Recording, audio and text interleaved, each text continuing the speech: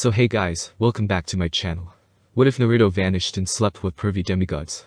Movie 2. Leo kept looking back. Even though he's seen Naruto destroy the Sun Dragons himself, he half expected to see them coming at them with a screaming magical saleswoman throwing potions, but nothing followed them. He steered the dragon toward the southwest. Eventually, the smoke from the burning department store faded in the distance, but Leo didn't relax until the suburbs of Chicago gave way to snowy fields, and the sun began to set. Good job, Festus. He patted the dragon's metal hide. You did awesome. The dragon shuddered. Gears popped and clicked in his neck. Leo frowned. He didn't like those noises. He just hoped it's something he can fix. They'll give you a tune-up next time we land, Leo promised. Yeah, I've earned some motor oil and Tabasco sauce. Festus whirled his teeth, but even that sounded weak. He flew at a steady pace, his great wings angling to catch the wind, but he was carrying a heavy load WTH the cage in his claws, plus 4 people on his back. The more Leo thought about it, the more worried he got. Even metal dragons had limits. Leo? Piper patted his shoulder. You feeling okay? Yeah, not bad for a brainwashed zombie. He hoped he didn't look as embarrassed as he felt. Thanks for saving us back there, beauty queen, Naruto. If you two hadn't gotten me out of that spell, that was Piper's doing. I just gave her the encouragement, Naruto said. That's what worried Leo. He felt terrible about how easily Medea had set him against a guy that'd been nothing but good to him. And those feelings hadn't come from nowhere. He'd been jealous of Naruto since they met. Naruto was like Jason, always got the spotlight, and yet Naruto was a jockster like him. It just seemed unfair. What bothered him more was the news about his mom. Medea had seen the future down in the underworld. That was how her patron, the woman in the black earthen robes, had come to the machine shop 7 years ago to scare him, ruin his life. That's how his mother had died because of something Leo might do someday. So in a weird way, even if his fire powers weren't to blame, Mom's death was still his fault. When they had left Medea in that exploding store, Leo had felt a little too good. He hoped she wouldn't make it out, and would go right back to the fields of punishment, where she belonged. Those feelings didn't make him proud, either. And if souls were coming back from the underworld, was it possible Leo's mom could be brought back? He tried to put the idea aside. That was Frankenstein thinking. It wasn't natural. It wasn't right. Medea might have been brought back to life, but she hadn't seemed quite human, with the hissing nails, and she glowing head and whatnot. No, Leo's mom had passed on. Thinking any other way would just drive Leo nuts. Still, the thought kept poking at him, like an echo of Medea's voice. By the way, Naruto, what the heck was that power back there? Piper asked. That red energy. Chakra, Naruto corrected. It's red chakra. Yeah, what was up with that? Leo asked. Do you have some cool superpowers you forgot to mention? Not exactly, and it's not a cool superpower, not yet at least, Naruto said. Medea mentioned a fox, nine-tailed fox, Jason remembered. Does that have something to do with it? Naruto was silent for a bit. It has to do with everything to do with it, Naruto said. Truth is, I got a monster sealed inside me. There was a moment of silence, even from Hedge, which was odd. You're joking, right? Leo asked. No, Leo. I wish I was, but it's the truth, Naruto said. The night I was born, a fox the size of this world's skyscrapers attacked my village, and my parents sacrificed themselves sealing the fox in me. That's why I'm an orphan. Only problem is I don't have full control over his powers, and until I do, if I use too much of his power it could spell danger. Does Chiron know? Campers that were around at least since the Battle of Manhattan knows. Your sister, Thalia, she knows too, Naruto said. I don't know if any new campers we gained after the Second Titan War knows. Any camper with sense respects Naruto too much to tell just anyone his secret, Coach had said. Even nature spirits respect him too much to share his secret with just anyone, and believe me, most nature spirits loves to share secrets and start rumors. But why? Leo asked. Because a Jinchuriki, someone with a monster sealed in them, normally has a life of loneliness and hatred, Naruto said. When most people find out someone has a monster sealed in them, they outcasted them and treat them as the monster sealed in them. There was a moment of silence. Ouch, and here I thought I had it bad with my fire powers, Leo said. Naruto shrugged. Believe it, I actually had it easy. The third Hokage made a law where anyone who knew about the nine-tailed fox could tell their children or me, in hopes to give me a somewhat normal childhood in honor of my parents' last wishes. Although most adults tried to keep their kids away from me, I was still able to make friends. There are others though, right? Piper asked. The cat. Naruto nodded. There are 8 other beasts like the fox, each in different animal forms, each with different number of tails. That's what I meant about me being fortunate. I knew someone from the Sand Village who had a tail, the one-tailed raccoon dog sealed in him, and although he had family, even they either hated him or was scared of him for a time. And the cat? Piper asked. The 2 tails from the Cloud Village. I don't know their full story, but I heard the village has a way for Jinchurikis to control their tailed beast power, so they might have been fortunate as I was, Naruto said. The problem is the relationship between Cloud and Leaf never been the greatest, especially after the last peace negotiations when the ambassador of the Cloud tried to kidnap a friend of mine. The ambassador was killed while trying to get away, but the Cloud Village denied knowing anything about the kidnapping and wanted blood. Now we know why, Piper said. Media got her patron to manipulate the ambassador to try and prevent you from mastering the Nine Tails power. Naruto shrugged. To be honest, I don't care about that. Since I didn't find out about the fox until I was 12, I got 8 more years of being ignorant. What makes me angry is the fact because of Dirt Lady, the blood the Cloud Village demanded was the guy who killed the ambassador, my friend's father. Instead of him going, his twin brother took his place to protect his brother. The twin brother who had a son a year older than me who had his world torn apart by his father's sacrifice. He said something about a guy named Niji almost killing Hinata. Jason said. Was it them? Naruto nodded. Niji told me this story when we fought each other during the finals of the Chunin exam. Believe it, if you meet Niji now, you won't believe he's the same guy, but back then, the way he put it, he was in some kind of darkness until I helped him realize the truth during our fight. And to find out that darkness was because of this Dirt Lady. They flew further on. We're going to have to put down soon, he warned his friends. Couple more hours, maybe, to make sure Medi is not following us. I don't think Festus can fly much longer than that. Question is, where are we going? Piper asked. The Bay Area, Leo guessed. His memories of the department store were fuzzy, but Naruto bringing up what happened to Niji helped clear things up. Didn't Media say something about Oakland? Neither Piper or Naruto respond for so long, Leo wondered if he said something wrong. Piper's dad, Jason put in. Something happened to your dad, right? He got lured into some kind of trap. Piper let out a shaky breath. Look, Media said you guys will die in the Bay Area. Maybe, maybe not, Naruto said. Oracle said so itself, I get to heal thrice. How? Piper responded. You told us you don't know how to heal others, and the healing potion was destroyed with Media. I won't say that, Naruto said. Uzumaki, what did you do? Hedge asked. Naruto grinned a wide grin and reached into his pocket. Everyone looked back as Naruto pulled out the familiar vial of red potion. The healing potion. Piper gasped. But how? Media must have deadly pride for a fatal flaw, because for a great sorceress, she sure fell for a basic low-level substitution jutsu, Naruto said. All I had to do was make a different vial appear as the same healing potion, and seal the real one in my pocket. I figured if we use it wisely, it can be used 3 times. Snagging this was easier than when I stole Arian's string. Believe it. This is great. Hey Jason, that means we can restore your memory, Leo said. Yeah, we could, but should we? Jason asked. What do you mean? Piper asked. I'm just thinking back to what Hera said about how taking my memories was keeping me alive. Jason said.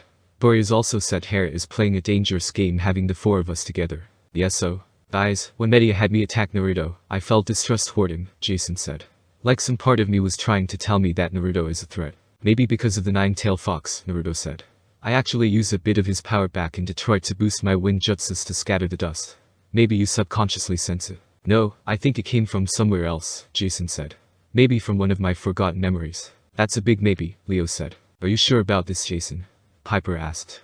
This could be your only chance to regain your memories. I'm sure, at least for now, Jason said. Naruto decided to pocketed seal the potion since they weren't going to use it right now. That's great and all, but we still need to know where to go, Hedge said. So are we going to the Bay Area or not? The Bay Area, Piper, would that happen to be the San Francisco Bay Area? Naruto asked. Piper thought back. I think so. Somewhere on a mountain. Naruto asked. Yeah, actually. Piper said. Why? You're thinking it's there, aren't you? Hedge asked. It'd be a logical choice. The mist there already is powerful because the Titan's base and monster activity. Naruto responded. Where? Jason, Leo and Piper yelled. Mount Ham. It's at San Francisco Bay Area. Naruto said. And it's the current location of the old Titan's base. That's also where Zo Nightshade sacrificed herself. Do you think Piper's dad might be there? Jason asked. If the giant holding Piper's dad is in Calidus, I won't be surprised. Has the bane of my grandmother Athena, and according to the myths has quite a strategist because of it. Plus Mount Tam is the perfect location. Naruto said. The mist up there is powerful. Especially the closer you get to the Garden of Hesperides or the Titan's base. That's great and all, Naruto, but we need to find Aeolus and drop off the storm spirits before we go there, Piper said. Yeah, I guess you're right. We might still need the wind god's help later on, but they won't help us, as long as Aeolus has an order out to kill us. Naruto responded. Leo grunted. So how do we find Aeolus? Jason leaned forward. You mean you don't see it? He pointed ahead of them, but Leo didn't see anything except clouds and the lights of a few towns glowing in the dusk. What? Leo asked. That, whatever it is, Jason said. In the air. Naruto moved his safety goggles down and frowned. I don't see anything. What is it? The vapor trail, Jason said. Except it's glowing. Really faint, but it's definitely there. We've been following it since Chicago, so I figured you saw it. Leo shook his head. Maybe Festus can sense it. You think Aeolus made it? It's possible since we're in his domain. He probably subconsciously sensed the presence of storm spirits coming his way, Naruto said. Mr. D once told me gods can divide their conscious to multiple places at once. Divide their conscious? Piper asked. Sort of like my shadow clone jutsu, only they are aware of each conscious actions while it's happening, Naruto said. I guess that explains how they can have multiple kids around the same age, Leo said. So you think Aeolus is telling us where to fly? Or it's another trap, Piper said. Her tone worried Leo. She didn't sound nervous, but more broken with despair, like she still blamed herself for their fate. Why don't you kiddies get some sleep, Het said. I can keep us going. Listen, would you stop calling me that? I'm your boss, Naruto said. That actually sounds good, Piper said as she leaned back and closed her eyes. Sleep was the last thing Leo wanted to do, but his body had different ideas. His energy level was crashing. The monotonous beat of the dragon's wings made his eyes feel heavy. His head started to nod. Hand me the reins, Leo. I'm the only one who can see the vapor trail, Jason suggested. That's actually better, Naruto said. Are you sure? Leo asked. Leo, you're not a machine. You need sleep, Jason said. Leo's eyes started to close on their own, and before long he was slumping forward against the dragon's warm neck. In his dream, he heard a voice full of static, like a Badam radio. Hello. Is this thing working? Leo's vision came into focus sort of. Everything was hazy and gray, with bands of interference running across his sights. He never dreamed with a bad connection before. He seemed to be in a workshop. Out of the corners of his eyes he saw bench saws, metal lathes, and tool cages. A forge glowed cheerfully against one wall. It wasn't the camp forge too big. Not Bunker 9, much warmer and more comfortable, obviously not abandoned. Then Leo realized something was blocking the middle of his view, something large and fuzzy, and so close, Leo had to cross his eyes to see it properly. It was a large ugly face. Holy mother! He yelped. The face backed away and came into focus. Staring down at him was a bearded man in grimy blue coveralls. His face was lumpy and covered with welts, as if had been bitten by a million bees, or dragged across gravel. Possibly both. Humph, the man said. Holy father, boy. I should think you'd know the difference. Leo blinked. Hephaestus. Being in the presence of his father for the first time, Leo probably should have been speechless or awestruck or something. But after what had been through the last couple of days, with Cyclops, a sorceress, a face in the potty sludge, and Naruto using the nine-tailed fox's chakra, all Leo felt was a surge of complete annoyance. Now you show up, he demanded. After 15 years. Great parenting, for a face. Where do you get off sticking your ugly nose into my dreams? The god raised an eyebrow. A little spark caused fire in his beard. Then he threw back his head and laughed so loudly, the tools rattled on the workbenches. You sound just like your mother, Hephaestus said. I'm Miss Esperanza. She's been dead 7 years. Leo's voice trembled. Not that you'd care. But I do care, boy. About both of you. Aha. Which is why I never saw you before today. The god made rumbling sound in his throat, but he looked more uncomfortable than angry. He pulled a miniature motor from his pocket and began fiddling absently with the pistons just the way Leo did when he was nervous. I'm not good with children, the god confessed. Or people. Well, any organic life forms, really. I thought about speaking to you at your mom's funeral. Then again when you were in 5th grade, that science project you made, steam-powered chicken chucker. Very impressive. You saw that. Hephaestus pointed to the nearest work table, where a shiny bronze mirror showed a hazy image of Leo asleep on the dragon's back. Is it me? Leo asked. Like me right now, having this dream, looking at me having a dream. Hephaestus scratched his beard. Now you've confused me. But yes, it's you. I'm always keeping an eye on you, Leo. But talking to you is, different. You're scared, Leo said. Grummets and GARS1, the god yelled. Of course not. Yeah, you're scared. But Leo's anger seeped away. Had spent years thinking about what he'd say to his dad if they ever met, how Leo would chew him out for being a deadbeat. Now, looking at that bronze mirror, Leo thought about his dad, watching his progress over the years, even his stupid science experiments. Maybe Hephaestus was still a jerk, but Leo kind of understood where he was coming from. Leo knew about running away from people, not fitting in. Unlike Naruto, who seemed to reach out for others, he hid in workshop rather than trying to deal with organic life forms. So, Leo grumbled, you keep track of all you kids.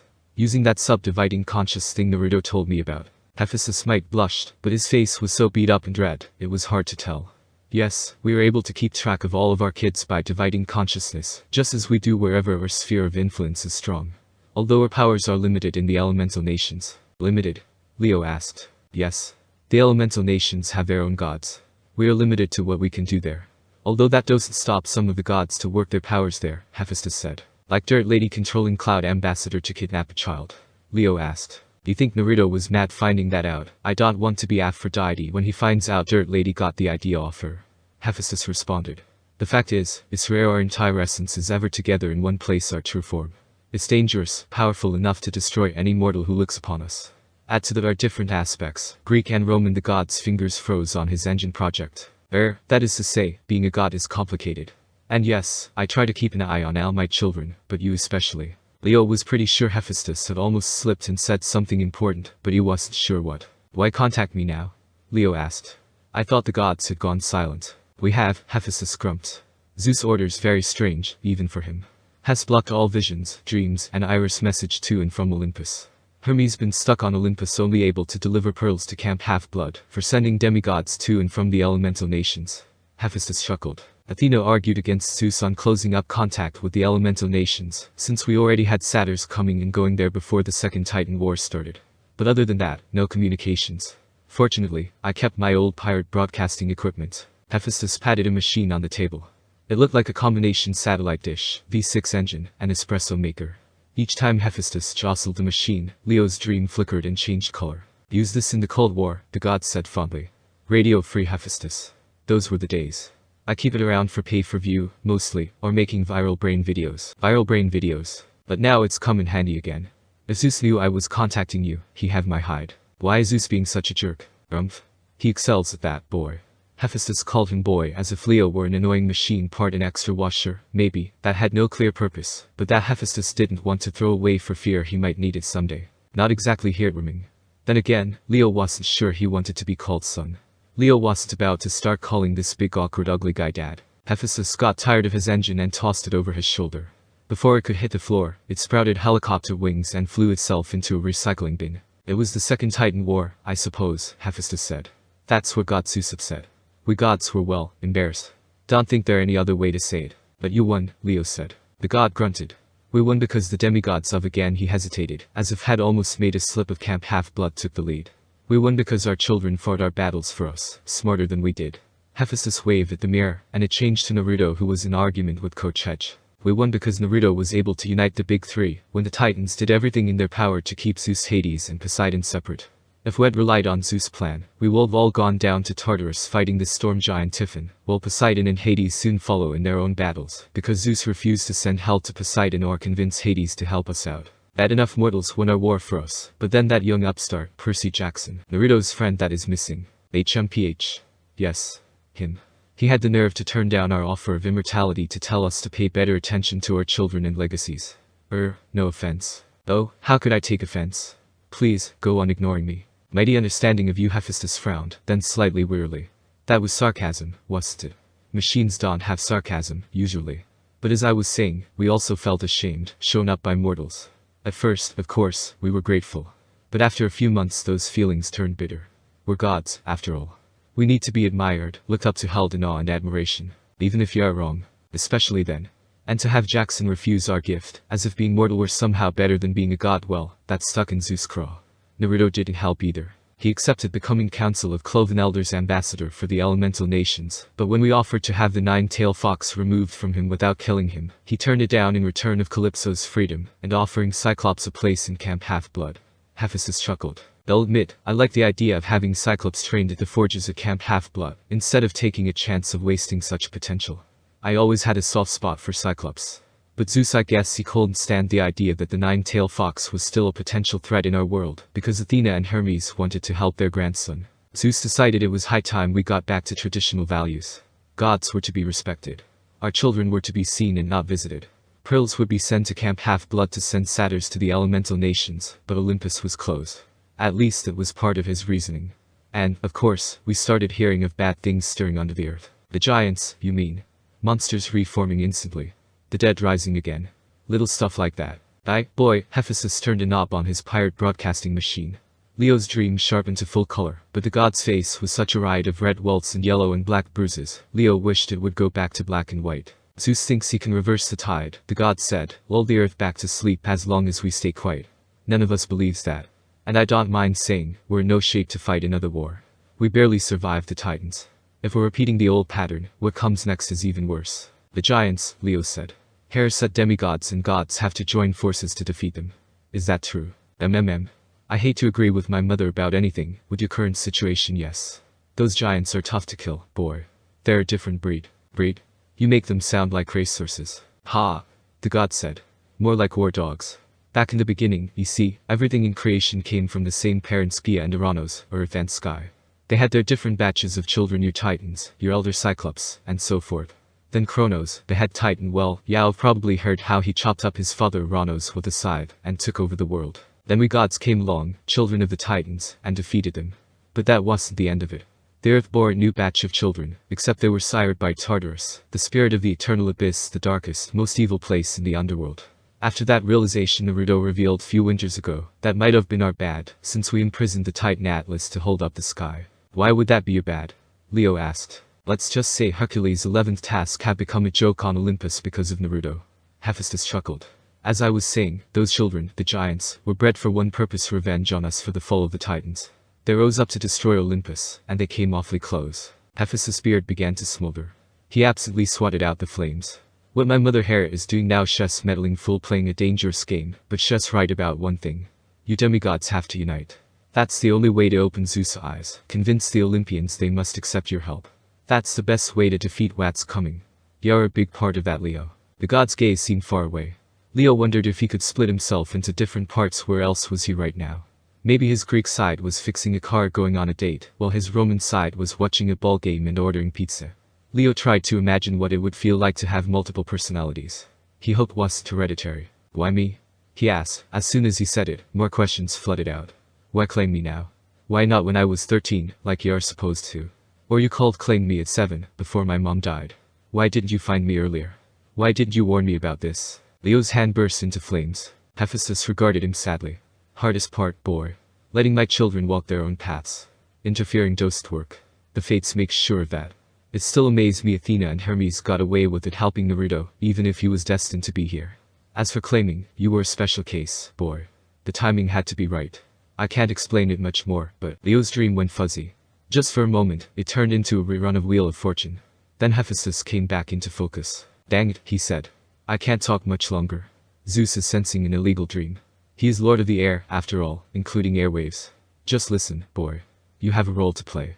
Listen to Naruto. Fire is a gift, not a curse. I don't give that blessing to just anyone. Both you and Naruto are the keys to defeating the giant, but they can't defeat the mistress they serve without you. Just worse than any god. Who? Leo demanded. Hephaestus frowned, his image becoming fuzzier.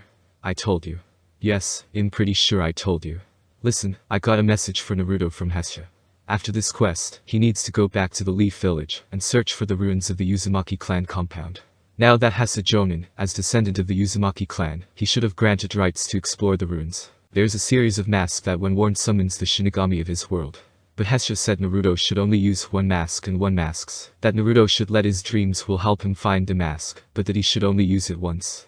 As for you, just be warned. Along the way, you're going to lose some friends and valuable tools. But this isn't your fault, Leo. Nothing lasts forever, not even the best machines. And everything can be reused. What do you mean? I don't like the sound of that. No, you shouldn't. Hephaestus' image was barely visible now, just a blob in the static.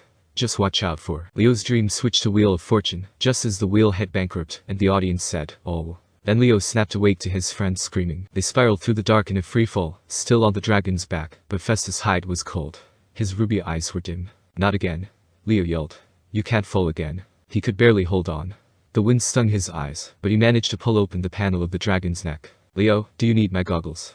Naruto asked. I'm fine. Leo toggled the switches. He tugged the wires. The dragon's wings flapped one, but Leo caught whiff of burning bronze. The drive system was overloaded. Festus didn't have the strength to keep flying, and Leo couldn't get to the main control panel on the dragon's head, not midair.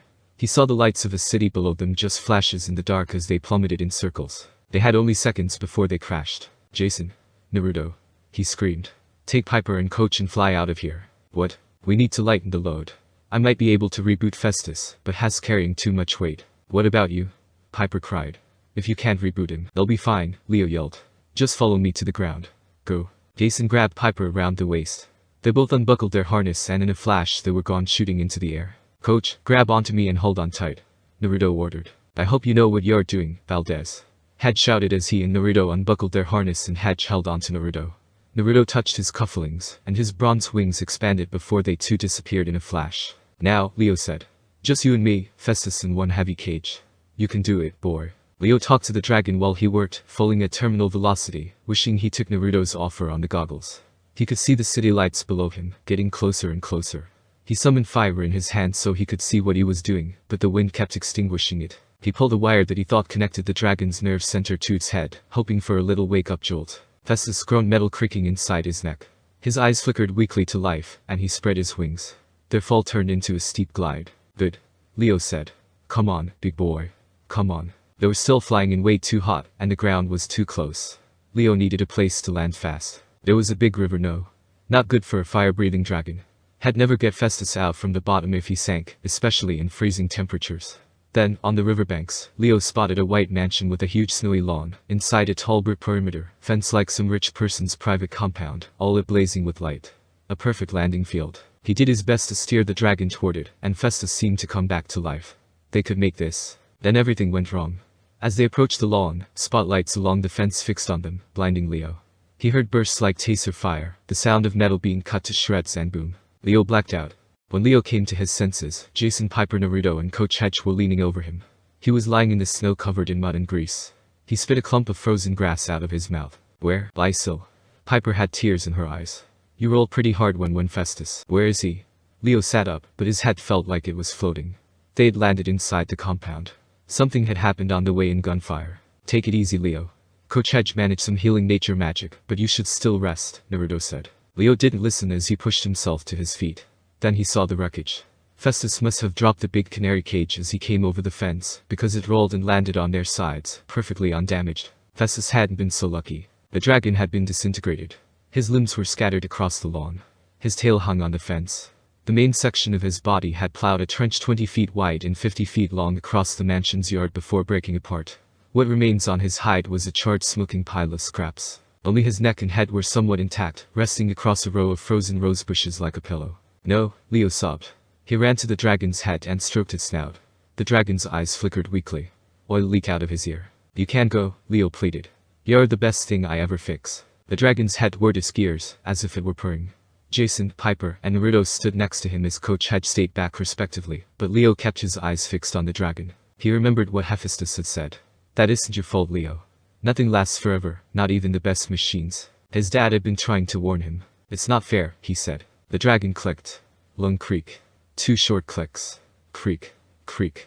Almost like a pattern triggering an old memory in Leo's mind. I think Festus is using Morse code, Naruto said. Leo realized Naruto is right. Festus was trying to say something in Morse code just like Leo's mom had taught him years ago. Leo listened more intently, translating the clicks into letters. A simple message repeating over and over. Yeah, Leo said. I understand. I will. I promise. The dragon's eyes went dark. Festus was gone. Leo cried. He wasn't even embarrassed. His friends stood on either side, patting his shoulders, saying comforting things, but the buzzing in Leo's ears drowned out their words. Finally Jason said, I'm so sorry, man. What did you promise Festus? Leo sniffled. He opened the dragon's panel, just to be sure, but the control disc was cracked and burned beyond repair. Something my dad told me, Leo said. Everything can be reused. Your dad talked to you? Jason asked. Knowing Hephaestus, I bet he used some kind of machine, Naruto chuckled. There's a saying between Cabin 6 that when it comes to wisdom, Athena is the best, but not many outside Cabin 9 know the second part. But Hephaestus comes pretty close after her, and he has the skills to prove it. Leo didn't respond. He worked at the dragon's neck hinges until the head was detached. It weighed about 100 pounds, but Leo managed to hold it in his arms. He looked up at the starry sky and said, Take him back to the bunker, Dad, I can reuse him. I've never asked you for anything. The wind picked up, and the dragon's head floated out of Leo's arms like it weighed nothing. It flew into the sky and disappeared. Piper looked at him in amazement. He answered you. I had a dream, Leo managed. Tell you later. He knew he owed his friends a better explanation, but Leo could barely speak. He felt like a broken machine himself, like someone had removed one little part of him, and now had never be complete. Hey, it'll be fine, Naruto said. I'm sure we can reuse Festus' head for something great. Then maybe you reactivate him with a brand new control disc, and he'll be back, like a reincarnated spirit in a new body. Unless we don't make it out of this quest alive, Leo thought. But still, Naruto's words seemed to encourage Leo to keep moving forward. Otherwise, Festus had died for nothing. He looked around. The large white mansion glowed in the center grounds. Tall brick walls with lights and security cameras surrounded the perimeter, but now Leo could see, or rather sense, just how well those walls were defended. Yeah, that place is well protected, Naruto said, as if reading Leo's mind. Did you read my mind or something? Leo asked. No, but ever since we landed my Hermes senses been going overdrive. There's a treasure trove of something really, really valuable and magical in there, Naruto explained. So it makes sense this place is guarded with whatever hit Festus. Lasers, Leo said. He picked up a piece of dragon wreckage and threw it toward the top of the fence. Immediately a turret popped up from the brick wall, and a beam of pure heat incinerated the bronze plating to ashes. Where are we? I mean, what city? Omaha, Nebraska, Piper said. I saw a billboard as we flew in. But I don't know what this mansion is. Wherever it is, it's far from the nearest road, Naruto said. I don't blame the occupant with whatever is in that mansion. I haven't felt anything this since I've been to the junkyard of the gods. Do we want to know the story behind that? Piper asked. Naruto pondered about it before answering, not right now as it involves a smaller but more destructive version of what Medea once did. Jason, Piper and even Leo nodded since the last thing anyone needs right now is to be reminded of the sorceress. If this place is so heavily defended, how are we even alive? Festus, Leo said once again feeling miserable. He took the fire. The lasers sliced him to bits as he came in, so they didn't focus on you. I led him into a death trap. Unless you had the Byakugan, I doubt you would have known from the sky, Naruto said. Until the lasers started firing, the grounds around the mansion looked safe landing space. Once again Naruto had made Leo feel better saying that. You sure know how to cheer a guy up, Naruto. Are you sure you don't have the same charm-speaking power as Piper? Leo asked. Naruto laughed. Nope. I'm just that good, Naruto said. That's great kitties, Hedge said walking up to them. But what now? We need a new plan to get out of here. Although Hedge was serious, he had a bit of grass, snow and dirt dribbling off his mouth. Gleason, were you eating while we were talking? Naruto asked. That's a small snack, Hedge said. I haven't ate since I was captured. Coach is right, Jason said. The main gates are locked. How are we getting out of here? I can manipulate the lock on the gates to open, but I won't be surprised if it's booby-trapped, Naruto said. I can use Sage Mode and Shadow Clones to try and fly the cage out, while you and I get the rest of us up, but the cage might still slow my clones down enough for those lasers to hit. If that happens, we could lose the spears. Leo looked up the walkway at the big white mansion. Leo had no doubt he can stop any booby traps at the gate, but Naruto was right. They still had lasers to deal with. Since we can't go out right now, let's go in. Naruto cannot help but wonder how Gleason Hedge got a quick snack without killing himself, because Leo had to deactivate 5 booby traps just to get to the front door. First it was the motion-activated trapdoor on the sidewalk, then the lasers on the steps, then the nerve gas dispenser on the porch railing, the pressure-sensitive spikes in the welcome mat, and of course the exploding doorbell. Leo deactivated all of them. Naruto learned long ago that Hephaestus was gifted in knowing which tool to use on what machine, and Leo did just that, pulling out what he needs from his toolbelt to disable them. Even Jason and Piper were amazed. The entire way, Naruto entered Sage Mode so he could lift the cage with the storm spears and carry it with him. Jason, Piper and Leo were shocked to say the least of Naruto's minor transformation and strength. Once traps were cleared, Naruto finally got to the doorknob to do his lock manipulation power, only to find something interesting. Guys, the door is unlocked, Naruto said. Piper stared at the door in disbelief. It is. All those traps and the door's unlocked. Naruto turned the knob and the door swung open. Huh? I guess they felt they didn't need to lock it with all the traps, Leo said. Well, let's go inside then, Jason said as they headed in. The house was dark, but the tingling sensation Naruto referred to as his Hermes senses were driving him crazy. From the echo of their footsteps he could tell the entry hall was enormous, but only illumination came from the yard lights outside. A faint glow peeked through the break in the thick velvet curtains. The windows rose about 10 feet tall. Spaced between them along the walls were life-size statues that Naruto first thought they might have been inactivated automatons, maybe ones that look like statues like the ones in New York City. It may seem unlikely out here if the owner of the mansion is mortal, but there's also a chance the mortal is clear sight, and that was good enough reason for Naruto. Stay clear from the statues, Naruto said. Even if we could see and they don't look like it, the statues could be automatons. Leo, Jason, and Piper were slightly confused how statues could be automatons, but they nodded as they finally figured out not to question Naruto about stuff like that. Fortunately, their eyes adjusted, and they could see sofas arranged in a U in the middle of the room with a coffee table and one large chair at the far end. A massive chandelier glinted overhead. Along the back wall stood a row of closed doors. Naruto recognized the alignment of the sofas and position of the coffee table. It's like the throne room, Naruto said. Say what? Leo asked. The alignment of the sofas and position of the coffee table. It's like the throne room on Olympus except with a coffee table instead of a hearth, Naruto said. Imagine the arrangement of cabins 1 through 12. They did as he said and sure enough realized what Naruto meant. The arrangement isn't that much different. Okay, so where's the light switch? Jason's voice echoed alarmingly through the room. Don't see one? Leo asked. Fire? Piper suggested. Leo held out his hand, but nothing happening. It's not working. Naruto frowned. He reached into his pocket seal and unsealed chakra paper. He focused fire chakra into the paper, and it lit up with ease. Whatever is keeping Leo from producing flames, it doesn't have any effect on chakra, Naruto said. Leo, I'm sorry to ask this, but when your mother died, were you unable to produce flames for a while? I don't know. I tried to avoid using my powers after mom's death, Leo said. Do you think it has to do with the dragon? Hedge asked. If Leo had the same problem after his mother's death, maybe, Naruto said. If not, then whoever is living in this mansion isn't your average mortal. Even a clear-sighted mortal won't be able to do something that could neutralize Leo's powers. So what now, kiddies? Coach Hedge asked. Should we attack? Before they could answer, a door opened at the far end of the room. The pudgy man in white bathrobe stepped out. He had a white beard and one of those long, old-fashioned sleeping caps pressed down over his white hair. He froze when he saw them. He glanced into the room behind them and called, "Son. Lit, come out here, please. There are strange people in the throne room." Coach Hedge must have took this as the answer he was hoping, because he raised his club and shouted, "Die." It took Jason, Piper and Leo to hold the satyr back until Naruto got Hedge to listen. "Whoa, Coach," Jason said. "Bring it down a few notches." The young man charged into the room. Naruto guessed the guy was the old man's son Lit.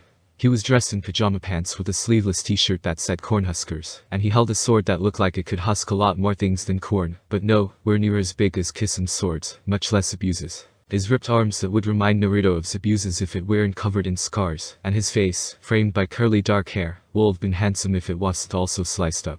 Lit's face reminded Naruto of Ibiki Marino when Ibiki took off his headband bandana, revealing Ibika's scared bald hat during his first Chunin exams. Not for one to back down from a challenge, or wanting his friends to be put in any danger, and having enough experience of Aries' cabin trying to intimidate their opponents to size them up, Naruto took out Yuzushio no Arashi and clicked it, causing the pen to extend out in full katana form, sending a clear message to Lit that he was not intimidated one bit. Naturally this caused Lit to zero in on Naruto as the biggest threat, and stalked toward him, swinging his sword overhead.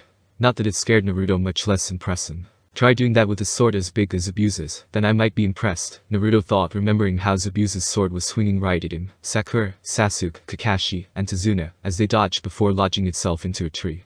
Zabuza may have not been swinging it over his head the entire time, but thinking back, Naruto realized just how strong Zabuza had to be to do that with his sword anyways. Hold on. Piper stepped forward, trying for her best calming voice. This is just a misunderstanding. Everything is fine. Lit stopped in his tracks, but he still looked wary. It didn't help that Naruto was immune to Piper's charm speak, and was still ready to take whatever Lit threw at him. Nor the fact Hedge was screaming, "It'll get them." "Don't worry, Coach," Jason pleaded, "they may be friendly. Besides, we're trespassing in their house." Hedge clenched his jaw. "Just one thwack." "No," Piper said. "What about a compromise? I'll kill them first, and if it turns out they were friendly, I'll apologize." "No?" Piper insisted. "What about Naruto?" Hedge asked. "Naruto," Piper said. Yeah, Naruto, but it is sword causing it to shrink down to pen form, and to show better sportsmanship, he even threw his sword aside knowing it would return to his pocket anyways, not that the old man or Lit was aware of it. Naruto already guessed Lit was a demigod. Naruto fought enough monsters and met many demigods to know those scars didn't come from just practicing swordsmanship. Since Naruto guessed the old man was Lit's dad, that meant he might not be a son of Ares or any of the male gods, but of a female goddess. Naruto's eyes focused on Cornhusker on Lit's shirt, as he had a feeling that was a clue to who his mother is. Meanwhile Piper gave Lit a friendly sorry about that smile. Lit huffed and sheathed his sword. "You speak well, girl, fortunately for your friends, or I will run them through." "I doubt it," Naruto said. "I'm faster than I look." The old man in the bathrobe sighed, kicking the teapot that Coach Hedge had smashed. "Well, since you are here, please sit down." Lit frowned. "Your Majesty." No, it's fine, Lit," the old man said. "New land, new customs. They may sit in my presence. After all, they've seen me in my nightclothes. No sense observing formalities." He did his best smile, though it looked forced. "Welcome to my humble home. I am King Midas." "King Midas? As in the king with the golden touch?" Naruto asked, feeling uneasy right away. "Impossible," said Coach Hedge. "He died." They sat down on the sofas while the king reclined on his throne while keeping his legs crossed. Lit stood behind the throne, both hands on his sword, glancing at Piper and flexing his muscular arms, and making Jason jealous. Piper sat forward. "Where satyr friend means, Your Majesty, is that you're the second mortal we've met who should be sorry dead. King Midas lived thousands of years ago." "Interesting." The king gazed out the windows at the brilliant blue skies and the winter sunlight. In the distance, downtown Omaha looked like a cluster of children's blocks way too clean and small for a regular city. "You know," the king said, "I think I was a bit dead for a while. It's strange. Seems like a dream, doesn't it, Lit? A very long dream, Your Majesty. And yet, now we're here. I'm enjoying myself very much. I like being alive better." I guess these two weren't from the fields of Elysium then, Naruto thought, remembering the paradise section of the underworld where heroes that prove themselves go when they die. But how? Piper asked. You didn't happen to have a patron? Midas hesitated, but there was a slight twinkle in his eye that made Naruto sit up straight. Does it matter, my dear? Naruto reached into his pocket instinctively for Uzushio no Arashi that had indeed reappeared in his pocket, but didn't dare to take it out just yet. We could kill them again, Head suggested. Naruto sighed. Coach, go outside and stand guard. Leo coughed. Is that safe? They've got some serious security. Oh, yes, the king said. Sorry about that. But it's lovely stuff, isn't it? Amazing what gold can still buy. Such excellent toys you have in this country. He fished a remote control out of his bathrobe and pressed a few buttons that Naruto guessed was a passcode. There, Midas said. Safe to go out now. Coach Hedge grunted. Fine. But if you need me, he winked meaningfully, then he pointed at himself, two pointed fingers at their hosts, and sliced a finger across his throat. Let's go before I decide to send you back to camp instead of coming with us, Naruto told him. After the satyr left, Piper tried another diplomatic smile. So, you don't know how you got here? Oh, well, yes. Sort of, the king said. He frowned at Lid. Why did we pick Omaha, again? I know it was the weather. The oracle, Lid said. Yes. The king responded. Naruto shifted in his seat, trying to fight back the urge to take out his sword now, filled with the concern for Rachel Dare's safety. Oracle? Naruto asked. What do I mean, what makes you think chef's here? Well, young man, I was told there was an oracle here in Omaha, the king shrugged. Apparently I was mistaken. That or the last oracle lived here before Hades cursed her, Naruto thought.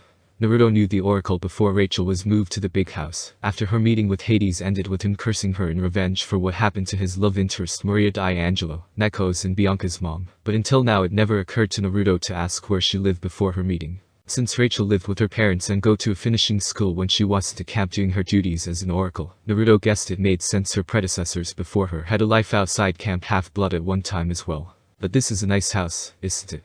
The king interrupted Naruto's thoughts. Lid is short for Lydius, by the way, horrible name, but his mother insisted. The Reaper of Men Lydius? Naruto asked, finally connecting the dots. Son of Demeter, goddess of agriculture. Yes. That's right, Midas said. Lid has plenty of wide open space to practice his swordplay, another insistent from his mother. Not that I mind. He has quite a reputation for his swordplay, which is where he got his nickname back in the old days. Oh? Piper tried to sound enthusiastic. How nice. Lid's smile was now more of a sneer. Naruto remembered the stories of Lydius, mostly because of his friends in Demeter cabin back in camp. Demeter's kids weren't normally known for their aggressiveness, thus why Ares cabins sometimes pick on them, but when one that shows aggressiveness appears, it tends to catch attention. So, Jason said. All this gold. The king's eyes lit up. Are you here for gold, my boy? Please, take a brochure. Jason looked at the brochures on the table. Many were in English, but fortunately for Naruto there were some in ancient Greek that said gold. Invest for eternity. You sell gold. He makes them, Naruto corrected. With his golden touch. A gift from Dionysus for rescuing a satyr. But, Piper shook her head in confusion. Didn't he give that up after he accidentally turned his daughter into gold? What do you mean? Midas asked. Sorry, your majesty. She must be referring to one of the stories told about you, Naruto said. Many times whenever a story is passed down through time, especially one dated back from ancient times, is told, it gets mixed up or changed to give a lesson for young demigods to learn from, and in results we get different versions. In your case, some stories said that you realized how greedy you were greedy out been, so you repent and learn how to reverse it with running water. Ah, I see. Well, I can assure you, I didn't repent, but I have learned how to reverse it.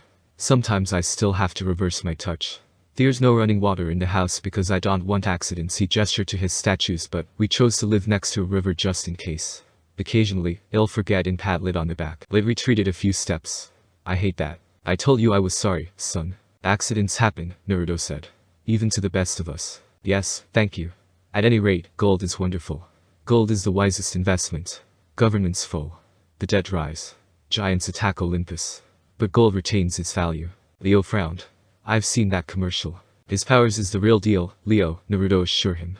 Hermes is my maternal grandfather, and because of it I can sense the difference between real valuable items from the fake ones. Ah, I see, so you can tell my golden touch is the real deal then, Midas said. My dear, may I see your backpack for a moment? Toss it here. Piper hesitated, but she wasn't eager to offend the king. She dumped everything out of her pack and tossed it to Midas. As soon as he caught it, the pack turned to gold, like frost spreading across the fabric. It still looked flexible and soft, but Naruto can sense it definitely was gold. The king tossed it back. As you can see, your friend is right. I can still turn anything to real gold, Midas said. That pack is magic now, as well. Go ahead put your little storm-speared enemies in there. Seriously? Leo was suddenly interested. He took the bag from Piper and held it up to the cage. As soon as he unzipped the backpack, the winds stirred and howled in protest. The cage bars shuddered. The door of the prison flew open, and the winds got vacuumed straight into the pack. Leo zipped it shut and grinned. Well, that saves me from having to manipulate the lock open. Naruto joked while thinking, among other things. You see? Midas said. As for my daughter Zoe, she's much more pleasant as a gold statue. She talked a lot, Lit offered. Exactly. And so I turned her back to gold. Midas pointed. There in the corner was a golden statue of a girl with a shocked expression, as if she were thinking, Dad, that's horrible. Piper said. Nonsense. She doesn't mind. Midas said. As for your story saying I learned my lessons, well, if that was true, I wouldn't have gotten these. Midas pulled off his oversized sleeping cap, revealing long fuzzy gray donkey ears sticking up from his white hair. Oh, wow, Leo said. I didn't need to see that. Terrible, isn't it? Midas sighed. You got those from Apollo, Naruto remembered. After you judged a singing contest between him and Uncle Pan and declared Pan the winner. Yes. Apollo, sore loser, said I must have the ears of an A and Voila. This was my reward for being truthful. I tried to keep them a secret. I guess I got my barber to thank for that story. He never could stop blabbing. Midas pointed out another golden statue of a bald man in a toga holding a pair of shears. The king smiled as his eyes had a merry glow to them of a madman who knew he was mad, accepted his madness, and enjoyed it. Yes, gold has many uses. I think that must be why I was brought back, Aeolus. To bankroll our patron. Lit nodded. That and my good sword arm. Jason glanced at Naruto, Piper and Leo as the room suddenly felt colder. So you do have a patron? Jason said. You work for the giants. King Midas waved his hand dismissively. Well, I don't care for the giants myself, of course. But even supernatural armies need to get paid. I do owe my patron a great debt. I tried to explain that to the last group that came through, but they were very unfriendly. Won't cooperate at all. Jason slipped his hand into his pocket. The last group. Hunters, Lit snarled. Blasted girls from Artemis. The hunters of Artemis were here, Naruto reacted. When? Lit shrugged. Few days ago. I didn't get to kill them, unfortunately. They were looking for some evil wolves or something. Said they were following a trail, heading west. Missing demigod I don't recall. Naruto's eyes widened as he turned to Jason and whispered, that means Thalia was here searching for clues on Percy's whereabouts. Judging from the smell of burnt metal coming from Jason, Naruto guessed Jason was happy to have clues on Thalia's last whereabouts, as he remembered Thalia releasing a few electric shocks by accident, after waking up next to the tree she was sealed in. Midas scratched his donkey ears. Very unpleasant young ladies, those hunters, he recalled. They absolutely refused to be turned to gold, and what worse is that weird dark-haired one with the green cap, grabbed them and melted into the shadows. Completely avoided the security system I installed. I don't have time for those who rent serious investors. Naruto thought of using the Flying Thunder God jutsu to do the same, but he knew if they do, Midas would be free to turn more innocent people into gold. Whether Midas was working for the giants or not, Naruto cold let the continue. Naruto looked at Piper with a silent message. Convince Midas to let you guys leave. He'll stay here and meet up with you later. Piper didn't look too happy, but she nodded. Well, Piper said, managing a smile. It's been a great visit.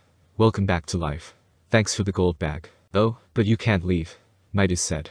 I know you are not serious investors, but that's alright. I have to rebuild my collection. Lit was smiling cruelly. The king rose and Leo and Piper moved away from him. Don't worry, the king assured them. You don't have to be turned to gold. I give all my guests a choice: join my collection or die at the hands of Liduses. Really, it's good either way. Piper tried to use her charm speak. Your Majesty, you can't. Quicker than any old man should've been able to move, Midas lashed out and grabbed her wrist. No? Jason yelled. But a frost of gold spread over Piper, and in a heartbeat she was a glittering statue. Leo tried to summon fire, but his powers still didn't work. Midas touched his hand, and Leo transformed into solid metal. Midas smiled apologetically. Gold trumps fire, I'm afraid. He waves around him at all the gold curtains and furniture. In this room, my power dampened all others. Fire, even charm speak. Which just leaves me only 2 more trophies to collect. Jason, you have a chance. Summon the strongest lightning you can, Naruto said. What? Jason asked. I challenge Liduses, Naruto said. That's my choice. Midas looked mildly disappointed. Are you sure, boy? You could die fighting Lit. I'm dead serious, Naruto said, and if I win, you let us go. If you win, you can turn Jason into a gold statue. Naruto, what are you doing? Jason asked. Trust me, Jason, I know what I'm doing, Naruto said. If your son is good as the stories say he is, you would still get a gold statue. So what is it, Midas? Do we have a deal? Very well. But only if your buddy agreed to it, Midas said. Naruto turned to Jason to see the uncertainty in his face. Jason, I promise you, I will get you to your sister, and I never go back on my word, Naruto said. So please, trust me on this. I agree, Jason responded. Very well, Midas backed away, and Lit raised his sword. I'm going to enjoy this, Lit said. I am the Reaper of Men. You don't scare me, Naruto said. Believe it. Give me your best shot. Lit charged and slashed and sliced so fast for even a normal demigod would have trouble dodging. But Naruto disappeared in a flash. What the? Multi-shadow, clone jutsu. Naruto created multiple shadow clones all with their katanas out. Each sharpened their weapons with wind chakra as they moved in for an attack. Naruto. Each clone came in for slashes. Lit barely managed to block each katana, but his sword broke piece by piece with each strike. The Uzumaki Wind Shark Katana Barrage. Naruto shouted as he moved in for the final strike. Lit blocked it with what was left of his sword, breaking it by the handle, and Lit took a slash across the chest. Lit dropped as he clutched his chest. That was the Greek fighting style, Lit Grimans. Who are you? My name is Naruto Uzumaki, future Hokage of the village hidden in the leaves. Naruto replied. Hokage? Lit struggled to get up. What is Hokage? The position of highest ranking of ninjas in a world y'all never get to see, Naruto said. Lit managed to slice sword handle up, only to remember nothing was left of it. Naruto instinctively reacted by blocking the slice, then his katana in at the head twist and disarmed Lit. Then he twists his body and kick Lit, sending him toppling into Midas' throne. Oh, dear, Midas said. Lit, you better help him up, Jason said. Lit cried, Dad, no. Too late. Midas put his hand on his son's shoulder, and suddenly a very angry-looking gold statue was sitting on Midas' throne. Curses. Midas wailed. At least it's reversible, Naruto said. Believe it. I see Medusa's victims and your son should be happy your golden touch can be reversed. Unfortunately for him, you won't be around to do it yourself. What? Jason took that as the signal and took his coin and flipped it. When he caught it, a javelin appeared, which is what he needed as air pressure dropped so rapidly everyone's ears popped. Midas stumbled and grabbed his ears. Ow? What are you doing? He demanded. My power is supreme here. Thunder rumbled.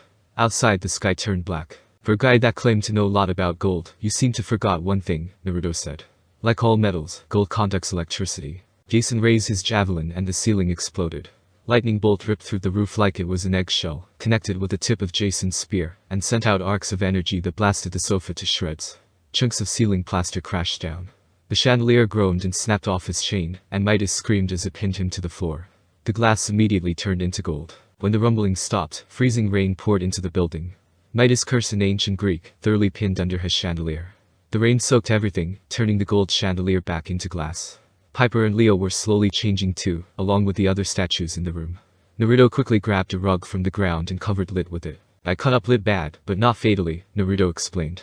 But I'd rather not have Lit help his dad at least until we're long out of here. Good idea, Jason agreed as his head was still spinning from Sue. And Jason, thanks for trusting in me, Naruto said. That's what friends are for, right?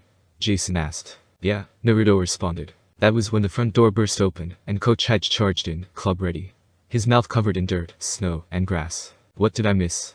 He asked. An epic sword fight, Naruto said. Cool. Hedge belched. You left me something to kill. Sorry, Hedge. Another time, Naruto said as he summoned a shadow clone. Help Jason. It'll get Piper and Leo. Don't leave me like this. Midas wailed. Sorry Midas, you should have included sparing your life in the deal, Naruto said as he grabbed Piper's bag and their supplies. All around them the statues of his victims were turning to flesh, many of them with swords looking rather angry. Thank you Mr. D for not making sure Midas' powers didn't have a permanent effect, Naruto said out loud as he, Hedge and Jason headed toward the river. Cave camp out during a storm. Piper woke up from the worst dream. She dreamt about an old guy with donkey ears chasing her around and shouting, Yard. Oh, God, she realized. He turned me to gold. You're okay now? Jason leaned over and tucked Naruto's sage cloak around her. She felt cold, but the cloak helped. She blinked, trying to figure out where they were. Next to her, a campfire blazed, turning the air sharp with smoke. Firelight flickered against rock walls. They were in a shallow cave, but it didn't offer much protection. Outside, the wind howled. Snow blew sideways. It might been a day or night. The storm made it too dark to tell. Leo? Piper asked. Present and ungoldified. Leo was wrapped in blankets. He didn't look any better than Piper felt. I got the precious metal treatment too, he said. But I came out of it faster. Dunno why. We had to dunk you in the river to get you back completely. Tried to dry you off, but it's really, really cold. You got hypothermia, Jason said. Coach did a nature magic. Sports medicine, the coach's ugly face loomed over her. Kind of a hobby of mine. Your breath might smell like wild mushrooms and Gatorade for a few days, but it will pass. It must have worked though. I feel fine, Piper said. Coach's magic help, but that wasn't what saved you, Naruto said, holding up the vial of the potion he stole from Media. Piper noticed it wasn't as full as it was before. Naruto, you Piper reacted. Caduceus shall claim its place, as its great hero shall choose to heal thrice. Naruto recited the prophecy. Coach wasn't sure if his sports medicine saved you, so Jason, Leo and I agreed to use the potion on you. Thanks, Piper responded. How did you beat Midas? You should have seen these two. Coach said, motioning to Naruto and Jason. Hi-ya. Slice. Boom with lightning. Coach, you didn't even see it, Jason said. You were outside eating the lawn. But the satyr was just warming up. Then I came in with my club, and we dominated that room. Afterward, I told them, kids, I'm proud of you too. If you could just work on your upper body strength. Coach? Shut up. Naruto ordered. Sure. Coach sat down at the fire and started chewing cudgel as Jason and Naruto told her what really happened. You broke that huge sword into pieces. Piper responded in shock. Naruto shrugged. I seen bigger swords. Believe it, that sword is nowhere as big as Abuse's sword. Naruto, if that came from anyone else, I don't think we would believe it, Leo joked, earning some laughs. Where are we? Piper asked. Pikes Peak, Jason said, Colorado. But that's what 500 miles from Omaha. Close enough, Naruto said. I harnessed the storm spirits to bring us this far, Jason said. Well, except for Naruto. He followed us using his wings. Good thing too. They didn't like it, went a little faster than I wanted, almost crashed us into the mountainside, before Naruto could help me get them back in the bag. I'm not going to be trying that again. Why are we here? Leo sniffed. That's what I asked. Piper turned to Naruto. Don't look at me, I was just following Jason, Naruto stated. Jason gazed into the storm as if watching for something. That glittery wind trail we saw yesterday. It was still in the sky, though it had faded a lot. I followed until I couldn't see it anymore. Then honestly, I'm not sure. I just felt like this was the right place to stop. Course it is. Coach had spit out some cudgel splinters. Aeolus floating palace should be anchored above us, right at the peak. This is one of his favorite spots to dock. Maybe that was it. Jason knit his eyebrows. I don't know. Something else, too. The hunters were heading west, Piper remembered. Do you think they're around here? Jason rubbed his forearm as if the tattoos were bothering him. I don't see how anyone could survive on the mountain right now. The storm's pretty bad. It's already the evening before the solstice, but we didn't have much choice except to wait out the storm here. We had to give you some time to rest before we tried moving too. He didn't need to convince her. The wind howling outside the cave scared her. I won't underestimate your sister or any of the hunters of Artemis, Naruto told Jason. Don't forget I've been on a quest with the hunters and fought alongside with them in the Battle of Manhattan, and they're a resilient bunch when push comes to shove, and even before she joined them Thalia is no different. If anyone can hike through this storm, it's Thalia along with every single one of her fellow hunters. Thanks Naruto, Jason responded. As great as this is, Leo said, breaking the moment, I've been meaning to tell you. On the way to Omaha, I had this dream. Kinda hard to understand with the static and the Wheel of Fortune breaking in. Wheel of Fortune. Piper assumed Leo was kidding, but his expression said otherwise. The thing is, he said, my dad Hephaestus talked to me. Leo told them about his dream. In the firelight, with the wind howling, the story was creepier. Piper could imagine the static-filled voice of the god warning about giants who were the sons of Tartarus. Naruto snorted when Leo brought up how Naruto not only upstarted the great Hercules, but made him the joke of Olympus with the 11th task. What did you do? Piper asked Naruto. Naruto cleared his throat trying to fight off his laughter. You know the story about the Titan Atlas holding up the sky? Yes, Piper answered. Well, during the quest with the hunters to free Artemis, we met Atlas, and he gave this big speech about what would happen if the sky met the earth and crush all life on earth. Piper remembered the story. Well, during that speech he also brought up that same spot was where the Titans, the 100-handed ones, and Cyclops were created, Naruto said. Well, just from that and the fact I had spent months training with the biggest pervert in the elemental nations, I quickly realized that apparently part of Sky Atlas had to hold up for thousands of years was Urano's penis. Piper turned bright pink. Wait, so you mean Leo responded. To complete his 11th task Hercules had. Yep. Hercules had to hold Urano's privates, so Atlas can get the apple of Hesperides for him, Naruto responded. And believe it, to this day the whole idea of the sky crushing the earth still sounded more like something from Pervy Sage's perverted books than an end-of-the-world scenario. Leo burst out laughing, even Coach chuckled as he said, that took some real guts blurting it out in front of Atlas. Earning a roar of laughter from Leo. Can we get back on topic about what Hephaestus told Leo? Piper asked, wanting to change topics. I don't understand. If demigods and gods have to work together to kill the giants, why would the gods stay silent? If they need us. Ha, said Coach Edge. The gods hate needing humans. They like to be needed by humans, but not the other way around. Things will have to get a whole lot worse before Zeus admits he made a mistake closing Olympus. Coach is right, Naruto said.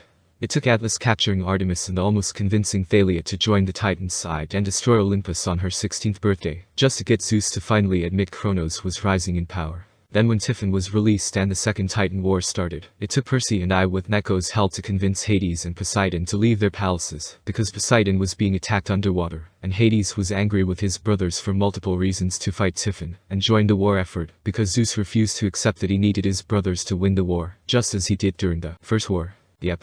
Zeus is stubborn that way, Hej agreed. I'm not surprised you cupcakes haven't heard of the giant war. The gods don't like to talk about it. That PR to admit you needed mortals to help beat an enemy. That's just embarrassing. I heard of it, Naruto said. Well yeah, you would know that being both member of Council Cloven Elders and champion of Hestia, since Lord Dionysus earned his immortality and seat on Olympus his part. Coach said. How is that related to Naruto? Leo asked. Mr. D is the head boss of the Cloven Elders, and when he was made Olympian, Lady Hestia gave up her seat, because none of the other gods would, Naruto explained. That's why there's 7 male Olympians and 5 female Olympians, and also why Mr. D's cabin is on the goddess's side of the original cabin arrangements. There's more to the warning though, Jason said. When I dreamed about Hera in her cage, she said Zeus was acting unusually paranoid. And Hera she said she went to those ruins because a voice had been speaking in her head. What if someone's influencing the gods, like media influence us? Piper shuddered. She had a similar thought that some force they couldn't see was manipulating things behind the scenes, helping the giants. Maybe the same force was keeping Enceladus informed about their movements, and had even knocked their dragon out of the sky over Detroit. Yeah, Hephaestus said something similar, like Zeus was acting weirder than usual. Has someone been pulling the strings on Zeus? It won't be the first time. 5 years ago Percy Annabeth Grover and I found out Kronos had manipulated Ares to hold onto the Master Bolt and Helm of Darkness, and keep Kronos' thief a secret, instead of turning him in. Nearly started a 3-way war on Olympus between Zeus, Poseidon and Hades, because both Zeus and Hades came to the conclusion Poseidon had something to do with it. The fact Poseidon still had his trident most likely didn't help, Naruto admitted. Maybe so, but what bothered me was the stuff my dad didn't say. Like a couple of times he was talking about the demigods, and how he had so many kids and all. I don't know. He acted like getting the greatest demigods together was going to be almost impossible, like Hera was trying, but it was a really stupid thing to do, and there was some secret Hephaestus wasn't supposed to tell me. Leo explained. Jason shifted. Chiron was the same way back at camp, he said. He mentioned the sacred oath not to discuss something. Considering him the first demigod from the elemental nations brought in this world, and that before I arrived not even Chiron knew about my homeworld, I'm not that really shocked, Naruto said. For whatever reasons the gods kept elemental nations a secret here, while at the same time only thing those back home might have heard about this world was that it was some nation called the Land of the Gods, that only those with special connections can visit. Not only that, but the elemental nations apparently has some death god that the Olympians made a deal with, so they can visit there and have kids in. I sometimes wonder if there are others besides the Greek and Roman gods out there. So you probably can make my grandpa happy telling him that if he was alive, Piper said. Grandpa Tom believed in Cherokee stories, and if you're right then those stories are just as true as the Greek stories. Naruto smirked, feeling slightly relieved someone believed his theory for once. You Gramps won't be the only one. Annabeth once told me that her family once believed in some beings called the Norse gods, some still even after her dad met Athena. That reminds me, Leo said. Dad had a message for you, Naruto, from Hestia. That piqued Naruto's attention. What is it? After the quest, you need to go back to the Leaf Village and search for some ruins of the Uzumaki clan compound. Now that you're a Jonin, as descendant of the Uzumaki clan, you should have granted rights to explore the ruins. There is a series of masks that when worn summons something called the Shiny Something, Shinigami. That's the god of death in my world, Naruto replied as his eyes widened. Gods and demigods must work together. He might be able to help us take on the giants. Is there anything else? Jason asked. Just that Naruto should only use one mask, Leo said, and something about Naruto should let his dreams help him find the mask, and that he should only use it once. Naruto's heart sunk as he remembered the dream of his parents' sacrifice sealing the fox in him. Did he say why? No, Leo responded. Dang it. Naruto responded. Relax, Uzumaki. If anyone can figure out how, it's you, Coach said. Unlike me, you're not an old, he stopped himself. An old guy like you? Piper asked. But you're not that old, are you? 106, the coach muttered. That's still 53 years old in human years, Naruto said before explaining. Saturn's age half the time of the average human. Still, I made some enemies on the Council of Cloven Elders. I've been a protector a long time.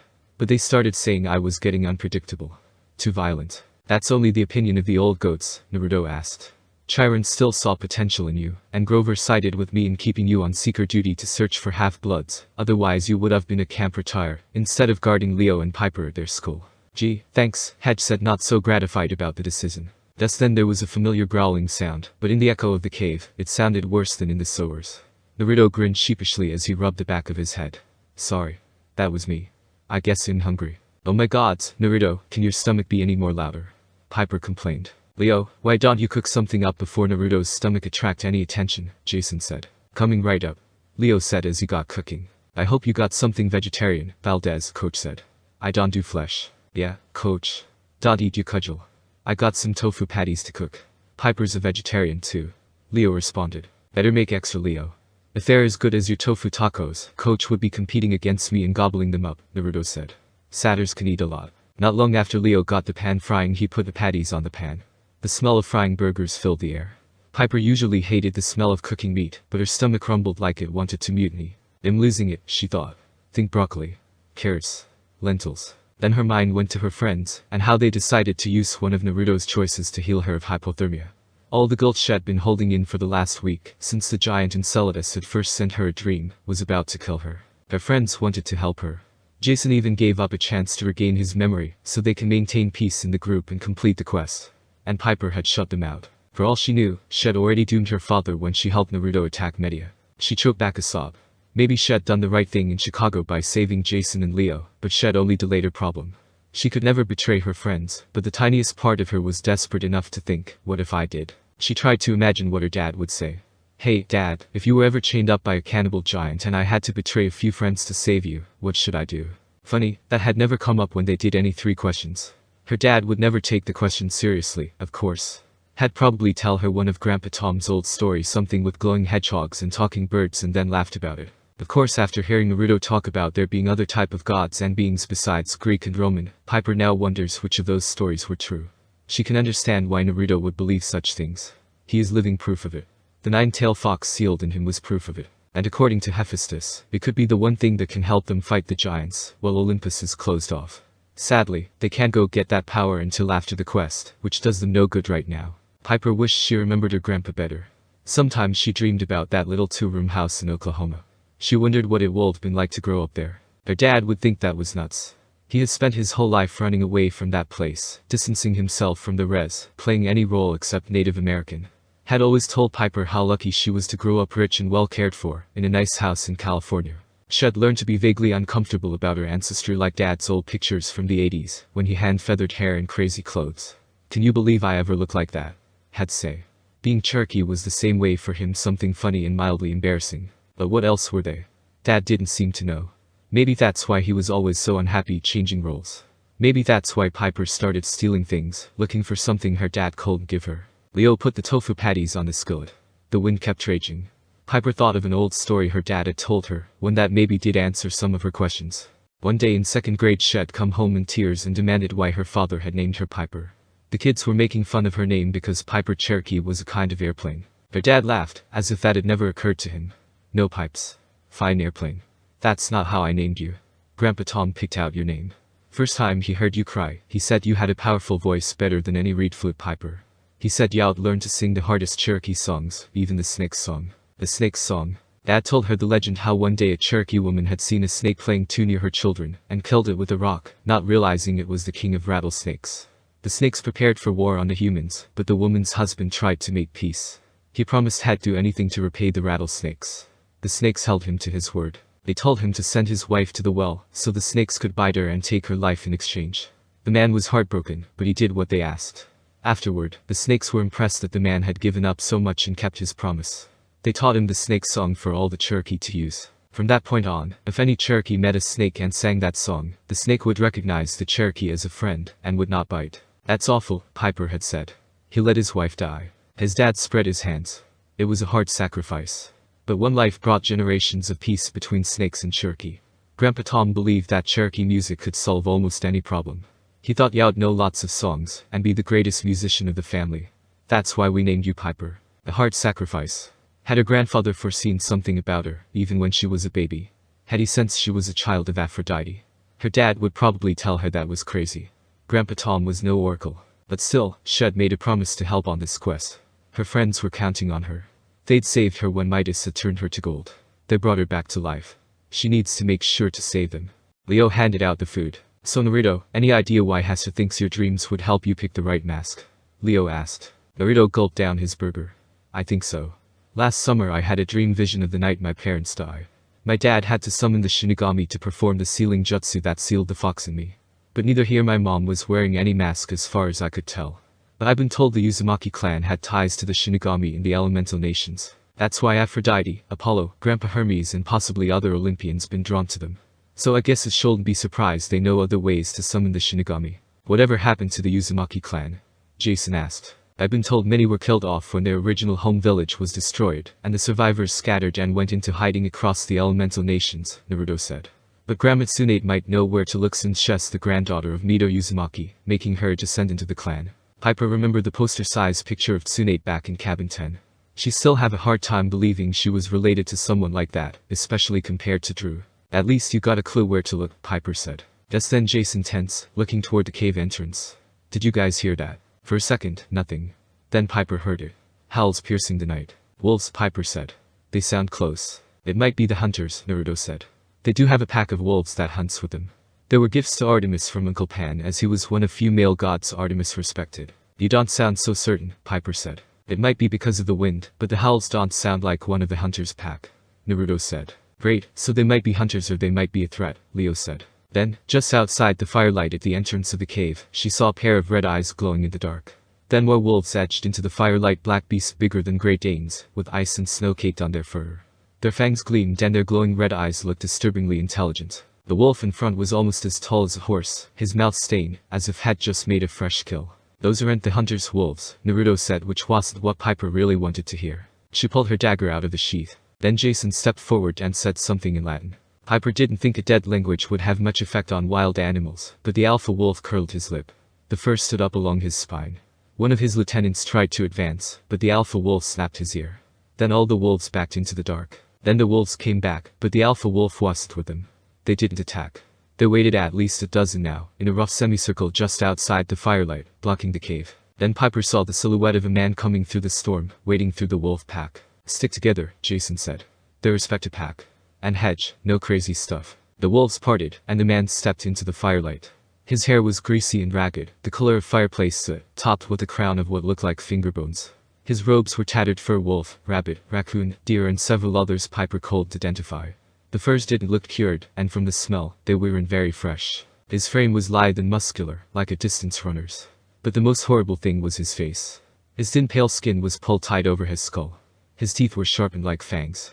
His eyes glowed bright red like his wolves and they fixed on Jason with absolute hatred. X, he said, Philly Romani. I know this, Naruto said, thinking back to Latin class back in Yancey. He said, look, Roman sons. Speak English, Wolfman. Hedge bellowed. The Wolfman snarled. Tell your Fron to mind his tongue, son of Rome.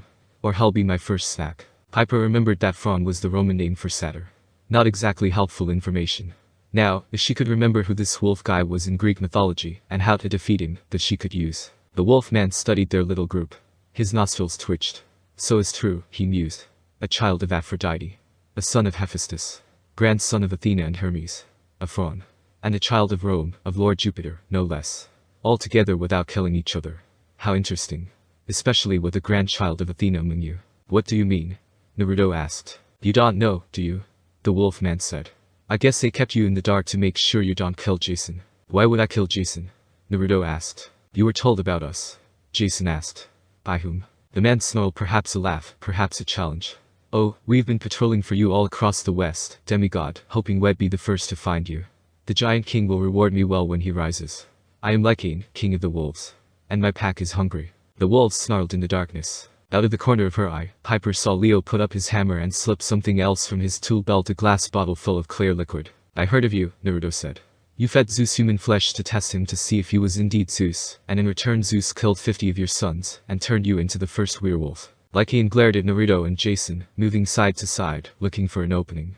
And if I had my way, I would kill the son of Jupiter first for it. Why not? Jason asked. Sadly, child of Rome, like the grandson of Athena here, you are spoken for. Since this one, he waggled his claws at Piper, has failed to kill you, you are to be delivered alive to the wolf house. One of my compatriots has asked for the honor of killing you herself. Who? Jason asked. The Wolf King snickered. Oh, a great admirer of yours. Apparently, you made quite an impression on her. She will take care of you soon enough, and really I cannot complain. Spilling your blood at the wolf house should mark my new territory quite well. Lipa will think twice about challenging my pack. Piper's heart tried to jump out of her chest. She didn't understand everything Lycaon had said, but a woman who wanted to kill Jason. Medea, she thought. Somehow, she must survive the explosion. Piper got up on her feet and put as much power as she can to her voice. You are going to leave now, Piper said, before we destroy you. Lycaon's red eyes crinkled with humor. A brave try, girl. I admire that. Perhaps it'll make your end quick. Only the son of Jupiter and grandson of Athena is needed alive. The rest of you, I'm afraid, are dinner. Jason took a step forward. You are not killing anyone, Wolfman. Not without going through me. Lycaon howled and extended his claws. Jason slashed at him, but his gold sword passed through as if the Wolf King wasn't there. Lycaon laughed. Gold, bronze, steel, none of these are any good against my wolves, son of Jupiter. Silver? Piper cried. Ren werewolves hurt by silver. We don't have any silver, Jason said. Naruto took out a three-pronged kunai and threw it. Like Jason's sword it phased through Lycaon. Fool. I just said that wouldn't, but Lycaon didn't finish his sentence. That is, as Naruto appeared behind Lycaon with a wind-infused Rasengan. Wind-style Rasengan. Naruto slammed the wind-style Rasengan into Lycaon, sending him into the ground hard. Leo then threw his glass bottle, and it shattered on the ground, splattering liquid all over the wolves, the unmistakable smell of gasoline. He shot a burst of fire at the bottle, and a wall of flames erupted. Wolves yelled and retreated. Several caught on fire and had to run back into the wolf. Naruto reappeared on their side of the flames as he made a series of hand signs. Wind style. Wind scythe jutsu. Naruto took a deep breath and blew a twister of slicing winds into the wall of flames, spreading it forward at the wolves. Why didn't you use your wings? Jason asked. Too dangerous in small space, Naruto said. This way the jutsu is weaker but still effective. Lycaon stepped forward as the wall of flames died down. It'll make you pay for that, grandson of Athena, before I turn you into Enceladus. Then a ripping sound caught through the wind like a piece of tearing cardboard. A long stick sprouted from the neck of the nearest wolf, the shaft of a silver arrow. The wolf writhed and fell, melting into a puddle of shadow. Oh heck yeah! Naruto cheered. You are so dead now, Wolfman. More arrows. More wolves fell. The pack broke in confusion. An arrow flashed toward Lycaon, but the Wolf King caught it in midair. Then he yelled in pain. When he dropped the arrow, it left a charred, smoking gash across his palm. Another arrow caught him in the shoulder and the Wolf King staggered. Curse him! Lycaon yelled. He growled at his pack, and the wolves turned and ran.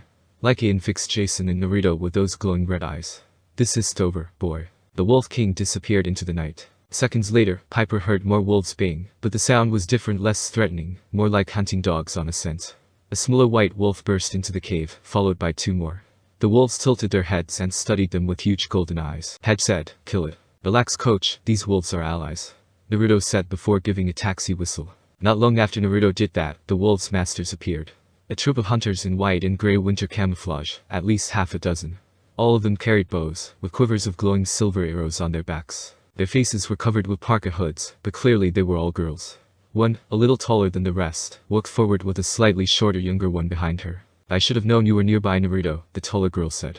You and Percy both have a knack for finding trouble. Hey, my record isn't nearly as long as Percy's, Thalia, Naruto responded. Jason stood frozen, staring at the girl, as did Piper as she couldn't believe her ears. The girl turned to the hunters. Bianca, stay with me. Phoebe, take the others to follow Lycaon. We can't lose him now. The other hunters mumbled agreement and disappeared. Then the girl turned back to Naruto. She pulled down her parka hood. Her hair was spiky black, with a silver tiara across her brow. Her face had a super healthy glow to it, as if she were a little more than human. And her eyes were brilliant blue. She was the girl from Jason's photograph. Thalia, Jason stepped forward, his voice trembling. Thalia turned in confusion toward Jason. Do I know you? Jason nodded. I'm Jason, your brother. Naruto felt rather proud of himself. Hera united Jason with his sister Thalia, just as he promised Jason. Of course Naruto didn't think it would happen this quickly, but Naruto accepted it as a promise kept, and his ninja ways still holds true. It took a while for Thalia to process what Jason said. But then she rushed forward and hugged him. My gods. She told me you were dead. She gripped Jason's face and seemed to be examining everything about it. Thank Artemis, it is you. That little scar on your lip, you tried to eat a stapler when you were 2. Leo laughed. Seriously. Hedge nodded like he approved of Jason's taste. Stapler's excellent source of iron. Yeah, for a satyr, Naruto responded. Good to see you again, Bianca. Thank you, Naruto, the other girl said as she lowered her parka, revealing silky black hair and olive skin. When we heard that taxi whistle, Thalia and I figured it was you. But I didn't expect this. She waved toward Thalia and Jason. Wait, Jason stammered. Who told you I was dead? What happened? At the cave entrance, one of the white wolves barked. Thalia, we don't have much time, Bianca translated. We'll have to make this quick as possible. Right? Bianca, set camp for Jason and Naruto's friends, Thalia told her.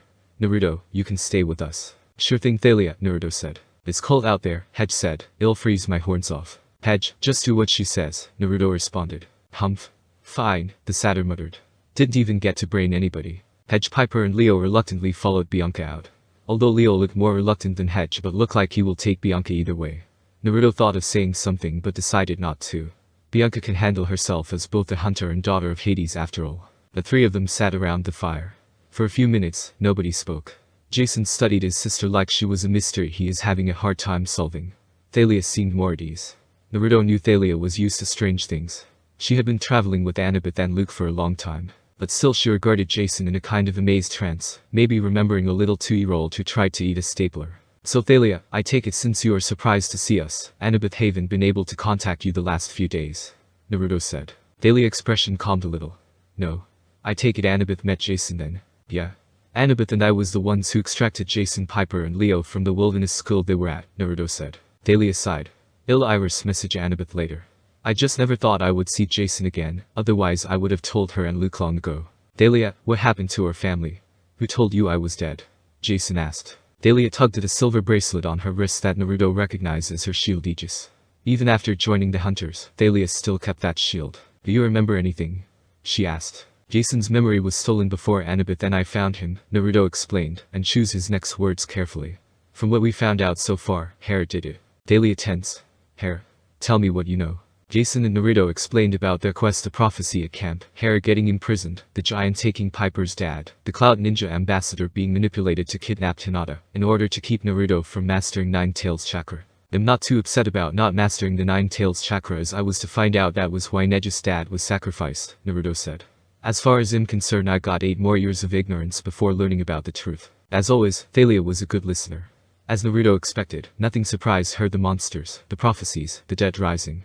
Although she cursed in ancient Greek when Jason mentioned King Midas. I should have listened to Bianca when she suggested to burn his mansion down, Thalia said. That man's a menace. But we were so intent on following Lycaon. That's why I haven't been able to contact Annabeth. I would have got us out of there sooner, but I can't let Midas continue turning people into gold statues, Naruto said. Midas was reminding me too much of Medusa. I'm just glad his powers was reversible. Thalia nodded as she looked at Jason. So Hera's been, what, hiding you all these years? I don't know, Jason brought out the photo from his pocket. She left me just enough memory to recognize your face. Thalia looked at the picture and her expression softened. I'd forgotten about that. I left it in cabin 1, didn't I? Jason nodded. I think Hera wanted for us to meet. When we landed here, at this cave, I had a feeling it was important. Like I knew you were close by. Is that crazy? Heck no, Naruto said. Crazy stuff is normal for demigods. Naruto is right, Thalia said. When you are dealing with the gods, nothing is too crazy. But you can't trust Hera, especially since we're children of Zeus. She hates all children of Zeus. But she said something about Zeus giving her my life as a peace offering. Does that make any sense? The color drained from Thalia's face. Oh, gods. Mother wouldn't have, you don't remember? No, of course you don't. Jason turned to Naruto hoping he know what Thalia was talking about. Don't look at me. I'm as confused as you are, Naruto responded. What? Jason asked Thalia. Thalia's features seemed to grow older in the firelight. Naruto grew concerned as he knew Thalia's immortality only lasts as long as she keep her oath. Naruto knew hunters had to swear off love and would lose their immortality if they are fatally injured or killed in battle. He has seen it himself with Zo Nightshade after all. But it never occurred to him there was other ways they can lose their immortality. Jason, I'm not sure how to say this. Our mom wasn't exactly stable. She caught Zeus' eye because she was a television actress, and she was beautiful, but she didn't handle the fame well. She drank, pulled stupid stunts. She was always in the tabloids. She could never get enough attention. Even before you were born, she and I argued all the time. She knew Dad was Zeus, and I think that was too much for her to take.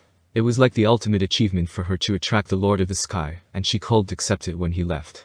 The thing about the god, well, they don't hang around. Jason looked devastated as Thalia described their mom, and Naruto sympathetic for him. Naruto knew what it was like not knowing his mom, wondering what she was like, if she loved him, and everything. Hey, it's okay, Naruto told Jason. You're not alone. You got your sister back. Take it from me, having any family is better than nothing. Thalia shot Naruto a grateful look. She offered her hand and Jason took it. When I was 7, she said. Zeus started visiting Mom again. I think he felt bad about wrecking her life, and he seemed different somehow. A little older and sterner, more fatherly toward me. Like he was a totally different god from what you normally see. Naruto asked, flashing back to when Athena flickered to Minerva in front of him, and remembering what Clovis said about the difference between the Greek and Roman persona of the gods. Thalia looked at Naruto. Exactly. For a while, Mom improved. She loved having Zeus around, bringing her presence, causing the sky to rumble.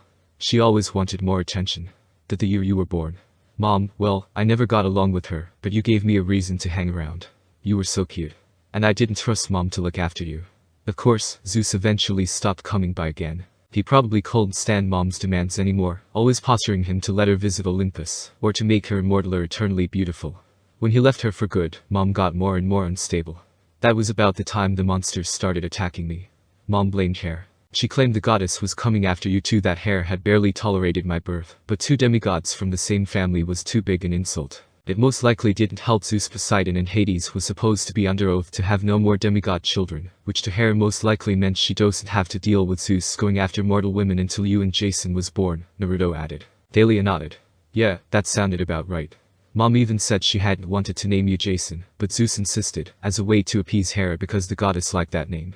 I didn't know what to believe. So how did Hera separated you two then? Naruto asked.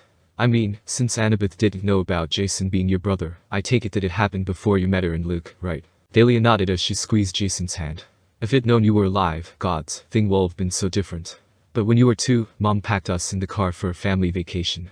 We drove up north, toward the wine country, to this park she wanted to show us. I remember thinking it was strange because Mom never took us anywhere, and she was acting super nervous. I was holding your hand, walking you toward this big building in the middle of the park, and she took a shaky breath. Mom told me to go back to the car and get the picnic basket. I didn't want to leave you alone with her, but it was only for a few minutes. When I came back, Mom was kneeling on the stone steps, hugging herself and crying. She said you were gone. She said Hera claimed you and you were as good as dead. I didn't know what she'd done. I was afraid she'd completely lost her mind. I ran all over the place looking for you, but Yao just vanished. She had to drag me away, kicking and screaming. For the next few days I was hysterical. I don't remember everything. I called the police on Mom and they questioned her for a long time. Afterward, we fought. She told me it betrayed her, that I should support her, like she was the only one who mattered. Finally I couldn't stand it. Your disappearance was the last straw. I ran away from home, and I never went back, not even after I found out she died while I was gone. I thought you were gone forever.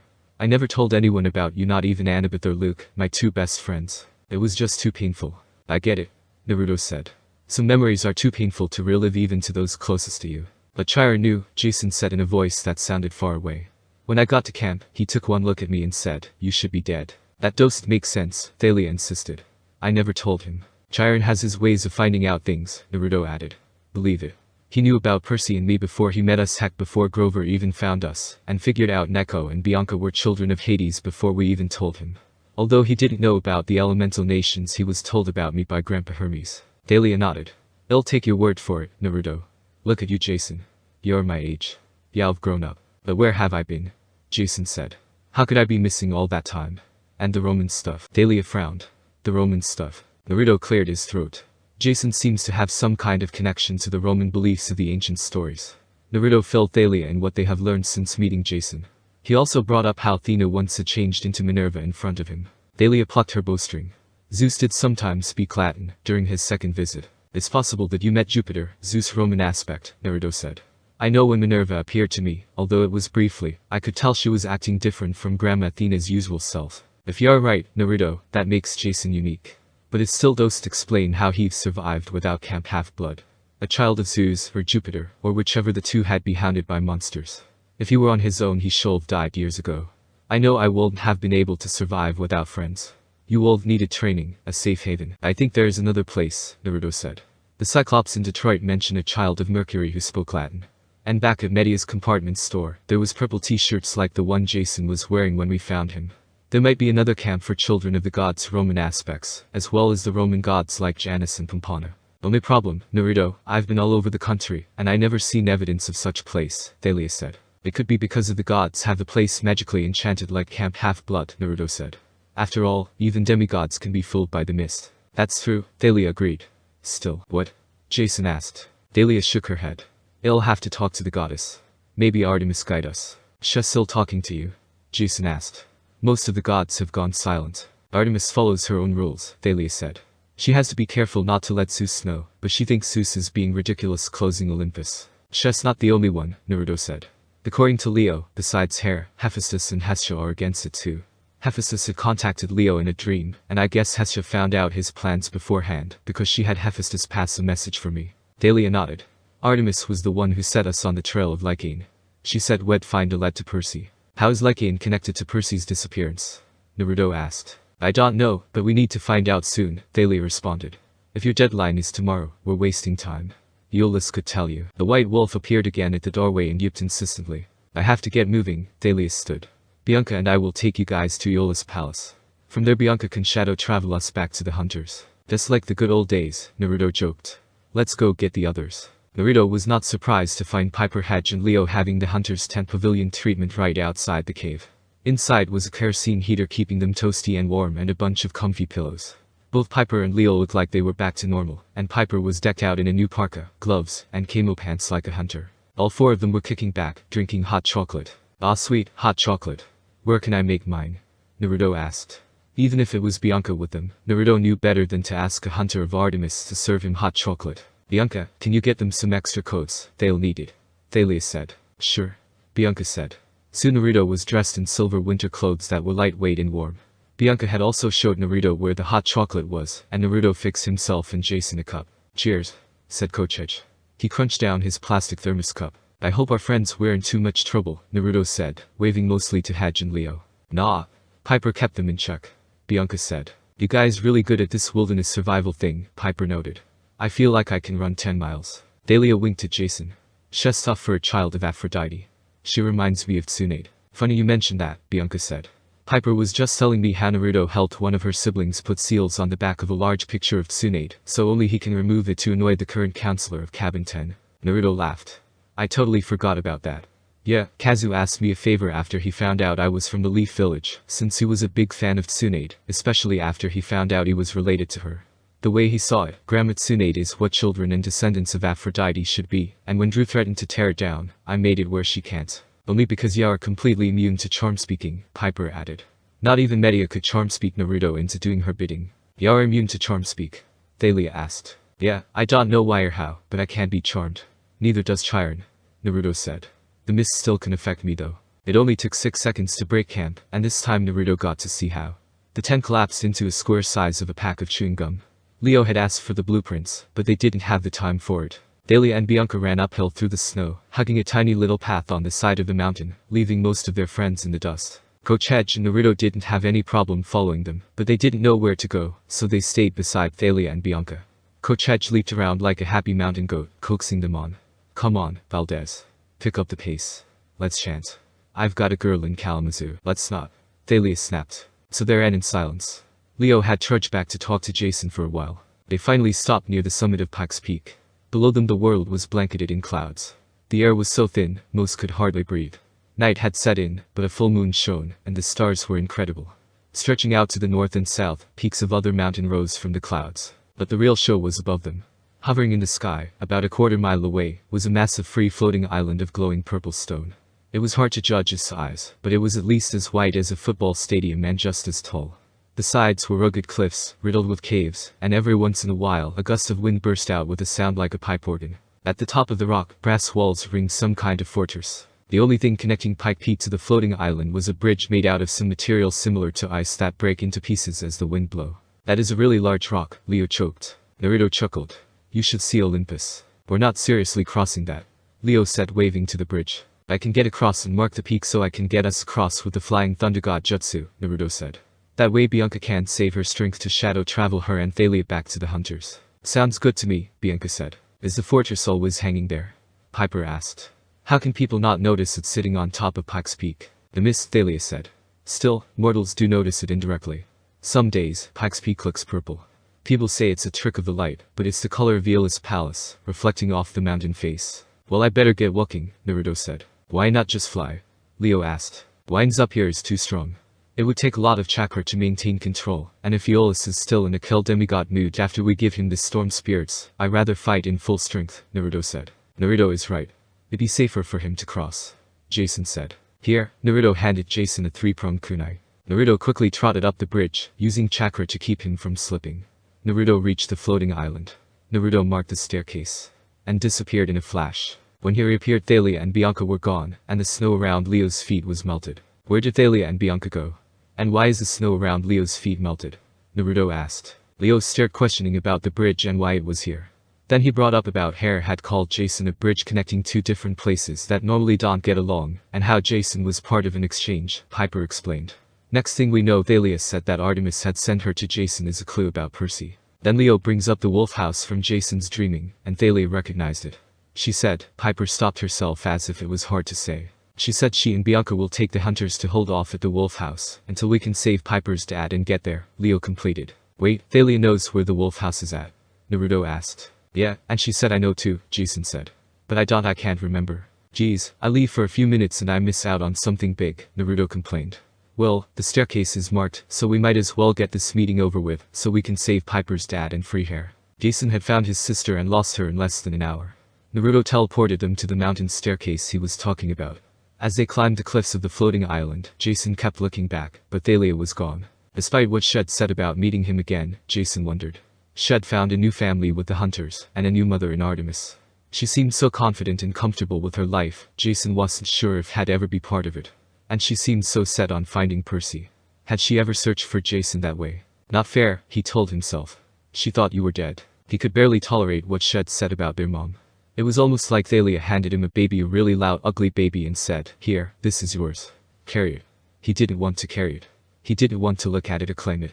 He didn't want to know that he had an unstable mother who had gotten rid of him to appease a goddess.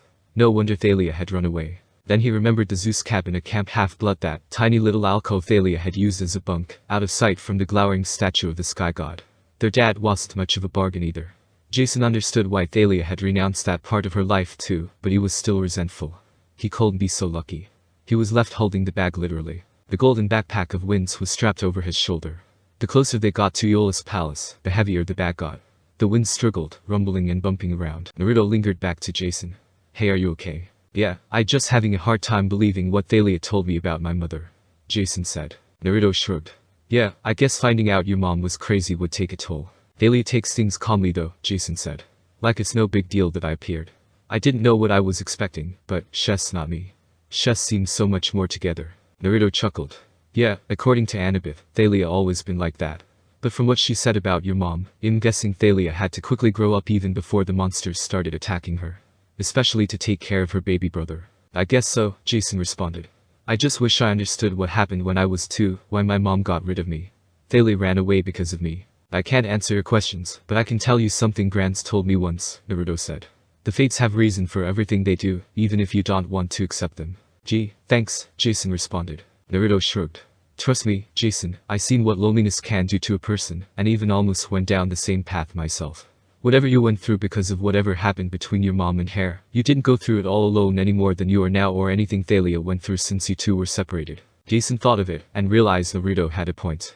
He said so himself that the fate of a Jinchuriki was one of loneliness and hatred. He started feeling better about his talk with Thalia. Thank you, Jason thanked Naruto. Maybe this is why Hera was insistent on teaming us up on this quest. She most likely figured that despite the risk of teaming us up, you can help me. Maybe. As much as I prefer Hestia over Hera, the Queen of Olympus does have moments where she's helpful, even if it tend to be for her own selfish reasons, Naruto said. Has Hestia ever asked anything from you? Jason asked. A few times. But to be honest, each time involves helping my friends, so I never regret my decision. Naruto explained. Jason nodded as he understood. It didn't matter why Hestia asked him to do it, he would have done it without being asked if his friends were involved. Let's think of the positives of this quest and not think of the why, Naruto said. You got to finally see your sister, and by the sound of Thalia's story, you found out something about your history you might have not fully remembered even with your memories. And you made more friends than you had before Hera took your memories. Making more friends should always be a positive. Yeah, you're right, Jason agreed. How do you do that? How are you able to bring hope to someone just by talking? Naruto shrugged. I don't know. I can also change people's opinion too, but I don't know how. It just comes natural. Coach Hedge, he had winded up the slippery staircase, trotted back down. Come on, cupcakes. Only a few thousand more steps. Coach. Jason, Piper and Leo Ren Satyrs are ninjas. They can only climb stairs so fast, Naruto hollered as he walked ahead. Finally they arrived at the top of the island. Bronze walls marched all the way around the fortress grounds, though Jason couldn't imagine who would possibly attack this place. 20-foot-high gates opened for them and a road of polished purple stone led up to the main citadel, a white columned rotunda, Greek style, like one of the monuments in Washington, D.C., except for the cluster of satellite dishes and radio towers on the roof. That's bizarre, Piper said. Guess you can't get cable on a floating island, Leo said. Dang, check this guy's front yard. The rotunda sat in the center of a square-mile circle. The grounds were amazing in a scary way. They were divided into 4 sections like big pizza slices, one representing a season. The section on their right was an icy waste, with bare trees and frozen lake. Snowmen rolled across the landscape as the wind blew, so Jason wasn't sure if they were decoration or alive. To their left was an autumn park with gold and red trees. Mounds of leaves blew into patterns, gods, people, animals that ran after each other before scattering back into leaves. In the distance, Jason could see 2 more areas behind the rotunda. One looked like a green pasture with sheep made out of clouds. The last section was a desert where tumbleweeds scratched strange patterns into the sand like Greek letters, smiley faces, and a huge advertisement that read, "Watch Aeolus nightly." Each section is pointing at each cardinal direction, Naruto noted. They must represent each wind god, Jason guessed. It could be, Naruto agreed. Since we seem to be on the boundary line between winter and autumn, I say we're on the northwest section of the palace. I'm loving that passer. Coach Hedge licked his lips. You guys mind? Go ahead, Jason said. He was actually relieved to send the satyr off. It would be hard enough getting on Aeolus' good side without Coach Hedge waving his club and screaming, "Die." While the satyr ran off to attack Springtime, Jason, Leo, Piper, and Naruto walked down the road to the steps of the palace. They passed through the front doors into a white marble foyer decorated with purple banners that read Olympian Weather Channel, and someone that just read "Ow. Hello." A woman floated up to them. Literally floated. She was pretty in that elfish way Jason associated with nature spears at camp, half-blood petite, slightly pointy ears, an ageless face that could have been 16 or 30. Her brown eyes twinkled cheerfully. Even though there was no wind, her dark hair blew in slow motion, shampoo commercial style. Her white gown billowed around her like parachute material. Jason couldn't tell if she had feet, but if so, they didn't touch the floor. She had a white tablet computer in her hand. "Are you from Lord Zeus?" she asked. "We've been expecting you." Jason tried to respond, but it was a little hard to think straight, because he had realized the woman was see-through. Her shape faded in and out like she was made of fog. "Are you a ghost?" he asked. Right away he knew had insulted her. The smile turned into a pout. "I'm an aura, sir. A wind nymph, as you might expect, working for the Lord of Winds." Naruto stepped up. "I'm sorry about my friend here. He didn't mean to insult you. My name is Naruto Uzumaki, member of the Council of the Cloven Elders." Much to Jason's relief, that seemed to cheer her up. "Ah yes, Lord Naruto. Although we serve Aeolus, it's a great honor for those of us nature spirits up here to have a member of the council in our presence. Please, just call me Naruto. I'm still getting used to the whole or thing." Naruto responded. "Oh yes, sorry lore, I mean Naruto. My name is Millie." "So are you from Zeus, or are you and your friends here on council business?" she asked. "Jason here is the son of Zeus if that's what you mean," Naruto responded. "Excellent.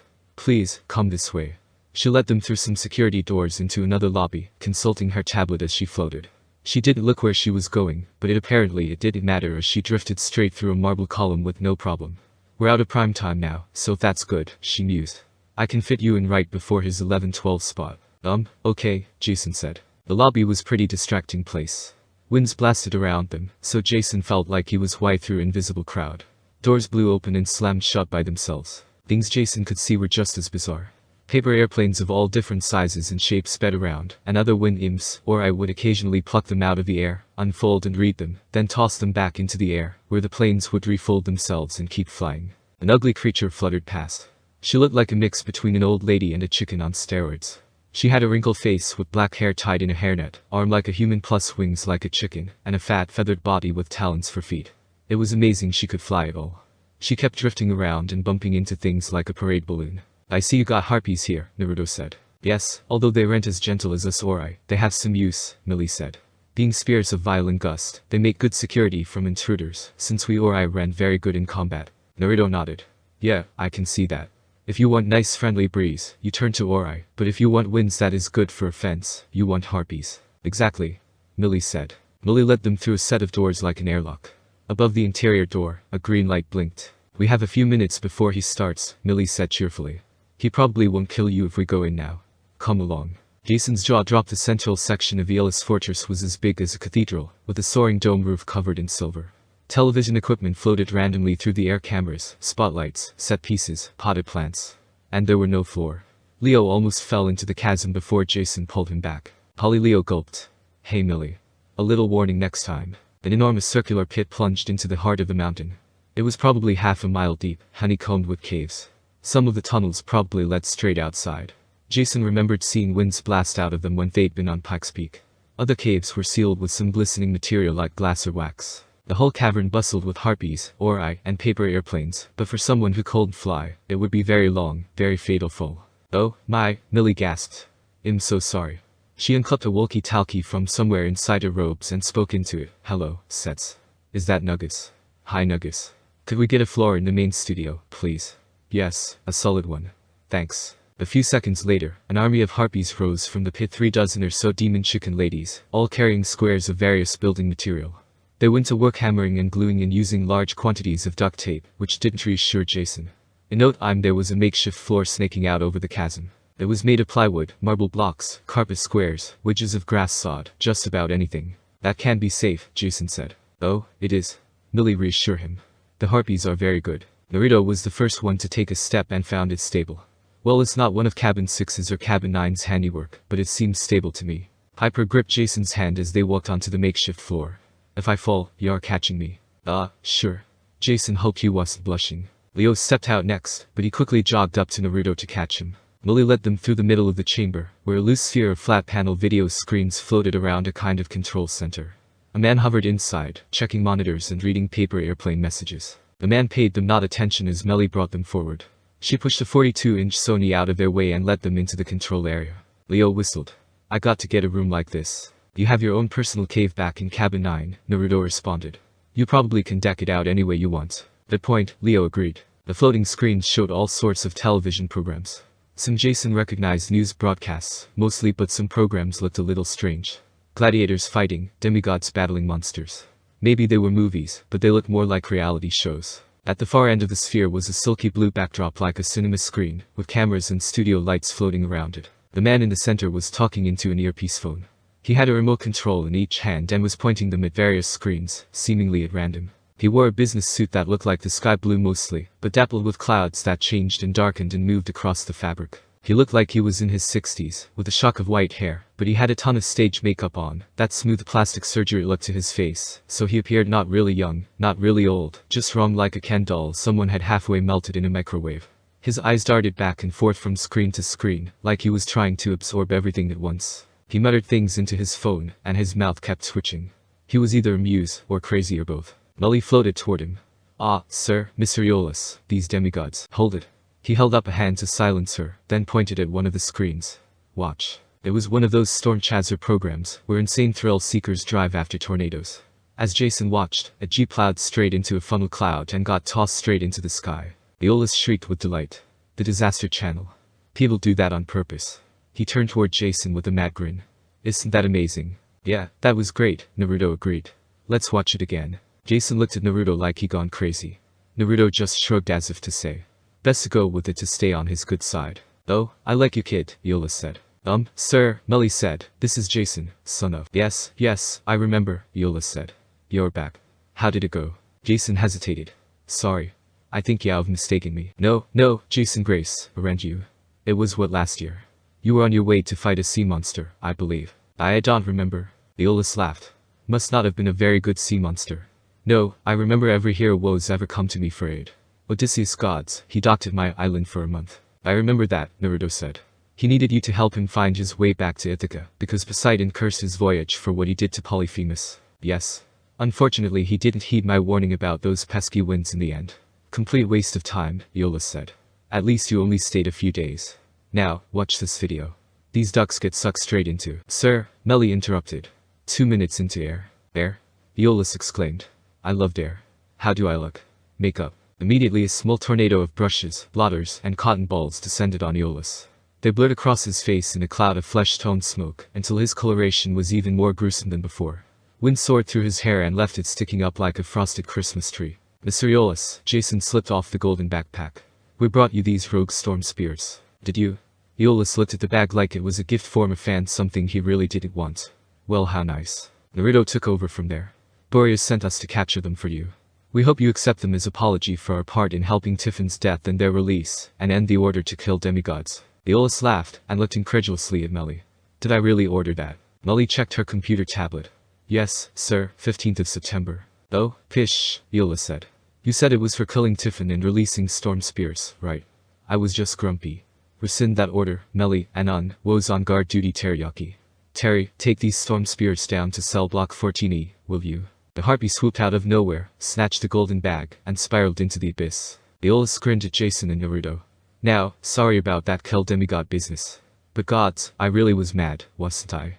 His face suddenly darkened, as his suit did the same, the lapels flashing with lightning. You know, I remember now. Almost seemed like a voice was telling me to give that order. A little cold tingle on the back of my neck. Jason tense.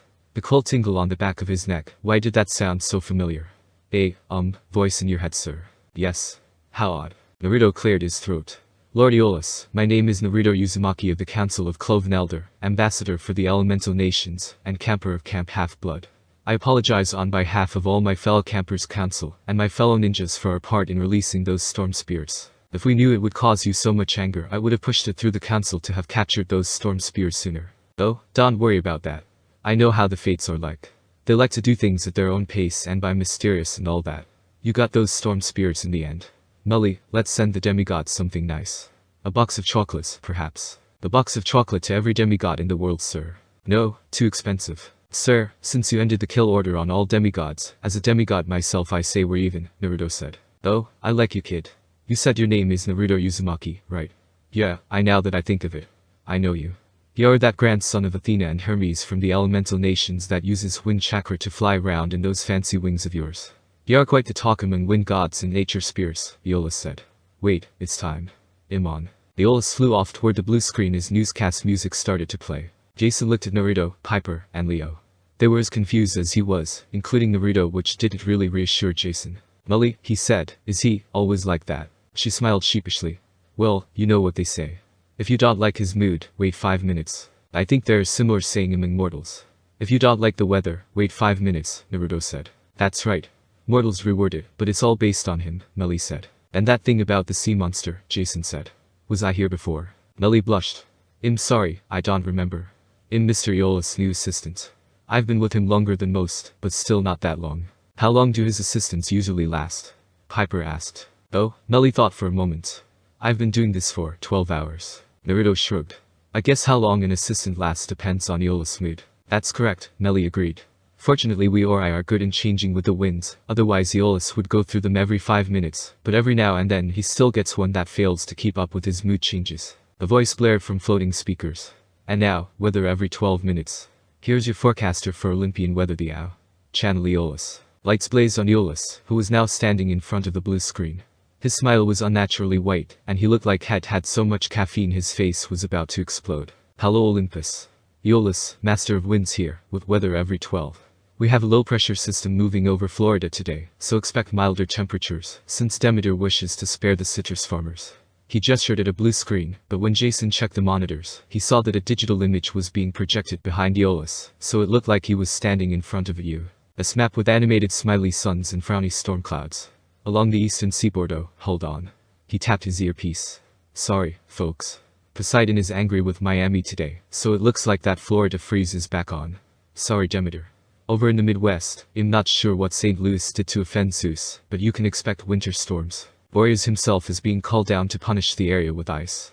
Bad news, Missouri. No wait. Hephaestus feels sorry for central Missouri, so you all will have much more moderate temperatures and sunny skies. Aeolus kept going like that forecast area of the country, and changing his prediction 2 or 3 times, as he got messages over his earpiece the gods, apparently putting in orders for various winds and weather. This can't be right, Jason whispered. Weather isn't this random. Maybe not to mortal eye, Naruto said. But the Olympians are the boss and I guess they have say in how the weather should be. That's correct, Mully said. And this way Aeolus tells us why it's so unpredictable.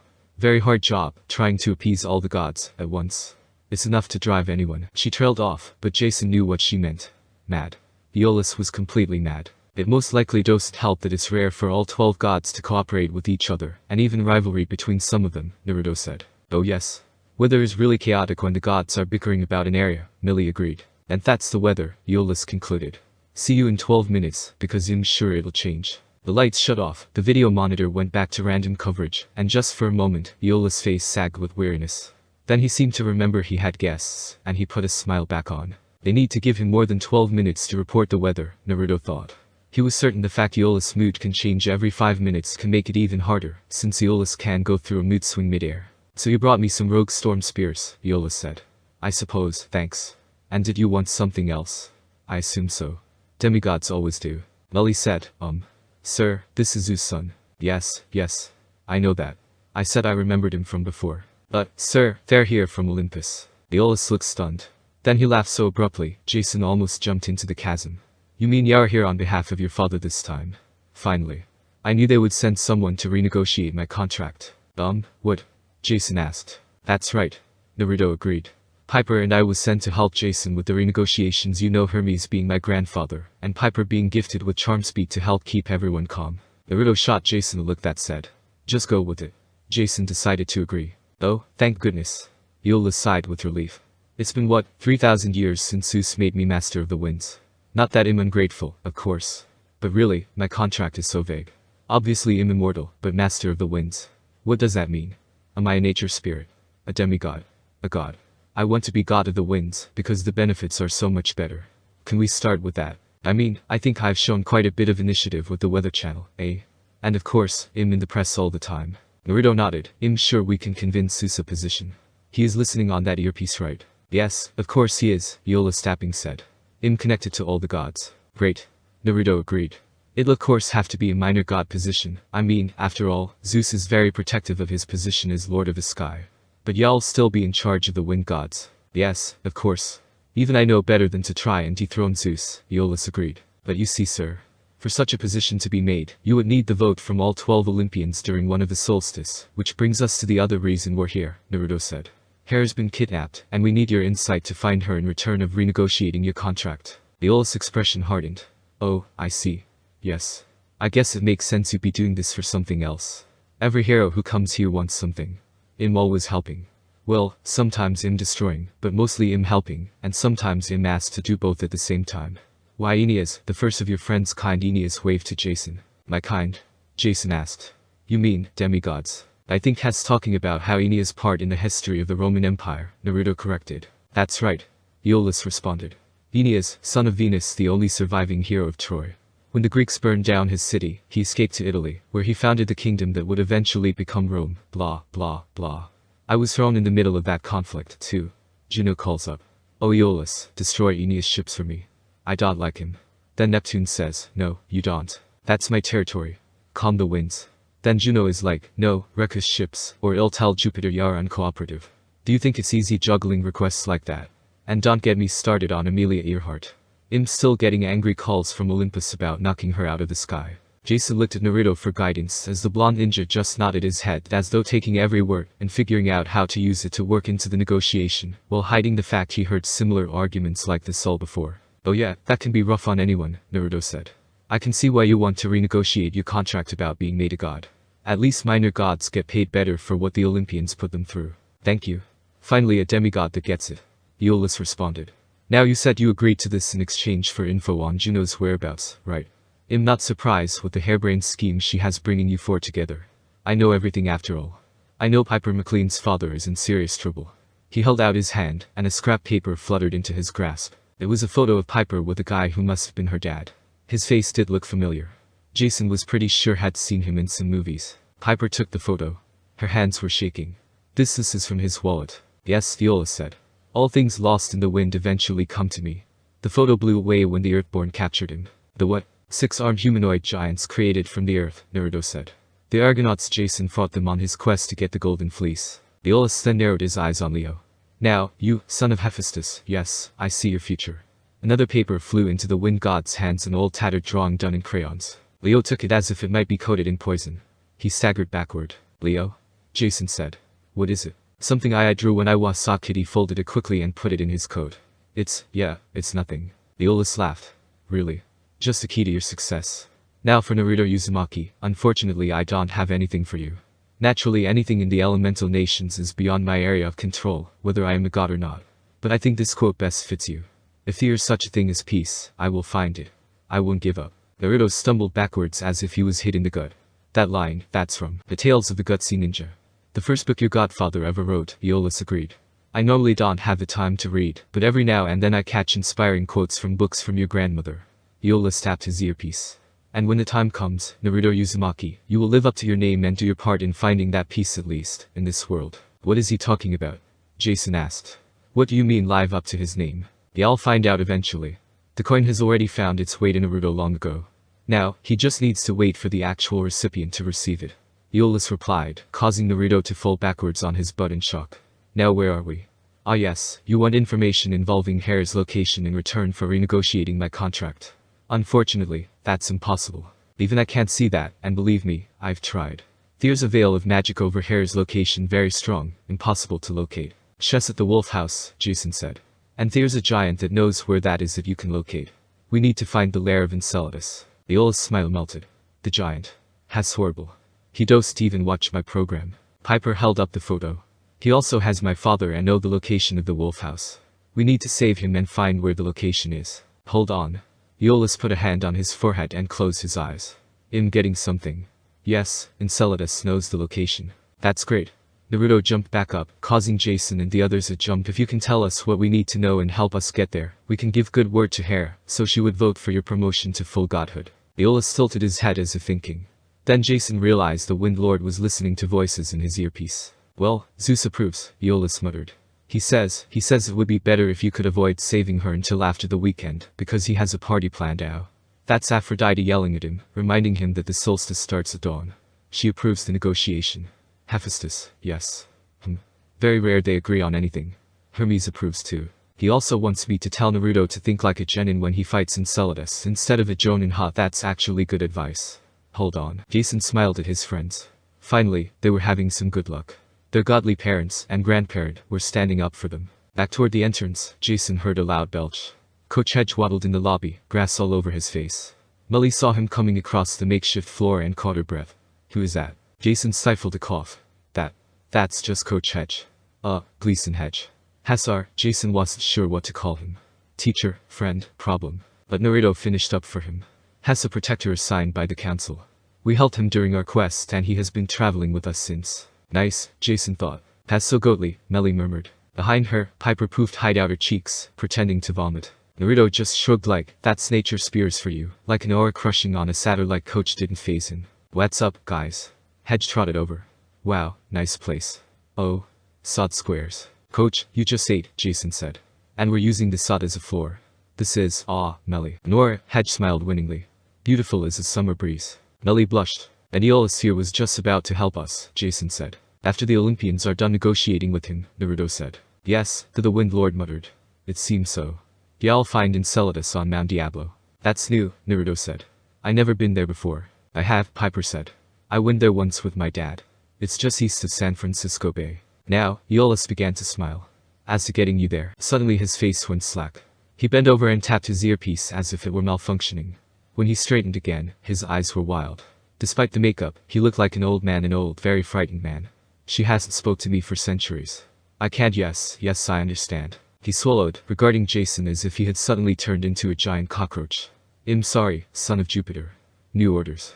You all have to die. Melly squeaked. But sir. Zeus said to help them. Aphrodite, Hephaestus, Hermes, Melly. Aeolus snapped. There are some orders that transcend even the wishes of the gods, especially when it comes to the forces of nature. His orders. Jason said. Zeus will fire you if you don't help us. I doubt it. Aeolus slicked his wrist and far below them, a cell door opened in the pit.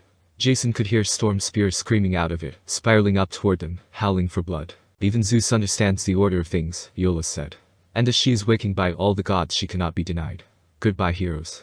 I'm terribly sorry, but I'll have to make this quick. I'm back on the air in 4 minutes. Jason and Naruto summoned their swords. Coach Hedge pulled out his club. Melly the Aura yelled, no. She dived at their feet just as the storm spears hit with hurricane force, blasting the floor to pieces, shredding the carpet samples and marble and linoleum into what should have been lethal projectiles, had Melly's robes not spread out like a shield, and absorbed the brunt of the impact. The 6 of them fell into the pit, and Aeolus screamed above them, Melly, you are so fired. Eyes, grab each other's hands so I can jump us to the ledge. Naruto shouted. No one argued as everyone grabbed the hand of whoever next to him until they formed a ring. Naruto closed his eyes and concentrated. They disappeared in a flash and reappeared stumbling into a roll into the snow next to, believe it or not, the cave they first arrived on the mountain at. Fortunately the storm seemed to pass, but they knew that won't be long. Naruto chuckled. Good thing I marked that cave when we arrived. Yeah, that's great, but how are we going to get to Mount Diablo? Leo asked. I'm sorry. I don't know what happened, Melly responded. Hey, it's okay. Coach said. My own mama was an Aura, you know. She called to have done better herself. I think I'm going to be sick, Piper said. Just then they heard what sounded like neighing sound. Is that horses? Piper asked. They looked around until Melly shouted. Up there. They looked to see what looked like birds coming down, but as it got closer, Jason realized they were winged horses. 5 of them landed with ease on the ground. Trapper? Naruto shouted, greeted the brown horse. How what? Trapper neighed and snickered some. He said they got an urgent message from the gods to come and get us, Hedge said. But they are to only take us as far as San Francisco, and that Naruto can get us a ride from there. They must be off. Aeolus tried to kill us, Naruto said. Yeah, but why only San Francisco? Piper asked. I don't know, but I think I know what right they're talking about, Naruto said as he climbed onto Trapper's back. Come on guys. We only got so to save Piper's dad and free Hera. No one argued as they climbed onto their prospective Pegasus. Except for Melly. Pegasus can hold more than one person, Naruto offered. No? I wouldn't be any use. Remember, Aura ran good in combat, Melly said. But, it's fine. This is your quest, heroes, Melly said. At least go to Camp Half-Blood, Naruto suggested. Look and see if a satyr named Grover Underwood is back yet. Has a fellow council member and a good friend of mine, he'll help you out. Just tell him it's a favor from me. If not, Chiron can help you feel at home until he does. Melly nodded and turned to Hedge. Iris messaged me. Sure thing, Hedge said with a wink. With that the Pegasus took off and flew into the sky. Piper must have fell asleep on her Pegasus, Naruto said was named Gildo, because she dreamed she was on the wilderness school dorm roof. The desert night was cold, but Shed brought blankets, and with Jason next to her, she didn't need any more warmth. The air smelled of sage and burning mesquite.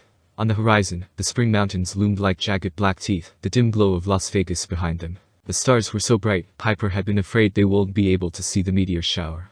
She didn't want Jason to think Shed dragged him up here on false pretenses. Even though her pretenses had been totally false. But the meteors did not disappoint. One streaked across the sky almost every minute, a line of white, yellow, and blue fire. Piper was sure her grandpa Tom would have some Cherokee myth to explain them, but at the moment she was busy creating her own story. Jason took her hand finally and pointed as 2 meteors skipped across the atmosphere and formed a cross. Wow, he said. I can't believe Leo didn't want to see this. Actually, I didn't invite him, Piper said casually. Jason smiled. Oh, yeah. You ever feel like 3 would be a crowd? Yeah, Jason admitted. Like right now. You know how much trouble we'd get in if we got caught up here. Oh, it'd make up something, Piper said. I can be very persuasive. So do you want to dance, or what? He laughed. His eyes were amazing, and his smile was even better in the starlight. With no music. At night. On a rooftop.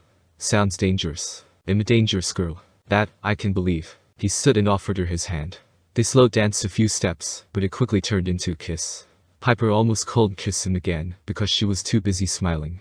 Then her dream changed and she found herself back in Media's department store. Please tell me this is not a nightmare, she murmured. No, dear, said a woman's honey-sweet voice. Piper turned, afraid she'd see Media, but a different woman stood next to her, browsing through the 50% off rack. The woman was gorgeous, shoulder-length hair, a graceful neck, perfect features, and an amazing figure tucked into jeans and a snowy white top.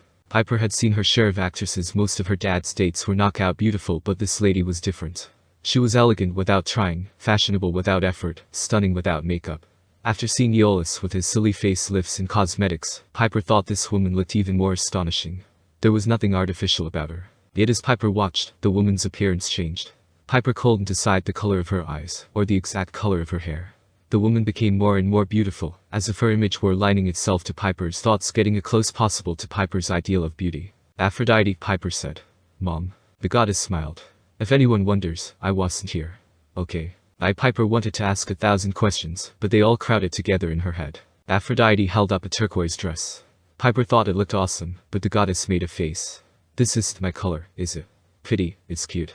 Medi really have some lovely things here. This building exploded, Piper stammered. I saw it. Yes, Aphrodite agreed. I suppose that's why everything's on sale. Just a memory, now. And I'm sorry to pull you out of your dream. Much more pleasant, I know. Piper's face burned. She didn't know whether she was angry or embarrassed, but mostly she felt hollow with disappointment. It wasn't real. It never happened. So why do I remember it so vividly? Aphrodite smiled. Because you are my daughter, Piper. You see possibilities more vividly than others. You see what could be. And it still might be. Don't give up. Unfortunately, the goddess gestured around the department store. You have other trials to face first. Media will be back, along with many other enemies. The doors of death have opened. What do you mean? Aphrodite winked at her. You're a smart one, Piper. You know. A cold feeling settled over her. The sleeping woman. She managed to open a new entrance from the underworld. Chess letting the dead escape back into the world. And not just any dead. The worst, the most powerful, the ones most likely to hate the gods. The monsters are coming back from Tartarus the same way, Piper guessed. That's why they don't stay disintegrated. Yes. As always, Gaia has a special relationship with Tartarus, the spirit of the pit. Aphrodite held up the gold sequin top. No, this would make me look ridiculous. Piper laughed uneasily. You can't look anything but perfect. You're sweet, Aphrodite said. But beauty is about finding the right fit, the most natural fit. To be perfect, you have to feel perfect about yourself. Avoid trying to be something you are not. For a goddess, that's especially hard. We can change so easily. My dad thought you were perfect. Piper's voice quivered. He never got over you. Aphrodite's gaze became distant. Yes, Tristan. Oh, he was amazing. So gentle and kind, friendly and handsome. Yet he had so much sadness inside. Could we please not talk about him in the past tense? I'm sorry, dear. I didn't want to leave your father, of course. It's always so hard, but it was for the best. It wasn't time for him to know who I actually was. Wait, he didn't know you were a goddess? Of course not. Aphrodite sounded offended. I won't do that to him. For most mortals, that's simply too hard to accept. It can ruin their lives. Ask your friend Jason, lovely boy, by the way. His poor mother was destroyed when she found out she had fallen in love with Zeus. No, at the time I was with Tristan, it was best he believed I was a mortal woman who left him without explanation. Better a bittersweet memory than an immortal, unattainable goddess. What do you mean back then? Piper asked. What changed? What else? Naruto and his part in your quest, of course. Aphrodite said. You really can't ask for a better person to be trusted with a choice to heal thrice. Tristan will need the healing potion after you save him. Tristan acts confident, but he walks a fine line between two worlds. He worked his whole life to deny the old stories about gods and spirits, yet he fears those stories might be real. He fears has shut off an important part of himself, and someday it will destroy him. Now has been captured by a giant. Has living a nightmare. Even if he survives, if he has the rest of his life with those memories, knowing that gods and spirits walk the earth, and it shatter him. That's what our enemy hopes for. She will break him, and thus break your spirit. Unless, of course, his mind is healed. Piper didn't know what to say. She had planned to use a third of the healing potion on her father, since Naruto revealed that he stole it under Media's nose, but it never occurred to her that her father would need healing mentally as well as physically. She remembered what her dad had said months ago, at the beach at Big Sur. If I really believed in ghost country, or animal spirits, or Greek gods, I don't think I could sleep at night. I'd always be looking for somebody to blame. Would a third of that potion really work? Piper asked. Yes. Not as quickly as the entire potion, but it should still do the trick, Aphrodite said. But I won't use the entire 2/3 of the remaining potion on him. You might need it for when you free Hera. That's also why Naruto is best to carry the potion. Because he's immune to charm speak, Piper realized. Aphrodite nodded. He can't be charmed into wasting the vial or use the entire contents on one person. One of my best blessings if you ask me. You're the reason for his immunity. Piper asked. Well, of course. It's the least I can do since he had to carry the burden of a Jinchuriki of that awful fox, Aphrodite said. I told him once, ever since Mito Uzumaki became a Jinchuriki, I made it my business to make sure any successor of hers in becoming Jinchuriki of the fox, to make sure they find love and happiness. What I didn't tell him is since he didn't have parents to look after him and make sure he doesn't fall for the wrong person along the way, and his godfather, well, Naruto can tell you himself what his godfather is like. I decided to bless him with immunity just to be safe and sorry. Aphrodite moved to the next rack, which held battered armor and ripped togas, but Aphrodite looked through them as if they were designer outfits. You're much like Mito, Piper. You both have a strong will, she mused. I'm never given much credit among the gods. My children are laughed at. They're dismissed as conceited and shallow. Some of them are. Aphrodite laughed. Granted. Perhaps I'm conceited and shallow, too, sometime. The girl has to indulge. Oh, this is nice. She picked up a burned and stained bronze breastplate, and held it up for Piper to see. No, Piper said. As I was saying, love is the most powerful motivator in the world that spurs mortals to greatness. Their noblest, bravest acts are done for love.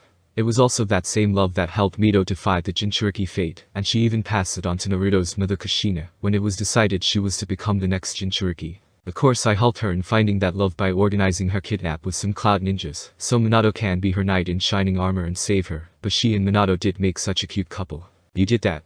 Piper responded in shock. You didn't think Gia was the first one to set up a kidnapping, did you? I done it long before Gia pulled her strings, only I did it for the greater good, and in process created one of my favorite pairings since Paris and Helen of Troy. That love also was what led to their sacrifice in saving Naruto's life the night the fox sealed in him. Love can bring even the gods to their knees. I told this to my son Aeneas when he escaped from Troy. He thought he had failed. He thought he was a loser.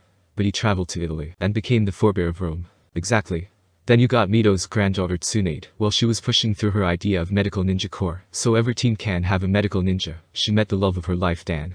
Lovely young man who like her had lost family in the great ninja wars going on in the elemental nations. Dan wanted to be Hokage to protect the Leaf Village, and together they encourage each other with their love to follow their dreams. What happened to Dan? Piper asked. Oh, such a tragic story. He was fatally injured during a mission. Tsunade tried everything in her power to save him, but he just kept losing blood and died. Unfortunately, his death caused her not only so much grief, but a fear of blood that stopped her from continuing as a medical ninja until Naruto met her. But even after all that, the dream of starting the medical ninja corps carried on, and the Leaf Village suffered less casualties by the end of the Third Great War, and it was made possible with the help of love, Aphrodite said. You see, Piper, my children and descendants can be quite powerful. You can be quite powerful, because my lineage is unique. I am closer to the beginning of creation than any other Olympian. Piper struggled to remember about Aphrodite's birth. Didn't you rise from the sea? Standing on a seashell. The goddess laughed. That painter Botticelli had quite an imagination. I never stood on a seashell, thank you very much. But yes, I rose from the sea. The first beings to rise from chaos were the earth and sky Gaia and Uranus. When their son the titan Kronos killed Uranus by chopping him to pieces with a scythe, Piper remembered. Aphrodite wrinkled her nose. Yes. The pieces of Uranus fell into the sea. His immortal essence created sea foam. And from that foam, you were born. I remember now. So you are the last child of Uranus, who was greater than the gods or the titans. So in a strange way, I'm the eldest Olympian god. As I said, love is a powerful force. And you, my daughter, are more than a pretty face. Which brings me to why you are here. Dia has slumbered for eons, but she is slowly waking. Even asleep, she is powerful, but once she wakes, we will be doomed. You must defeat the giants before that happens, and lull Gia back into her slumber. Otherwise the rebellion has only begun. The dead will continue to rise. Monsters will regenerate with even greater speed. The giants will lay waste to the birthplace of the gods, and if they do that, all civilization will burn. Do not underestimate Gia. She is a cruel deity. She orchestrated Urano's death. She gave Kronos the sickle and urged him to kill his own father. While the titans ruled the world, she slumbered in peace. But when the gods overthrew them, Gia woke again in all her anger, and gave birth to a new race, the giants, to destroy Olympus once and for all. And it's happening again, Piper said. The rise of the giants. Aphrodite nodded. What will you do? Me? Piper clenched her fists. What am I supposed to do? Put on a pretty dress and sweet-talk Gia into going back to sleep. I wish that would work, Aphrodite said. But no, you will have to find your own strengths, and fight for what you love. Like my favorite ones, Helen and Paris. Like my son Aeneas. Like Kushina and Minato and their son Naruto. Like Mito and Tsunade. Helen, Paris, Kushina, and Minato died, Piper said. And Naruto carries on their legacy, just as Tsunade carries the legacy of Mito, as well as her husband Hashirama, as well as his brother Toshirama, both brothers. You will meet if Naruto uses the right Shinigami mask correctly. Unfortunately, that's something my blessings will prevent you from helping him with. What do you mean? Piper asked. Most importantly, Aeneas became a hero, the goddess added. The first great hero of Rome. The results will depend on you, Piper, but I will tell you this. The 9 greatest demigods must be gathered to defeat the giants, and that effort will not succeed without you. When 2 sides meet, you will be the mediator. You will determine whether there is friendship or bloodshed. What 2 sides? Piper's vision began to dim. You must wake soon, my child, said the goddess. I do not always agree with Hera, but she has taken a bold risk, and I agree it must be done. Zeus has kept the 2 sides apart for too long. And Naruto and the Jinchuriki of the 2 tails must meet to mend the fracture between their villages Gia had kept in place. Especially if Naruto hopes to master the 9 tails chakra if he survives the prophecy of 9. Only together of 2 sides from both worlds will you have the power to save Olympus. Now, wake, and I hope you like the clothes I picked out. What clothes? Piper demanded. But the dream faded to black. Aphrodite strikes again, Piper heard Leo said. Yeah, but I didn't think she would give all of us the beauty treatment, Naruto said. Not that I can complain about the outfit, but did she have to take the goggles? Piper woke up and saw the Pegasi were circling around in air as she and her friends were riding them. And each of her friends were wearing new outfits. Piper looked down at her own outfit and gasped. Mother. Everyone looked up and saw she was awake. Morning, Piper, Naruto greeted. Yeah, your mother decided to bless all of us all of a sudden. That might as well been an understatement, Piper thought. She was wearing the turquoise dress she had seen in her dream, with black leggings and black leather boots, and fortunately some pants under, as the dress is pushed up high writing on Gildo. She had on her favorite silver charm bracelet, even though she had left that back home in LA. And her old snowboarding jacket from her dad, which amazingly went with the outfit pretty well. She pulled out catopters, and judging from the reflection on the blade, she had gotten her hair done, too. You are not the only one, Leo said. We all started glowing and before we know it, we got the same treatment. Piper can tell what he meant. Leo was wearing a pinstripe pants, black leather shoes, a white collarless shirt with suspenders, and his tool belt, Ray-Ban sunglasses and a Porpy hat. God, Leo, Piper tried not to laugh. I think my dad wore that to his last premiere, minus the tool belt. Hey, shut up. I think he looks good, said Coach Edge. Course, I look better. The satyr was a pastel nightmare. Aphrodite had given him a baggy canary yellow zoot suit with two-toned shoes that fit over his hives. He had a matching yellow broad-brimmed hat, a rose-colored shirt, a baby blue tie, and a blue carnation in his lapel, which Hedge sniffed and then ate. Well, Jason said, at least your mom overlooked me in Naruto. Speak for yourself, Naruto muttered. Naruto was still wearing his Leaf Ninja standard vest, but he was wearing an orange long-sleeve shirt, black dress pants, and leather boots. His headband still had the usual bronze plate over it, but instead of long headband tied to the back with long laces, the fabric was replaced with a wraparound headband that you can just slide onto your forehead. Pinned on Naruto's vest was a polished counsel of cloven elder reed-shaped badge, and around his neck was his 3 necklaces. The beaded necklace, the first Hokage's necklace, and the one with the locket, both the stone and locket, seemed to have a polish done to them as well. As Piper heard Naruto stated before, the shop-class safety goggles he was wearing the entire quest was missing. It was clear Aphrodite didn't think Naruto only need to look like the hero he is, but other than that he didn't really need improvement. Looking at Jason, Piper's heart did a little tap dance. Jason was dressed simply in jeans and a clean purple t-shirt, like had worn at the Grand Canyon. He had new track shoes on, and his hair was newly trimmed. His eyes were the same color as the sky. Aphrodite's message was clear. This one needs no improvement. And Piper agreed. Anyway, she said uncomfortably, where are we? Down below. They were flying over a park. We're a few blocks from Annabeth's dad's place, Naruto said. We were over their home, but I thought it'd be better if we land somewhere more open close by, and not where there are too many cars. Pegasus are bad at not landing on cars. Trapper snickered and neighed. Why are we close to Annabeth's place? Piper asked. That's where we're getting our next ride to Mount Diablo, Naruto said. Last time I saw them, they told me welcome back anytime. Well, we better land so we can get our next ride, Jason said. They landed in an area where there was less people, and soon Trapper and his friends left. Naruto led them to a neighborhood not far from town to a nice family of 3-size house. Coach, when we go inside, you are not to eat anything that isn't human food, Naruto told Coach. I don't want to have to explain to Annabeth how we got in trouble with her parents, because you ate one of their furniture or World War I models. Fine, Hedge agreed. World War I models? Piper asked. Y'all see, Naruto said as he knocked on the doors. The door opened and a man wearing old-fashioned aviator's cap and goggles with glasses that made his eyes bugged out. Hello, he said in a friendly voice. Are you delivering my airplanes? Piper, Leo and Jason looked at each other confused. No, Dr. Chase, it's me Naruto, Naruto greeted. Dr. Chase looked at Naruto rather surprised, and then he smiled. Oh Naruto, it's been a long time. He took Naruto's hand and shook it, while patting him on the back as he looked at Piper and the others. I take it Annabeth or Percy not with you. Annabeth not missing again, is she? He asked worried. No sir, but we are here for a reason, Naruto said. Can we come in? Of course, come on in. He told them. The inside of the Chase family home was what Piper expected from any family home. There were Lego robots on the stairs, 2 cats strolling through the living room. The coffee table was stacked with magazines, and a little kid's winter coat was spread out on the floor. The whole house smelled like fresh-baked chocolate chip cookies, and music coming from the kitchen that Piper's dad used to listen to. 2 twin boys of Asian-Caucasian mix were chasing each other around the house. Those are Annabeth's brothers Bobby and Matthew, Naruto explained to them. Honey, who was it? Called someone.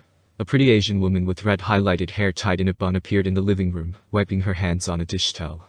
Oh, Naruto. Welcome back dear. Who's your friends? Thank you Mrs. Chase. Naruto greeted. This is Jason Grace, Leo Valdez, Piper McLean, and Gleason Hedge. I'm traveling with them on a quest. Oh, don't tell me Annabeth was kidnapped again, she said worriedly. No mom, not this time, Naruto responded. Oh thank goodness, Mrs. Chase sighed. We haven't heard from her in a while, which is normal, but Piper got the idea. When it comes to demigods, you never know what can or had happened. They'll be sure to let Annabeth know to contact you next time I see her, Naruto reassured her. Are your friends hungry? Mrs. Chase asked. I can bring you a batch of chocolate chip cookies. That'd be great actually. We haven't ate in a while, Naruto agreed. They'll bring you all something to eat, Mrs. Chase said. I take it you're heading to the study. Yes dear, Dr. Chase said. She nodded and left. They headed upstairs and into Dr. Chase's study. Whoa, was all Piper, Leo and Jason could say. The room was wall-to-wall books with huge table at the side of the room with war toys. Miniature tanks, soldiers, hills and fake trees. Hanging up over the table were what Piper recognized from history books, a sop with planes at crazy angles like they were in the middle of a dogfight. Needless to say, Piper quickly realized what Naruto meant by World War I models. The setup looks different than before, Naruto noted. Ah, yes. That's because I'm working on a different battle, Naruto, Dr. Chase said. That reminds me. Annabeth told me you got yourself a pair of wings from the inventor Daedalus. I ordered these and had them repainted for you, and I was planning to send them, but it kept slipping my mind. Dr. Chase took an orange box and handed it to Naruto. Naruto opened them and saw they were a pair of old aviation goggles, similar to the ones Dr. Chase was wearing, but the band and plastic were orange. Ah, sweet, thanks. Naruto responded as he strapped them over his forehead and headband. It's World War II model as pilots weren't known to wear them in World War I, but they work well either way. I never go flying without mine, Dr. Chase said. You have a plane? Leo asked looking hopeful. Yes, a World War I Sopwith biplane, Dr. Chase said. Oh, Leo looked rather down. Sorry Dr. Chase, I think Leo was hoping you had something that can carry more people to our next destination, Naruto said. That's fine. I understand, Dr. Chase said. I remember offering the last group you were with a ride on my plane if it had been possible. By any chance one of you a hunter? No sir. We met the hunters on the way here, but they left after we reached Aeolus Palace, Naruto said. Darn.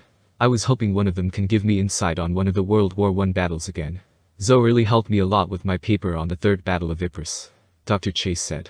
As a history professor, finding someone that witnessed certain events in history is a great source. Especially one dated before our time.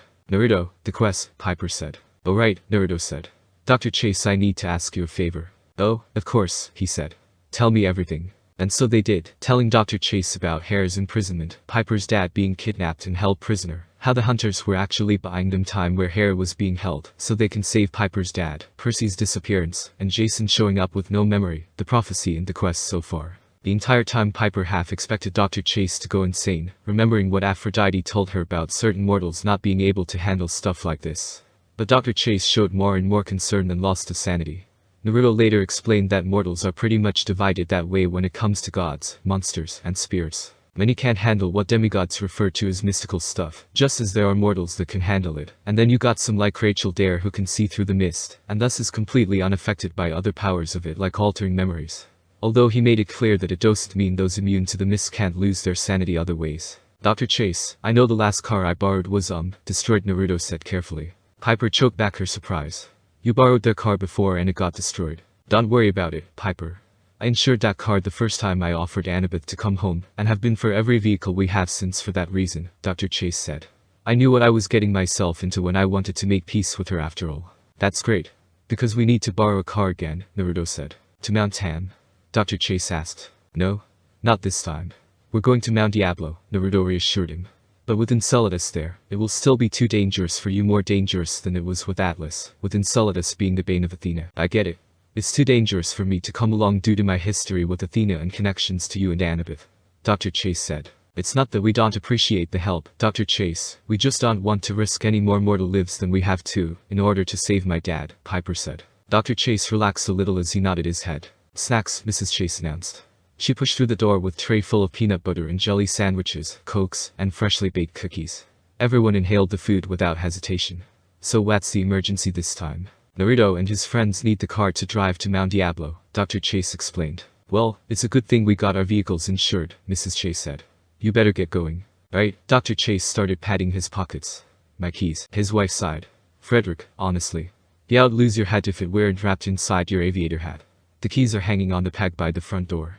Piper looked at Naruto who just shrugged like, that's Annabeth's dad for you. They inhaled the remains of the snacks and headed out. Naruto, please do stop by for a visit, Mrs. Chase said.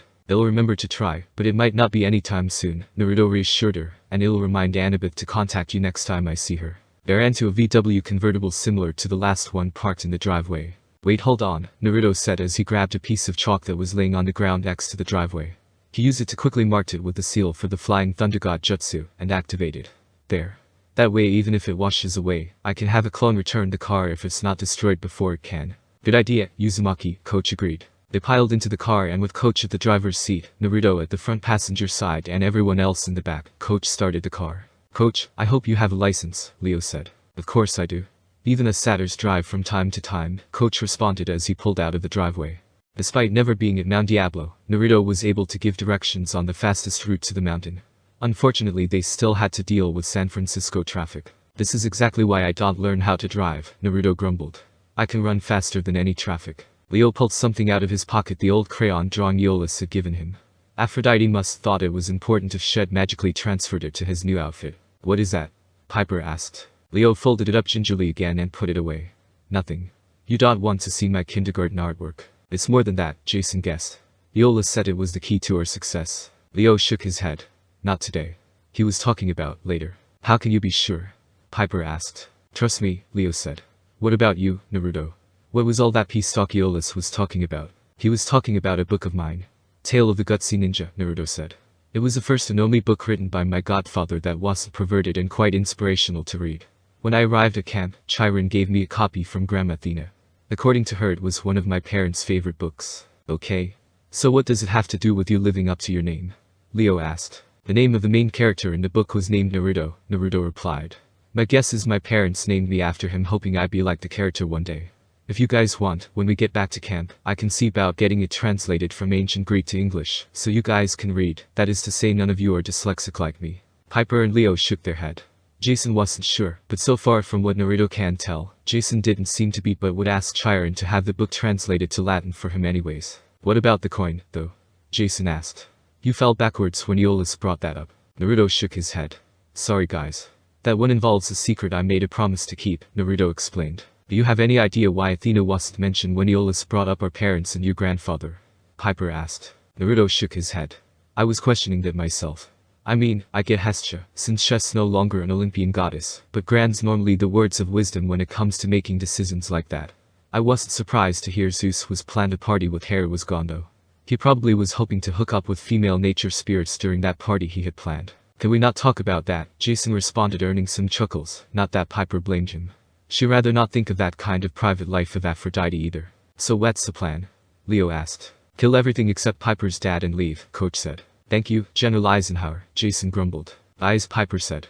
There's more you need to know. It was tricky without mentioning her mom, but she told them what she figured out from her dreams.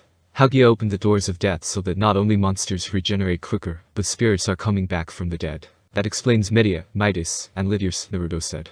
I'm not surprised Tartarus had part in this too. Gia and Tartarus got real close after Kronos chopped up Uranos. Any ideas who else Gia might want to revive? Piper asked. Take your pick.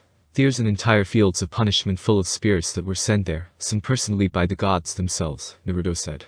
Believe it. I seen the fields of punishment. It's not a place you want to stay if you had a choice, even compared to the boring fields of Asphodel. If any spirits want revenge on the gods, good chances many of them came from the fields of punishment, Naruto said. Oh, fantastic. What?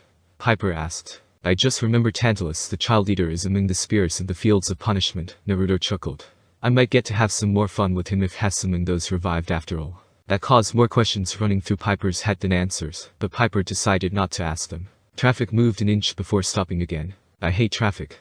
Naruto groaned. I'm starting to wonder if Gia is causing this traffic jam just to mess with us. Relax, Uzumaki. We'll get to Mount Diablo and beat some stuff up, Head said. Easy for you to say. Satyrs don't have ADHD, Naruto responded. Piper agreed with Naruto about complaining about the traffic, just for a different reason. Leo hoped the car could take them all the way to the top. No such luck. They finally made it to the mountain, and the car made lurching, grinding sounds as it climbed the mountain road, and halfway up they found the ranger's station close, a chain blocking the way. When they got out, they saw that the wheels were sinking into the road like it was made of quicksand. Not fast, just enough to cause car problems. The roadway's hard-packed dirt. No reason at all it should have been soft, but already Leo's shoes were starting to sink. Gia was messing with him. I think we should take this as a sign to walk from here, Naruto said. Besides, I rather tried to avoid destroying another borrowed from the Chase family. No one complained as Naruto created a shadow clone. It touched the car, and both the clone and car disappeared. The view from the mountain was pretty amazing.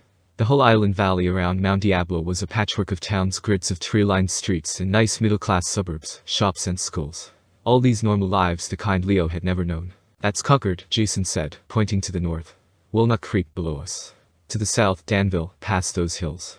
And that way, he pointed west, where a ridge of golden hills held back a layer of fog, like the rim of a bowl. That's the Berkeley Hills. The East Bay. Past that, San Francisco. Jason. Piper touched his arm. You remember something? Yeah, I've been here. Yes, no. He gave her an anguished look. It just seems important. That's Titanland. Coach Hedge nodded toward the west. That's most likely why Pegasi weren't allowed to take us further. We're still at risk. Naruto frowned. But Trapper been to San Francisco before, Naruto said. He blackjack Porky and Gildo took Percy, Annabeth, Thalia and me to Olympus after our battle on Mount Tam. Trust me kid, even a satyr we won't go there unless we have to, Hedge responded. But Jason looked toward the foggy basin with such longing that Leo felt uneasy. Why did Jason seem so connected to that place, a place Hedge said was evil, full of bad magic and old enemies? What if Jason came from here? Everybody kept hinting Jason was an enemy, that his arrival at Camp Half-Blood was a dangerous mistake. No, Leo thought. Ridiculous. Jason was their friend. Leo tried to move his foot, but his heels were now completely embedded in the dirt. Hey, guys, he said. Let's keep moving. The others noticed the problem. Bia is stronger here, Hedge grumbled. He popped his hooves free from his shoes, then handed the shoes to Naruto. Seal in your pack, Uzumaki. They're nice. Sure thing, Naruto said, placing the shoes in his pack. Leo looked at him like he was crazy. Satyrs move better without having to wear fake feet, Naruto said. How do we know where the giant is? Piper asked. Jason pointed toward the peak. Drifting across the summit was a plume of smoke. From the distance, Leo had thought was a cloud, but it wasn't. Something was burning. Smoke equals fire, Jason said. We'd better hurry. The wilderness skull had taken Leo on several forced marches. He thought he was in good shape. The climbing a mountain when the earth was jogging on a flat paper treadmill. In no time, Leo had rolled up the sleeves of his collarless shirt, even though the wind was cold and sharp. He wished Aphrodite had given him walking shorts and some more comfortable shoes, but he was grateful for the Ray-Bans that kept the sun out of his eyes. He slipped his hands into his tool belt and started summoning supplies, gears, a tiny wrench, some strips of bronze. As he walked, he built, not really thinking about it, just fiddling with pieces. By the time they neared the crest of the mountain, Leo was the most fashionably dressed, sweaty, dirty hero ever. His hands were covered in machine grease. The little object Head made was like a wind-up toy, the kind that rattles and walks across a coffee table. He wasn't sure what it could do, but he slipped it into his tool belt. He missed his army coat with all his pockets. Even more than that, he missed Festus. He could have fire-breathing bronze dragon right now. But Leo knew Festus would not be coming back, at least, not in his old form. He patted the picture in his pocket, the crayon drawing Head made at the picnic table under the pecan tree, when he was 5 years old. He remembered Teokalita singing as he worked, and how upset had been when the winds had snatched the picture away. It isn't time yet, little hero, Teokalita had told him. Someday, yes. Yeah, I'll have your quest. You will find your destiny, and your hard journey will finally make sense. Now Aeolus had returned the picture. Leo knew that meant his destiny was getting close, but the journey was as frustrating as this stupid mountain. Every time Leo thought they'd reach the summit, it turned out to be just another ridge with an even higher one behind it. First things first, Leo told himself. Survive today. Figure out crayon drawing of destiny later. Finally, Jason crouched behind a wall of rock. He gestured for the others to do the same. Leo and Piper crawled up next to him. Naruto had to pull Coach Hedge down. I don't want to get my outfit dirty. Hedge complained. We're about to fight a freaking giant. It's going to get dirty no matter what. Naruto argued. If you wanted to keep your suit clean, you should have drove the car back instead of coming to fight with us. Fine, Hedge grumbled as he knelt. Just over the ridge where they were hiding, in the shadow of the mountain's final crest, was a forested depression about the size of a football field, where the giant Enceladus had set up camp. Trees had been cut down to make a towering purple bonfire. The outer rim of the clearing was littered with extra logs and construction equipment and earth mover. A big crane thing with rotating blades at the end like an electric shaver must be a tree harvester, Leo thought, and a long metal column with an axe blade, like a sideways guillotine and hydraulic axe. Why a giant need construction equipment, Leo wasn't sure. He didn't see how the creature in front of him could even fit in the driver's seat. The giant Enceladus was so large, so horrible, Leo didn't want to look at him. But he forced himself to focus on the monster. To start with, he was 30 feet tall, easily as tall as the treetops. Leo was sure the giant cold seen them behind their ridge, but he seemed intent on the weird purple bonfire, circling it and chanting under his breath. From the waist up, the giant appeared humanoid, his muscular chest clad in bronze armor, decorated with flame designs. His arms were completely ripped. Each of his biceps was bigger than Leo. His skin was bronze, but sooty with ash. His face was crudely shaped, like a half-finished clay figure, but his eyes glowed white, and his hair was matted in shaggy dreadlocks down to his shoulders, braided with bones. From the waist down, he was even more terrifying. His legs were scaly green, with claws instead of feet like the forelegs of a dragon. In his hand, Enceladus held a spear the size of a flagpole. Every so often he dipped his tip in the fire, turning the metal molten red. Okay, Coach Hedge whispered. Here's the plan. Leo elbowed him. You're not charging him alone. Oh, come on. Piper choked back a sob. Look, this visible on the other side of the bonfire was a man tied to a post. His head slumped like he was unconscious, so Leo called make out his face, but Piper didn't seem to have any doubts. Dad, she said. Leo swallowed. He wished this were a Tristan McLean movie. Then Piper's dad would be faking unconsciousness. He'd untie his bonds and knock out the giant with some cleverly hidden anti-giant gas. Heroic music would start to play, and Tristan McLean would make his amazing escape, running away in slow motion while the mountainside exploded behind him. But this wasn't a movie. Tristan McLean was half dead and about to be eaten. The only people could stop it 4 fashionably dressed teenage demigods and a megalomaniac goat. "There's 4 of us," Hedge whispered urgently. "And only one of him. He wants to fight me, right?" Naruto asked Piper, who just nodded. "I say we give him what he wants. I go in and fight." "Did you miss the fact he's 30 feet tall?" Leo asked. "I fought bigger monsters than him," Naruto said as he bit his turn to Jason. "What?" Jason asked. "I'm not the leader." "Yes," Piper said. "You are." They'd never really talked about it, but no one disagreed, not even Hedge. Coming this far had been a team effort, but when it came to life and death decisions, it came down to Jason and Naruto. Even if he had no memory, Jason had a kind of balance to him, and like Naruto, you could tell had been in battles before, and he knew how to keep it cool. Leo wasn't exactly the trusting type, but he trusted Jason with his life as well as Naruto. I hate to say it, but Naruto has a point. Enceladus wants to fight Naruto, and we can use that to our advantage to distract him so Piper can't save her dad. Jason turned to Naruto. "But Hedge, Leo and I are going to back you up. You're not going in there alone." "I wasn't going to, but if you want to help, that'd be nice," Naruto said as he bit down enough to cause his thumb to bleed. Leo remembered that human-sized toad Naruto had summoned to stop the forest fire Festus started back in camp, but he didn't think a toad that big would stand a chance. Leo looked at the construction equipment and got a crazy idea. He brought out the little toy head made on the climb, and realized what it could do if he was lucky, which he almost never was. "Let's boogie," he said. "Before I come to my senses. Earthborns are a pain." The plan went wrong almost immediately. Piper scrambled along the ridge, trying to keep her head down, while Naruto walked into the clearing with Leo, Jason and Hedge right behind him. Naruto told them to stay back, but was vague on just how far back.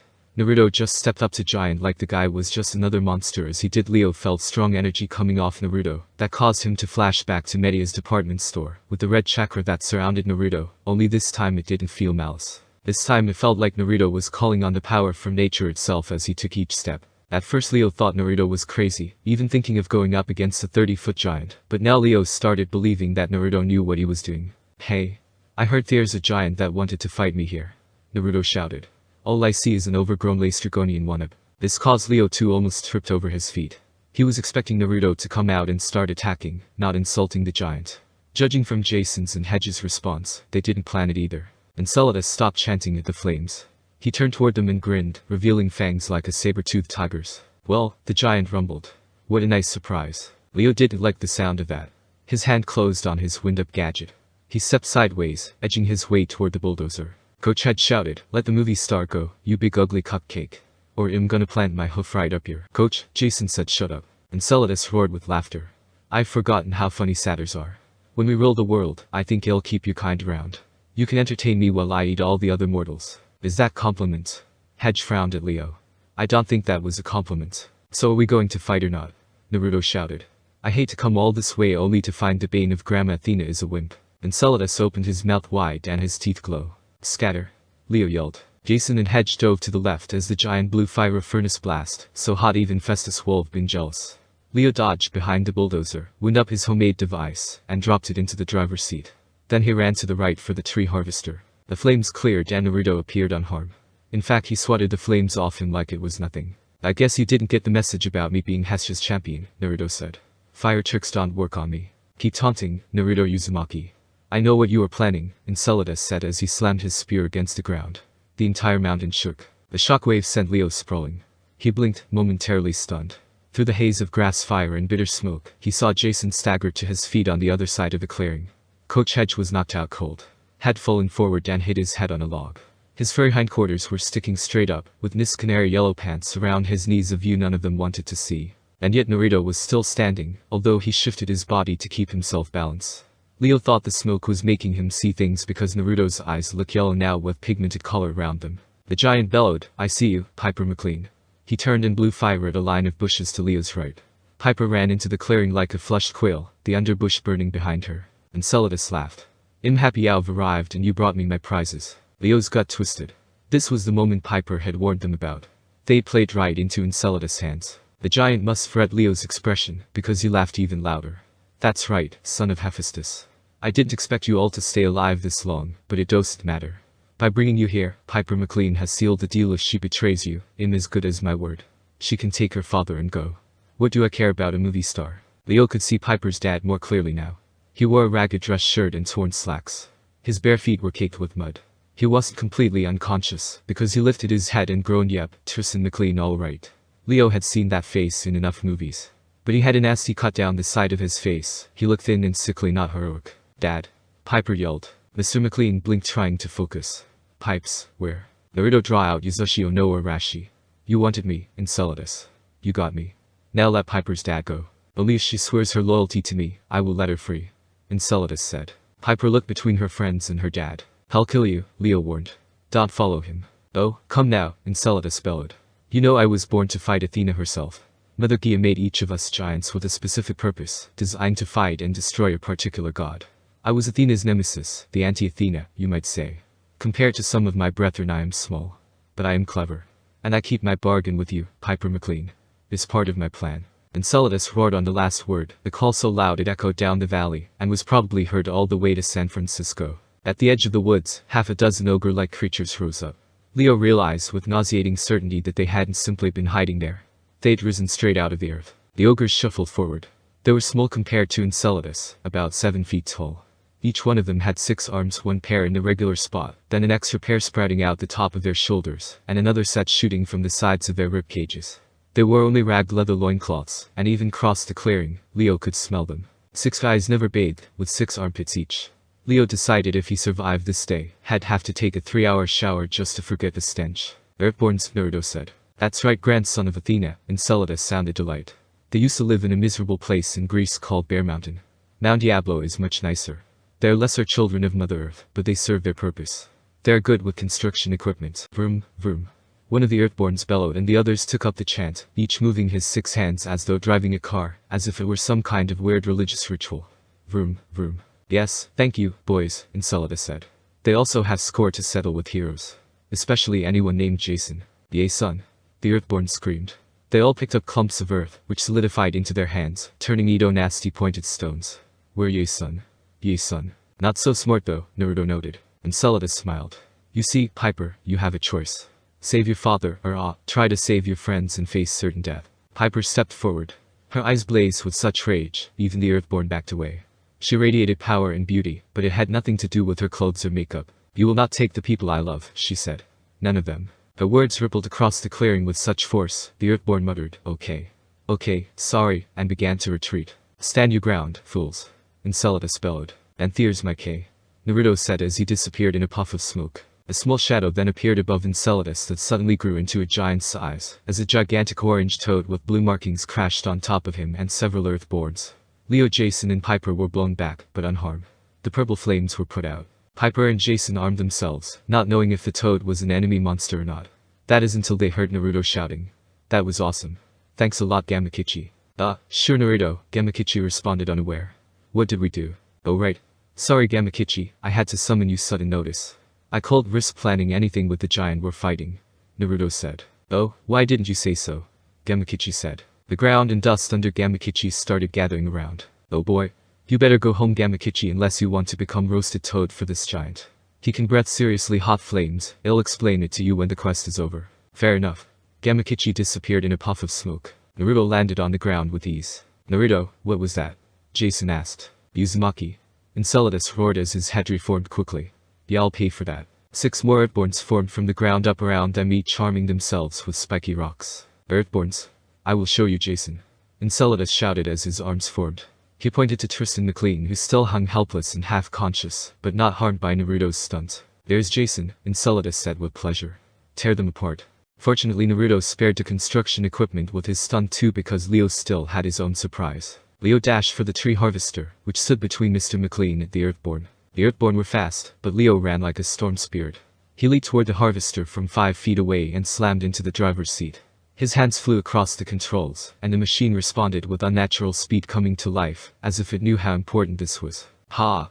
Leo screamed and swung the crane arm into the Earthborn, and spraying sparks everywhere and hitting one other giant, melting both into the earth hopefully to stay for a while. The other 4 ogres stumbled as Leo brought the harvester around.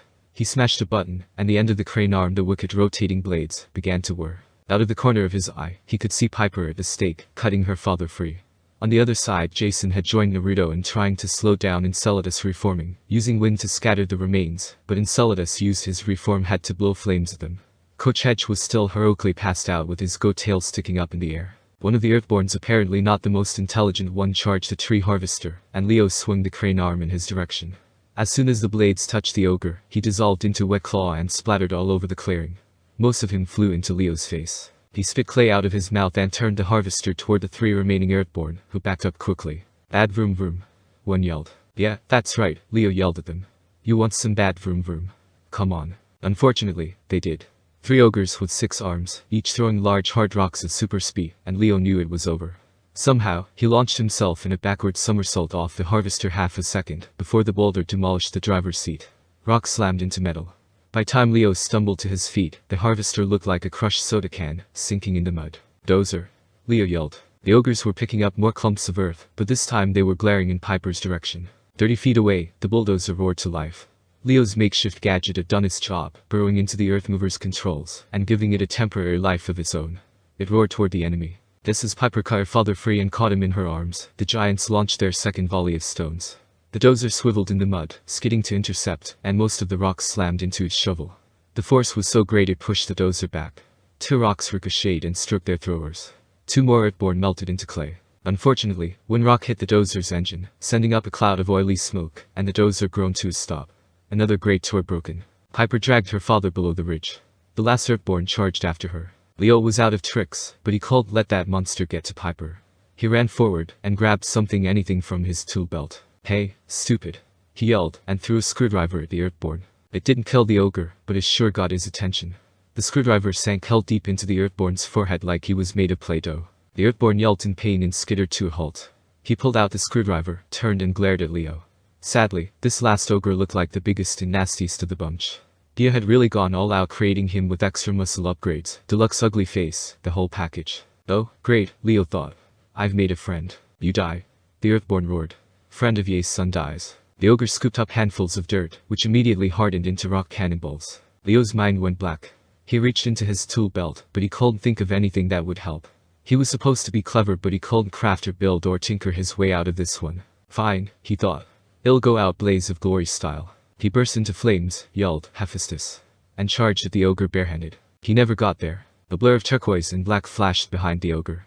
A gleaming bronze blade sliced up one side of the Earthborn and down the other. 6 large arms dropped to the ground, boulders rolling out of their useless hands. The Earthborn looked down, very surprised. He mumbled, arms go bye-bye. Then he melted into the ground. Piper stood there, breathing hard, her dagger covered with clay. Her dad sat at the ridge, dazed and wounded, but still alive. Piper's expression was ferocious, almost crazy, like a cornered animal. Leo was glad she was on his side. Nobody hurts my friends, she said, and with a sudden warm feeling, Leo realized she was talking about him. Then she yelled, come on. We still need Naruto to heal my dad. Leo saw that the battle wasn't over. Naruto and Jason was still fighting Enceladus, and the giant had finished reforming. Naruto couldn't believe the toad's summoning slam down worked. When Enceladus first blew flames at him, Naruto took advantage of the attack to create a shadow clone to take his place, and disappear further back at the last edge. They climbed and flew back up. When the shadow clone disappeared, Naruto got its memories and knew he had to act quick, and performed the summoning jutsu to call on Gamakichi, since he was more understandable than his old man Gamabunta. It had helped. The clone had gathered nature chakra the entire time, and when it disappeared Naruto received the chakra, allowing him to enter sage mode. He didn't expect Enceladus to stay down. After all, even if the doors of death was closed, it takes the combined force of a god and demigod to take a giant down. But he didn't expect Gamakichi to flatten Enceladus into temporary monster dust. After Enceladus ordered the Earthborns to attack Piper's dad, Naruto decided to try and slow down Enceladus' reform by blowing away the dust. Jason caught on and tried to help, but Enceladus still didn't make it easy. He took advantage of his reform had to blow flames at them. Although Naruto knew he could summon Gamatatsu this time as Gamatatsu knew water-style jutsus, he had a feeling Enceladus won't be caught off guard by another summoning like the last time. Although Naruto was immune to fire, like this Naruto wished he knew some water-style jutsus himself. Naruto wanted to warn Jason about not using wind attacks on Enceladus, but he kept his mouth shut. If they were to have any hope to defeat Enceladus, he needs to keep it random, attack first, ask questions later, in other words fight like a genin. Naruto knew what Aeolus and Hermes was talking about with fighting like a genin was a good idea. Chunins and Jonins think things out, strategize when have to and think on their feet when they can't. It comes with the expectations of a squad leader. But genin are the lowest ranking ninjas. They aren't expected to lead missions or take command, so they aren't expected to think their way through situations, and can only be promoted when they start doing so. Naruto had learned a lot since coming to the land of gods, which had helped him move up in ranks. But if he was to take down Enceladus, he has to revert back to the way he was before Athena and Hermes took him to their world. At first Naruto thought it'd be difficult after so many years of having to rely on his brains, but it actually came to him easy, as if he was no longer fighting back the person he truly was without even realizing he was doing so. Sadly, Jason seemed to be struggling more than Naruto in the idea of attack first ask questions later style of a genin. At first he was doing fine, rolling away from attacks, jabbing with his javelin at Enceladus' reforming body. Jason took up the task of distracting Enceladus as Naruto tried to slow down the reforming the best he can. Unlike Naruto, who had drowned out the battle going on with Leo and Piper to stay focused on the battle on hand, Jason could hear the construction equipment grinding, monsters shouting, and rocks smashing metal.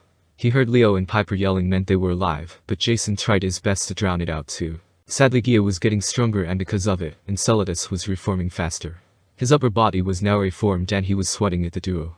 It didn't help that the ground clung to their feet, making them feel like they weighed an extra 100 pounds. "I'm not some minor monster," Enceladus bellowed. "I am a giant, born to destroy the gods. Your little tricks can't kill me." Enceladus summoned his spear to attack. Jason raised his javelin to block the giant's next strike, a big mistake. He managed to deflect the spear, but it grazed his shoulder. Jason backed up, almost tripping over a log. Naruto came from behind with 100 shadow clone next to him, each with a giant Rasengan. Sage Art. Giant Rasengan Barrage. Naruto shouted as they came in with the barrage of giant Rasengans. The giant swiped at the multiple shadow clones, destroying more than half, but more Narutos come at him with a series of giant Rasengans. It did a lot of damage, but Enceladus was regenerating faster, and in no time he was on his feet as he blew flames at the remaining clones. "I know all your tricks, Naruto Uzumaki. Gia has kept me informed of your success," Enceladus said. "You got lucky with that toad summoning, but I promise you, it won't happen again." No, there's still one more trick, Naruto thought. He'd been working on it since he started infusing wind chakra into the giant Rasengan. But he need time to form it, and that he was certain Enceladus wouldn't give him. And even then Naruto still needed God's help. It didn't matter though. Naruto has to do this, he just needed distraction. Unfortunately Jason ended up being that distraction charged at Enceladus, which the giant had anticipation. At the last second, Jason faked to strike and rolled between the giant's legs. He came up quickly, thrusting with all his might, ready to stab the giant in the small of his back, but Enceladus anticipated the trick. He stepped aside with too much speed and agility for a giant, as if the earth were helping him move. He swept his appear sideways, met Jason's javelin and with a snap like a shotgun blast, the golden weapon shattered. Naruto's seen weapons get destroyed and break, but he never seen one exploded like Jason's did. But it sure the heck gave Naruto time he needed. The explosion was hotter than the giant's breath, blinding Jason with golden light. The force knocked him off his feet and squeezed the breath out of him. When he regained his focus, he was sitting at the rim of a crater. Enceladus stood at the other side, staggering and confused.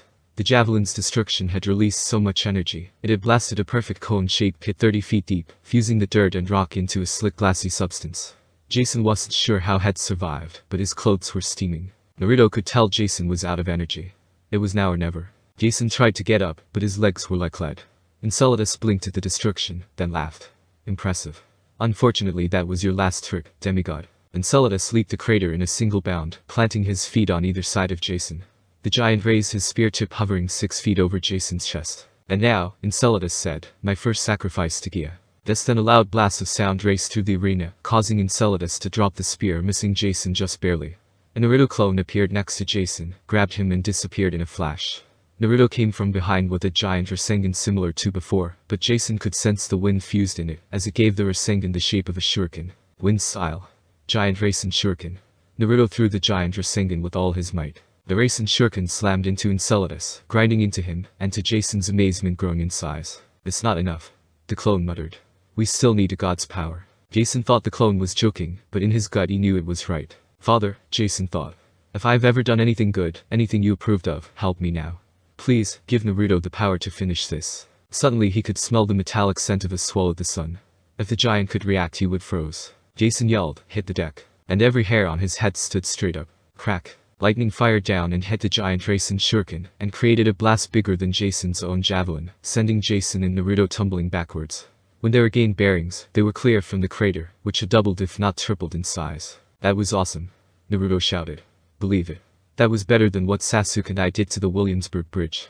We got to do that again in the future." Jason didn't think he can convince Zeus to do that again, but he had to agree, that was pretty cool. "Dang, we missed all the fun," they heard Leo shouted. Leo and Piper showed up carrying some kind of cannon made out of construction equipment. "Hey, cool cannon," Naruto said. "Thanks. I made it to help against Enceladus, but you two already destroyed him," Leo said. "Hey, no problem." I'll seal it up in a scroll, and we can use it to save Hera, Naruto said. Naruto, what was that sound attack earlier? Jason asked. Oh, that was panic, Naruto said. A sort of blessing I got from Uncle Pan before he vanished from this world for good. Long story. Whatever it was, you saved my life with that, Jason said. That's what friends are for, Naruto said. At least Gia seemed to lost interest of this mountain. Jason didn't realize it at first, but Naruto was right. They were no longer sinking into the earth.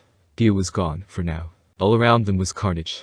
The Earthborn had melted into piles of clay, leaving only their rock missiles and some nasty bits of loincloth. Construction equipment lay in runs. The ground was scarred and blackened. Jason spotted a helicopter, maybe reporters and rescue coming toward them. Coach Hedge, who somehow had stayed unconscious and out of range of the entire battle, started to move. He sat up with a groan and rubbed his head. His canary yellow pants were now the color of John mustard mixed with mud. He blinked and looked around him at the battle scene.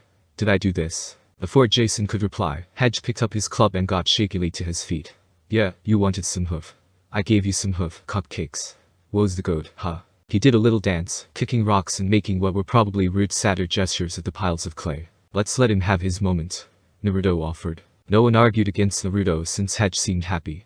Plus, Jason might suppose to be the leader of this quest, but Naruto was still the coach's boss. If Naruto decided not to tell Hedge the truth, who were they to argue? Then a man stood up across the clearing. Tristan McLean staggered forward. His eyes were hollowed, shell-shocked, like someone what just walked through a nuclear wasteland. Piper? He called. His voice cracked. Pipes, what is? He couldn't complete the thought. Piper ran over to him and hugged him tightly, but he almost didn't seem to know her. Oh, that's right, I still need to heal Piper's dad, Naruto said, reaching into his bag and checked it. I hope Aphrodite moved the potion in here when she changed my clothes. Ah, here it is. Naruto pulled out the vial with the remaining 2/3 of the potion. We need to get him off the mountain, Jason said. I can take him to Dr. Chase's house once I heal him, Naruto said. Hopefully Dr. Chase can help him understand about everything and get him the medical care he needs. No one argued against it since it seemed like a good idea. Getting Piper's dad to Dr. Chase's place was harder than they thought. Naruto used his headband as a blindfold on Mr. McLean when they used the Flying Thunder God Jutsu to get him to the driveway of the Chase family house. Naruto thought it might be easier on Mr. McLean's already broken mind if he didn't cold see them teleport. Naruto knocked on the door and this time Mrs. Chase answered. She let them in, seeing for herself Tristan needed help, and they laid Mr. McLean down on the couch. Naruto explained to her what had happened and why they're there. Piper, what there were monsters. It broke Piper's heart to see her dad like this, pushed beyond the breaking point, crying like a little boy.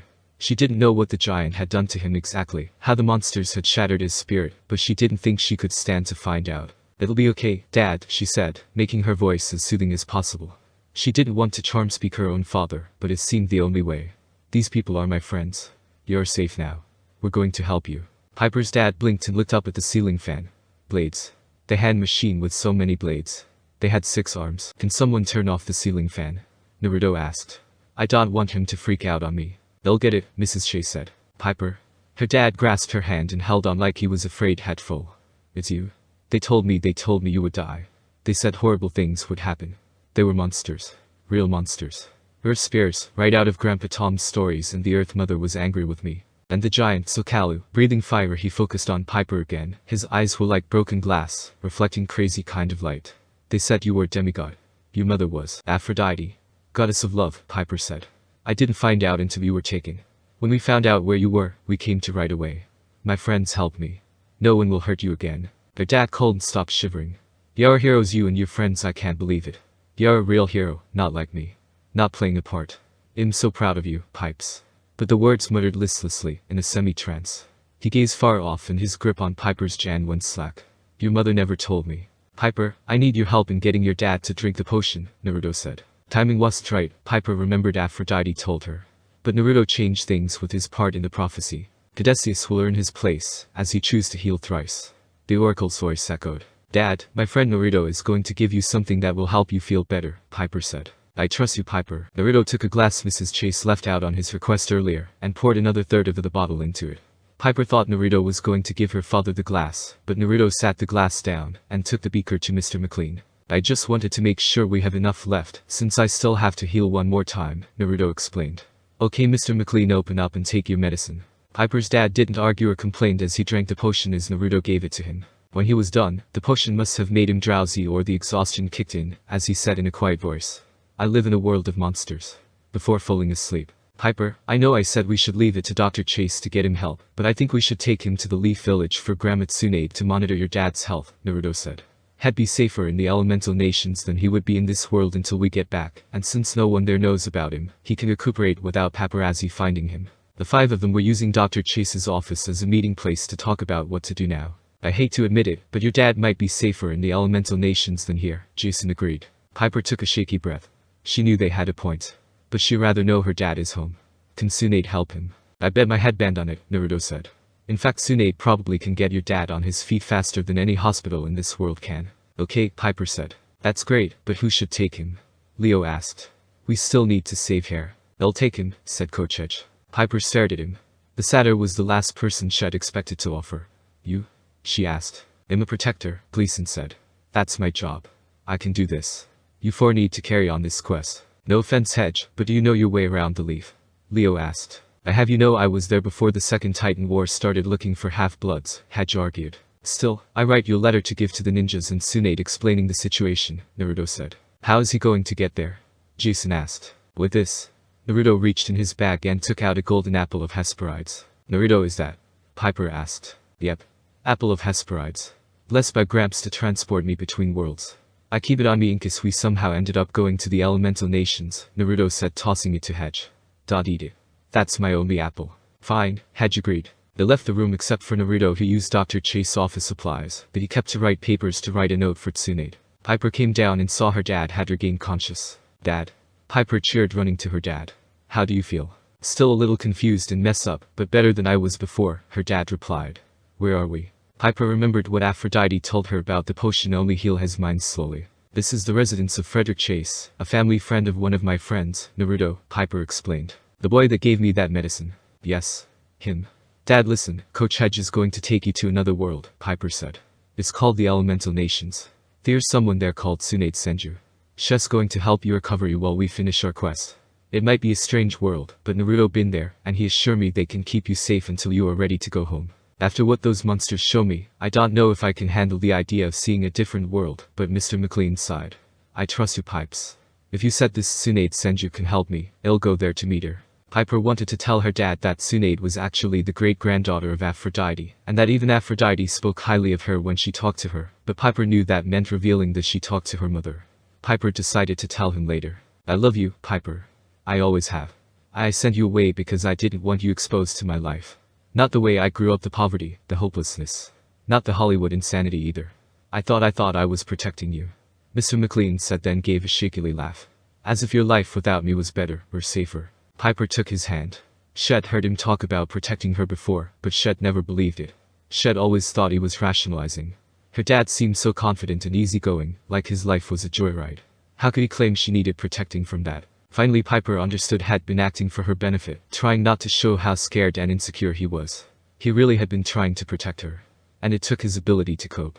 But now, thanks to some potion Naruto stole under Media's nose, he not only got it back, but he might be able to handle the truth. Love you, too, Dad. Naruto and Had showed up. I got the note for the Hokage, Had said. Are we ready to go? Hokage? Tristan asked. One of Tsunade's titles, Piper explained.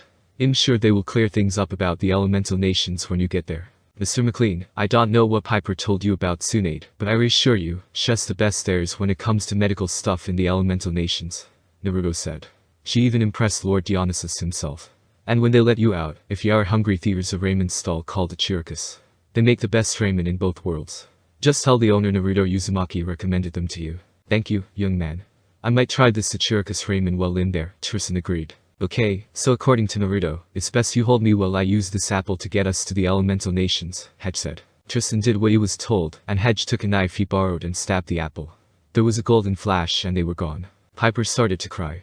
She'd been holding it in too long, and she just couldn't anymore. Before she knew it, Jason was shugging her and Leo and Naruto stood next to her, Leo pulling Kleenex out of his tool belt. Thank you guys, Piper said. She wanted to tell them how much they meant to her. They'd sacrificed everything, maybe even their quest, to help her. She could repay them, could even put her gratitude into words. But her friends' expressions told her they understood. Then Naruto's shadow darkened, and Bianca came tumbling through as though she had just run through something. Bianca. Naruto responded. You were with Thalia, Jason remembered. Naruto. Where are we? Isn't Enceladus defeated?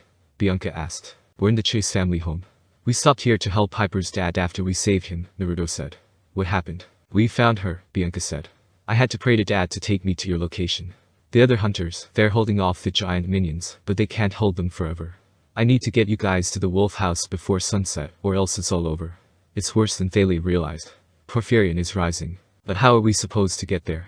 Piper asked. Bianca can shadow travel us there, Naruto said. But where is the wolf house?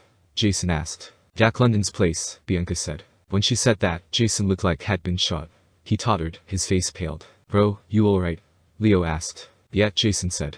I think that's where Thalia and I was at when we were separated. Well, what are we waiting for? Naruto asked. I hope none of you are claustrophobic and scared of the dark, because it's once again time to kick some enemies' butts. Story of Jack London and the Wolf House. Whoa, before we go anywhere, what is this Wolf House place anyways? Leo asked. If I'm going to fight to my death again, I want to know about the place I might die at. We don't have time, Bianca argued. Naruto sighed. Bianca, Leo just fought for his life against 6 armed Earthborns. He deserves some answers. Fine. Bianca huffed. First off, it's an abandoned mansion in the Sanama Valley. A demigod built it. Jack London, Jason continued. Leo called place the name. He an actor. Writer, Piper said. Adventure stuff, right. Call of the Wild. White Fang. Yeah, Jason said. He was a son of Mercury, Hermes. So has an uncle of mine, Naruto said. Cool. Yeah. He was an adventurer, traveled the world. He was even a hobo for a while. Then he made a fortune writing. He bought a big ranch in the country and decided to build this huge mansion, the Wolf House. Named that cause he wrote about wolves. Leo guessed. Partially, Jason said. But the site, and the reason he wrote about wolves, he was dropping hints about his personal experience. There are a lot of holes in his life story, how he was born, who his dad was, why he wandered around, so much stuff you can only explain if you know he was a demigod. So Jack London went to Camp Half-Blood, Leo guess. No, Jason said. He didn't. He said he was son of Mercury. You think he went to that Roman camp Juno took you to, Naruto said. Maybe. I'm only able to remember pieces, Jason admitted. None of it good. The Wolf House is on sacred ground. It's where London started his journey as a child, where he found out he was a demigod. That's why he returned there.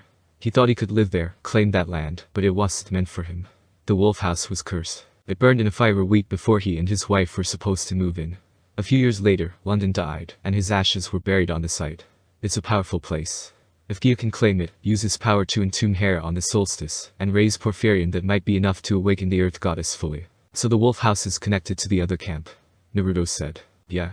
It's where I started my journey, Jason admitted. Well then let's go save this sacred place my uncle felt so connected to then, Naruto said. About time, Bianca said. Let's hurry. Piper, grab onto Bianca, we'll hold onto you, Naruto said. Nobody let go until we reach our destination, Bianca said. I lost many new hunters who made that mistake. Piper held Bianca's shoulder and Jason, Leo and Naruto held onto Piper, and they melted into the shadows. Leo quickly found out what Naruto meant by not being claustrophobia and or have a fear of the dark when they shadow travel, because it involved both. They melted out into a small valley that opened up before them, with the murky shape of a building in the middle. An ice storm was roaring through the valley. Icy wind blew through the place. At the same time, combat seemed to be everywhere. Trees cracked and exploded at the edges of the clearing. Shapes moved through the mist. They arrived 50 yards from the house, and yet the sounds of combat rang across the valley. The snow and mist made it hard to tell for sure, but there seemed to be a circle of fighting all around the Wolf House. Behind them loomed Jack London's dream home, a massive ruin of red and grey stones and rough-hewn timber beams. Leo could imagine how it looked before it burned down, a combination log cabin and castle, like a billionaire lumberjack might build. But in the mist and sleet, the place had a lonely, haunted feel. Leo could totally believe the ruins were cursed. Jason. Bianca. The girl's voice called. Thalia appeared from the fog, her parka caked with snow. Her bow was in her hand, but her quiver empty.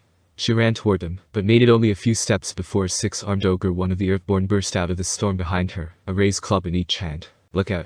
Leo yelled. Naruto took out one of his bracelets and shouted something in ancient Greek, and it expanded to a windmill-like bladed weapon connected to a circle. Bianca took her bow and arrow and took aim, and as Naruto jumped to throw his weapon, Bianca fired. Both the arrow and the weird weapon struck the Earthborn, causing it to melt into mud. Thanks guys, Thalia said. She hugged Jason and Naruto and nodded to Piper. Just in time. I was worried Bianca might not be able to get to you without knowing your location. I prayed to Hades to get me there, Bianca admitted. We were recuperating at the Chase family home after saving Piper's dad, as Enceladus base wasn't far from the city, Naruto said. Coach Hedge took Piper's dad to the Leaf Village, so Grandma Tsunade can monitor his recovery until he can go home. But thinking, Thalia agreed and nodded to Bianca as though to reassure her Bianca did good too. You guys came just in time. The rest of the hunters are holding the perimeter around the mansion, but will be over on any minute. By Earthborns? Jason asked. And wolves like Lycaon's minions. Thalia blew a fleck of ice off her nose. Also storm spirits. But we gave them to Aeolus. Piper protested. He must have set them free after betraying us to Gia, Naruto said. I don't know, Thalia said. But the monsters keep reforming almost as fast as we can kill them. We took the wolf house with no problem. Surprised the guards and sent them straight to Tartarus. But then this freak snowstorm blew in. Wave after wave of monsters started attacking. Now we're surrounded. I don't know who or what is leading the assault, but I think they planned this. It was a trap to kill anyone who tried to rescue Hera. Maybe we can use the monsters reforming to our advantage, Naruto said. Bianca, can you summon fallen hunters in form of Spacti? Naruto, that's genius. Thalia responded. That could help a lot. Bianca nodded. I think I can do it. It'll need someone to cover me as it will drain me. Wait, what are Spacti? Leo asked. Basically they're zombies of Greek mythology. Only they don't go down if you shoot them in the head and are very hard to destroy, Naruto said. Wait, are you telling me there are werewolves and zombies among Greek monsters? Leo asked. What, no vampires? Well, there are Empisi, but they don't like being compared to vampires, Naruto said. And don't get me started with their mismatched body parts. The point is, being daughter of Hades, Bianca can summon and command Spacti, especially if they once were hunters that had fallen in battle. Thalia finished. That could help a lot. So where's Hera? Jason asked. Inside, Thalia said. We tried to free her, but we can't figure out how to break the cage. It's only few minutes until the sun goes down. Hera thinks that's the moment when Porphyrion will be reborn. Plus, most monsters are stronger at night. If we don't free Hera soon, she didn't need to finish the thought. Let's go in the wolf house, Naruto said. Let's see what we can do. They headed into the ruined mansion. Jason stepped over the threshold and immediately collapsed. Hey. Leo caught him. None of that, man. What's wrong? This place, Jason shook his head. Sorry, it came rushing back to me. So you have been here, Piper said. We both have, Thalia said. Her expression was grim, like she was reliving someone's death. This is where my mom took us when Jason was a child. She left him here, told me he was dead. He just disappeared. She gave me to the wolves, Jason murmured. At Hera's insistence. She gave me to Lupa. That part I didn't know. Thalia frowned. Who is Lupa? I remember her. Back when Chiron taught Latin when Percy Grover and I were students at Yancey, Naruto said. She raised the founders of Rome. Romulus and Remus. An explosion shook the building. Just outside, a blue mushroom cloud billowed up, raining snowflakes and ice like a nuclear blast made of cold instead of heat. We need to go, Naruto said. Where is Hera? Once inside, Jason seemed to get his bearings. The house was built in a giant U, and Jason led them between the two wings to an outside courtyard with an empty reflecting pool. At the bottom of the pool, just as Jason had described from his dream, two spires of rock and root tendrils cracked through the foundation. One of the spires was much bigger, a solid dark mass about 20 feet high, and to Leo, it looked like a stone body bag. Underneath the mass of fused tendrils he could make out the shape of a head, wide shoulders, a massive chest and arms, like the creature was stuck waist deep in the earth. No, not stuck rising. On the opposite end of the pool, the other spire was smaller and more loosely woven. Each tendril was as thick as a telephone pole, with so little space between them that Leo doubted he could have gotten his arm through. Still, he could see inside. And in the center of the cage stood Tia Kalida. She looked exactly like Leo remembered, dark hair covered with a shawl, the black dress of a widow, a wrinkled face with glinting, scary eyes. She didn't glow or radiate any sort of power. She looked like a regular mortal woman, his good old psychotic babysitter. Leo and Naruto both dropped into the pool and approached the cage. Holla Tia. Little bit of trouble. She crossed her arms and sighed in exasperation. Don't inspect me like I'm one of your machines, Leo Valdez. Get me out of here. I see your attitude hasn't changed since last summer, Naruto responded. Thalia stepped next to Naruto and looked at the cage with disdain. Maybe she was looking at the goddess. We tried everything we could think of, but maybe my heart wasn't in it. If it was up to me, I'd just leave her in there. Oh, Thalia Grace, the goddess said.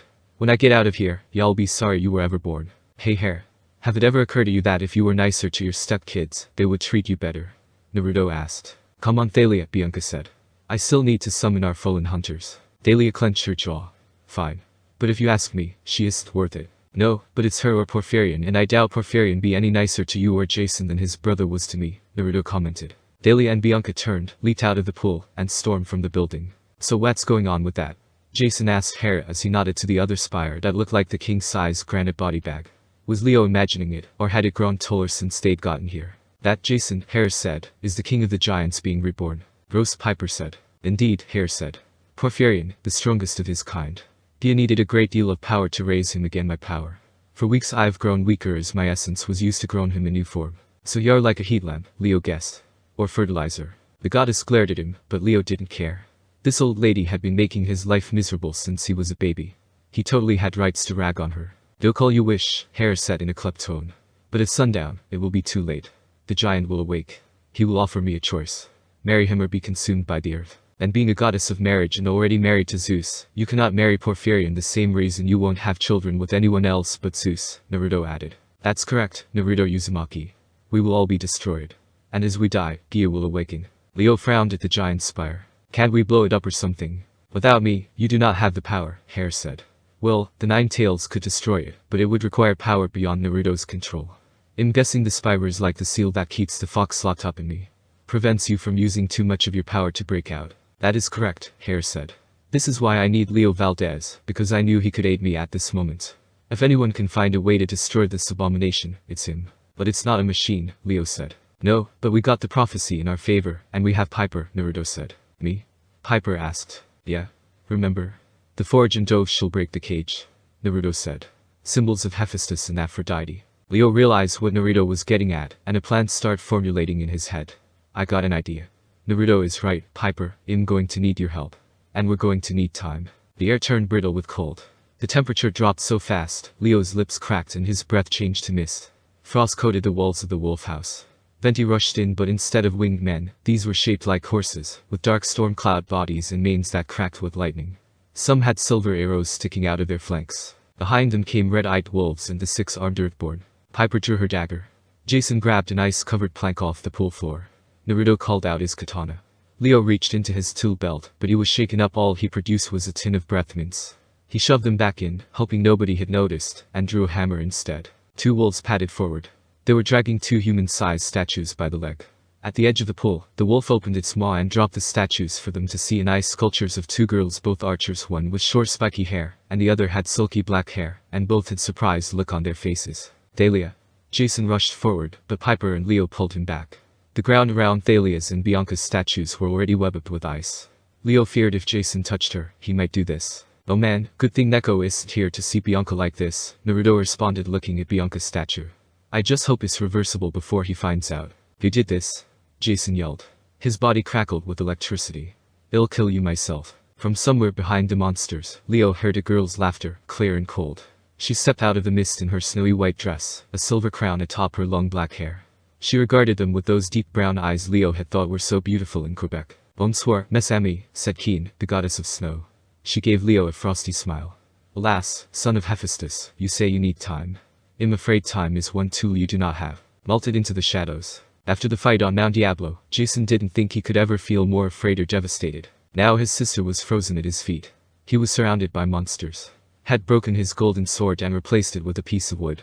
He had approximately 5 minutes until the king of the giants busted out and destroyed them. Jason had already pulled his biggest ace, calling down Zeus lightning onto Naruto's giant Rasen Shuriken, and he doubted he'd have the strength or the cooperation from above to do it again. Which meant his only assets were one whiny imprisoned goddess, one sort of girlfriends with a dagger, Leo who thought he could defeat the armies of darkness with breath mints, and Naruto who seemed more concerned about some kid named Neko, finding out Bianca might be frozen for good, although Jason hoped the frozen ice statue was reversible too. On the top of all this, Jason's worst memories were flooding back. He knew for certain had done many dangerous things in his life, but had never been closer to death than he was right now. The enemy was beautiful. Keen smiled, her dark eyes glittering, as a dagger of ice grew in her hand. "What have you done?" Jason demanded. "Oh, so many things," the snow goddess purred. "Your sister's not dead, if that's what you mean, nor is the daughter of Hades. They, along with the rest of the hunters, will make fine toys for our wolves. I thought we'd defrost them one at a time and hunt them down for amusement.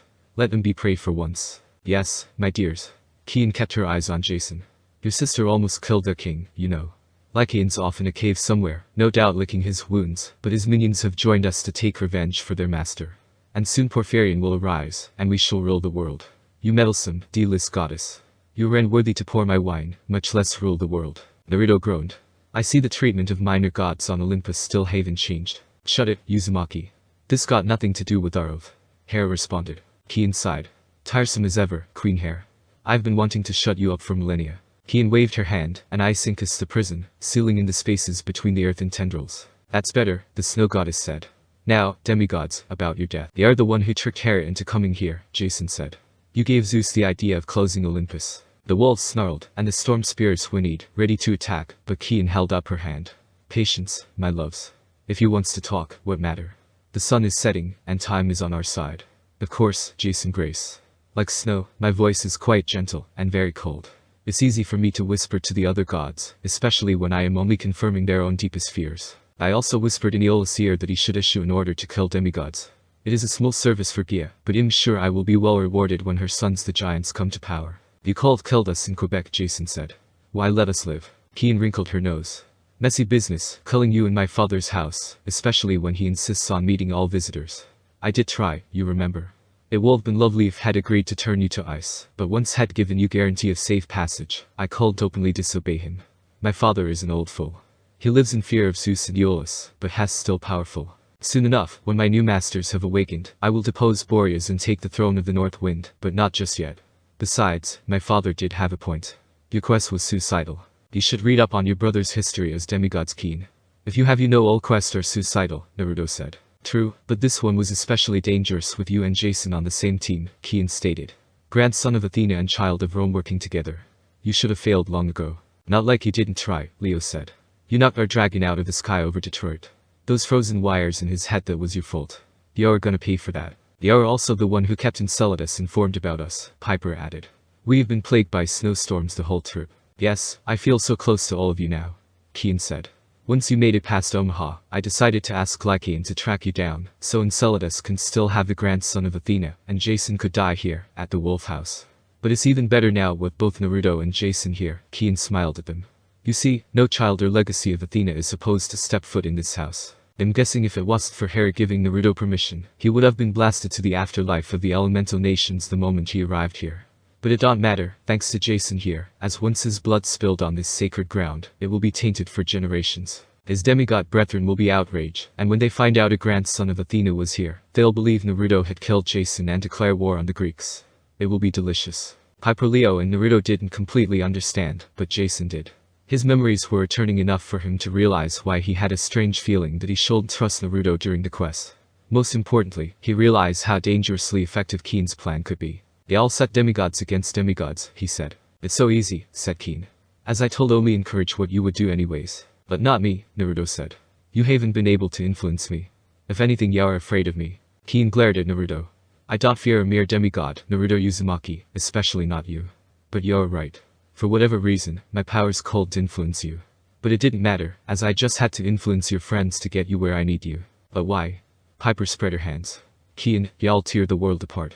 The giants will destroy everything. You don't want that. Call off your monsters. Kian hesitated, then laughed. Your persuasive powers are improving, girl. But I am a goddess. You can't speak me. We wine gods are creatures of chaos. I'll overthrow Aeolus and let the storms run free. If we destroy the mortal world, all the better. They never honored me, even in Greek times. Humans and their talk of global warming. I'll cool them down quickly enough. When we retake the ancient places, I will cover the Acropolis in snow. The ancient places. Leo's eyes widened. That's what Enceladus meant about destroying the roots of the gods. He meant Greece. You could join me, son of Hephaestus, Kian said. I know you find me beautiful. It would be enough for my plan for these other three to die. Reject that ridiculous destiny the fates have given you. Live and be my champion, instead. Your skills would be quite useful. Leo looked stunned.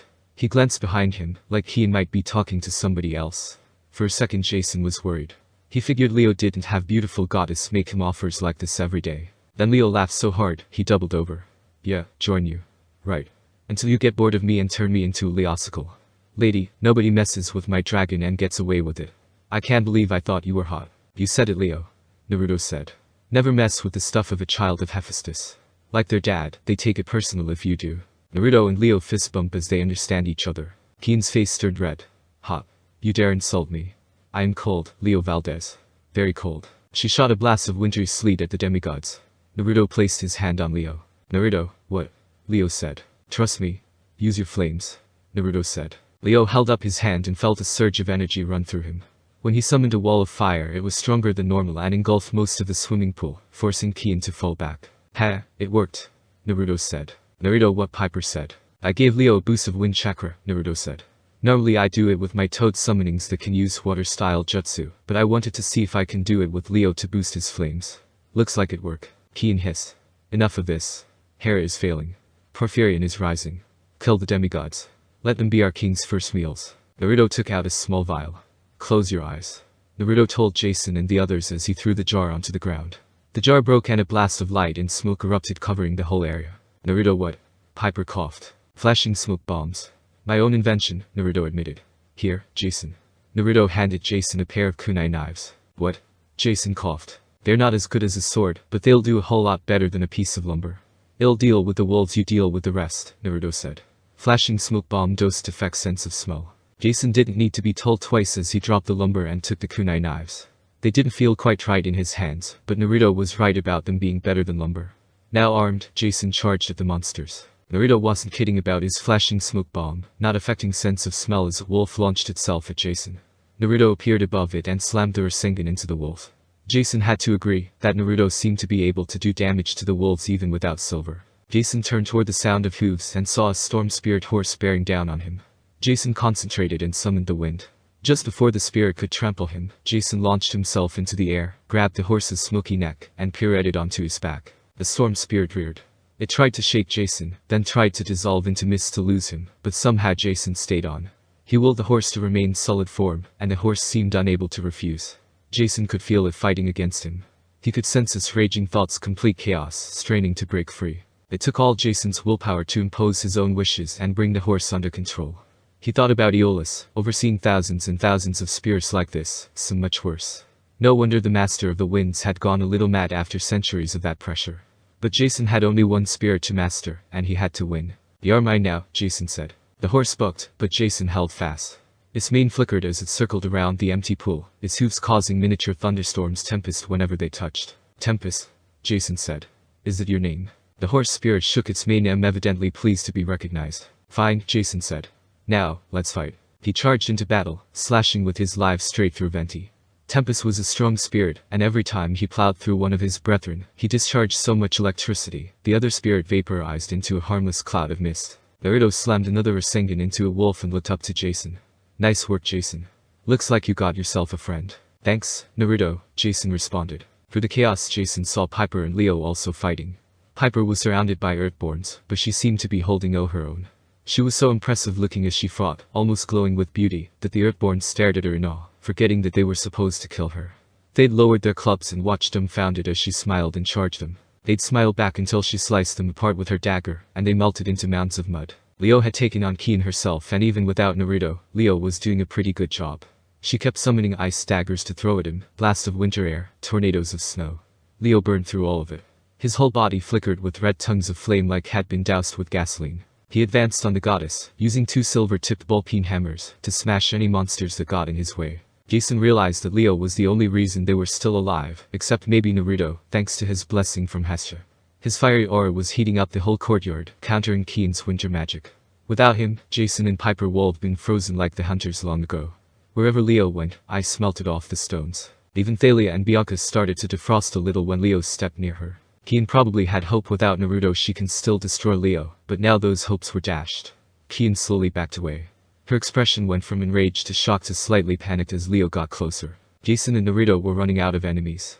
Wolves lay in pain across the yard from Naruto's attacks. Some slunk into the ruins, yelping from their wounds. Piper stabbed the last Earthborn, who toppled to the ground in a pile of sludge. Jason rode Tempest through the last Ventus, breaking it into vapor. Then he saw Leo bearing down on the goddess of snow. "They are too late," Kiin snarled. "Has awake. And don't think y'all have won anything here, demigods. Hera's plan will never work. Y'all be at each other's throats before you can ever stop us. If there's such a thing as peace, I will find it. I won't give up." Naruto said as he stepped up. "I promise you this, Kiin, I won't let what you say come to be, and I never go back on my word. That's my ninja way." Naruto nodded at Leo, who set his hammers ablaze and threw them at the goddess, but she turned into snow, a white powdery image of herself. Leo's hammers slammed into the snow woman, breaking it into a steaming mound of mush. Piper was breathing hard, but she smiled up at Jason. "Nice horse." Tempest reared on his hind legs, arcing electricity across with his hooves. A complete show-off. Then Jason heard cracking sound behind him. The melting ice on Hera's cage sloughed off in a curtain of slush, and the goddess called, "Oh, don't mind me. Just the queen of the heavens dying over here." "And yet still loud and demanding," Naruto said. "I heard that, Uzumaki. Hurry up and free me," Hera shouted. Jason dismounted and told Tempest to stay put. The 4 demigods jumped into the pool and ran to the spire. As much as Jason disliked Hera, what he saw inside the cage alarmed him. Not only was Hera sinking, the ground was rising around her like water in a tank. Liquid rock had already covered her shins. The giant wakes. Hera warned. You only have seconds. On it, Leo said. Piper, I need your help. Talk to the cage. What? She said. Talk to it. Use everything you've got. Convince Gia to sleep. Lull her into daze. Just slow her down, try to get the tendrils to loosen while right? Piper cleared her throat. Wait. Naruto responded. Leo, you think you can summon your plugs or cotton you and Jason can use to plug your ears up? Oh, good idea, Leo responded. Jason realized what Naruto was getting at and agreed with Leo. After all, unlike Naruto, neither of them are immune to Piper's power. Leo reached in his tool belt and pulled out cotton balls. He handed Jason two and they both stuffed it in their ears. Jason called Hera thing and gave Naruto a thumbs up as did Leo. Naruto said something to Piper, and she nodded and started speaking to the cage. Whatever Piper was saying, Jason could tell it seemed to have some effect on the cage. The mud was rising more slowly. The tendrils seemed to soften just a little, becoming more like tree root than rock. Leo pulled a circular saw out of his tool belt. How it fit in there, Jason had no idea. Then Leo looked at the cord in frustration. Jason guessed it needed to plug in. The spirit horse Tempest jumped into the pit and trotted over to Leo, as though knowing Jason wouldn't be able to hear him. Leo looked confused, but Naruto got the message. He took the plug and held it up. A breeze whisked into the horse's flank. Lightning sparked, connecting with the prongs of the plug, and the circular saw whirred to life. Leo grinned and gave them the thumbs up. But their good mood didn't last long. On the other side of the pool, the giant spire crumbled with a sound like a tree snapping in half. Its outer sheath of tendrils exploded from the top down, raining stone and wood shards, as the giant stood himself free and climbed out of the earth. Jason hadn't thought anything could be scarier than Enceladus. He was wrong. Porphyrion was even taller, and even more ripped. He didn't radiate heat, or show any signs of breathing fire, but there was something more terrible about him, a kind of strength, even magnetism, as if the giant were so huge and dense he had his own gravitational field. Like Enceladus, the giant king was humanoid from the waist up, clad in bronze armor from the waist down. He had scaly dragon's legs, but his skin was the color of lima beans. His hair was green as summer leaves, braided in long locks and decorated with weapons, daggers, axes, and full-size swords, some of them bent and bloody, maybe trophies taken from demigods eons before. When the giant opened his eyes, they were blank white, like polished marble. He took a deep breath. Alive. He bellowed so loud even the cotton balls in Jason's ears could fully drown it out. Praise Gia. Jason made a heroic little whimpering sound. He hoped Piper and Naruto could hear. He was sure Leo could if he still had cotton wads in his ears. He was very sure no demigod could solo this guy. Porphyrion could lift mountains. He could crush Jason with one finger. Naruto tapped Jason's shoulder. Jason turned to see Naruto tap Leo's shoulder and gestured to remove something from one ear. Getting the idea, Jason and Leo removed a cotton ball from one ear each. Leo, you and Piper keep working on the cage and free Hera, Naruto said. Remember, we free her, she releases death. Jason remembered the line of the prophecy, and understood what Naruto meant as well as their conversation on the way here. They free Hera, they might be able to release death on their enemies. They might be able to defeat Porphyrion. Jason, you and I will team up against Porphyrion, like we did against Enceladus, Naruto said. We don't have to beat him, we just have to distract him until Hera is free. Then we go full power on him. You can't be serious, Piper responded. We don't have a choice now. Jason and I either fight or Hera is taken by the earth, Naruto said. Jason wasn't sure he liked the idea, but he knew Naruto had a point. They didn't have much of a choice. Keep cotton balls in your ears so Piper can't charm you, Naruto told Leo. Leo nodded as he put the cotton ball in his ear. Jason took out the cotton balls, since it seemed to be pointless to have them now. Excellent. The giant roared as Jason and Naruto approached. An appetizer. Who are you two? Hermes. Ares. Jason thought about going with that idea, but Naruto went ahead and answered. My name is Naruto Uzumaki. Grandson of Athena and Hermes and champion of Hestia. Jason wished he could remember any success, but the fear of Porphyrion made it hard for him to try to recollect the memories he got back at the moment. So Jason just answered him, Jason Grace, son of Jupiter. Those eyes bored into the two. Behind them, Leo's circular salt word, and Piper talked to the cage in soothing tones, trying to keep the fear out of her voice. Porphyrion threw back his head and laughed. Outstanding. He looked up at the cloudy night sky. So, Zeus, you sacrificed a son to me along with a goofy-looking demigod to match. The gesture is appreciated, but it will not save you. The sky didn't rumble. No help from above. Jason and Naruto were on their own. Jason gripped the kunai knives Naruto had given him, but they might as well be useless against the giant. Naruto frowned. Hey. I have you know I defeated the mighty Kraken and the feared camp. I single-handedly stole the apple of Hesperides under Ladon's 100 snouts without a single scratch, and sent the Manticore straight to Tartarus. Even the Titan of Light Hyperion couldn't take me down. Naruto shouted. I hope you enjoy your 2.5 minutes of rebirth, because I'm going to make sure you go back to your daddy the hard way. Believe it. I'm Naruto Uzumaki, and I'm going to be Hokage one day. Not some sacrifice for a stupid-looking giant. As Naruto said those words, Jason felt a surge of confidence. Not only did he believe Naruto's every word, but he felt the same as him. He just wished Naruto didn't insult Porphyrion in the as they were facing him. The giant's eyes narrowed. He planted one foot outside the pool and crouched to get a better look at his opponent. So, we'll start by boosting, will we? Just like the old times. Very well, demigod. I'm Porphyrion, king of the giants, son of Gaia. In the olden times, I rose from Tartarus, the abyss of my father, to challenge the gods. To start the war, I stole Zeus' queen. He grinned at the goddess cage. Hello, Hera. My husband destroyed you once, monster. Hera said. He'll do it again. But he didn't, my dear. Zeus wasn't powerful enough to kill me. He had to rely on a puny demigod to help. Hercules, Naruto said with a chuckle. Oh, this just gets better. Jason got the feeling Naruto wasn't talking about Porphyrion when he said that. Then again, from what Naruto told him of his accomplishments, he already proven to be better than the greatest demigod of ancient times. Jason decided not to bring it up though, since Porphyrion doesn't seem aware Naruto's reputation. And even then, we almost won, Porphyrion continued. This time, we will complete what we started. Gaia is waking. She has provisioned us with many fine servants.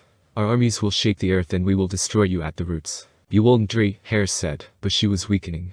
Jason could hear it in her voice. Piper kept whispering to the cage, and Leo kept sawing, but the earth was still rising inside Hera's prison, covering her up to her waist. Oh, yes, the giant said. The Titans sought to attack your new home in New York. Bold, but ineffective. Gaia is wiser and more patient. And we, her greatest children, are much, much stronger than Kronos. We know how to kill you Olympians once and for all. You must be dug up completely like rotten trees, your eldest roots torn out and burned. The giant frowned at Piper and Leo, as if had noticed them working on the cage. Jason stepped forward and yelled to get back Porphyrion's attention. He said Hercules defeated you back when he was a demigod, he shouted. How? Ha! You think I would explain it to you? Zeus struck Porphyrion with a thunderbolt, while Hercules fired one of Apollo's arrows at him. Naruto replied. Funny, for king of the giants, Hercules didn't have to use his strength to help Zeus take this guy down. I was created to be Zeus' replacement, born to destroy the Lord of the Sky. I shall take his throne. I shall take his wife. News flash. Hera is goddess of marriage. It don't matter who kidnaps her or how many times she's kidnapped. By her own domain, she is bound to be faithful only to the one she married, Naruto said. Then the earth will consume her life force. Porphyrion responded. What you see before you, children, is only my weakened form. I will grow stronger by the hour, until I am invincible. But I am already quite capable of smashing you two into a grease spot. He rose to his full height and held out his hand. A 20-foot spear shot from the earth. He grasped it, then stomped the ground with his dragon's feet. The ruins shook. All around the courtyard, monsters started to regather, storm spirits, wolves, and earthborn, all answering the giant king's call. Great, Leo muttered. We needed more enemies. Hurry, Hera said. Go to sleep, Cage, Piper said. Nice, sleepy Cage. Yes, I'm talking to a bunch of earthen tendrils. This isn't weird at all. Porphyrion raked his spear across the top of the ruins, destroying a chimney and spraying wood and stone across the courtyard. So, child of Zeus. I have finished my boasting and so has your friend. Now, it's your turn. What were you saying about destroying me? Jason heard Naruto popping a bone in his neck as orange pigmentation surrounded his eyes. Okay, but only because you asked. I was talking to the son of Zeus, Porphyrion said. You already boasted. I never said I was done yet. You see, I left out one other thing, Naruto said as he opened his eyes, revealing yellow irises and pupils slit like a toad. I'm also blessed by the Lord of the Wild himself, the great god Pan. Then Naruto made a hand sign and took a deep breath. Sage-style panic. Naruto released a loud burst of sound that was louder than back at Mount Diablo. The monsters around them scattered and run, trampling over each other as they tried to get away from the ruins.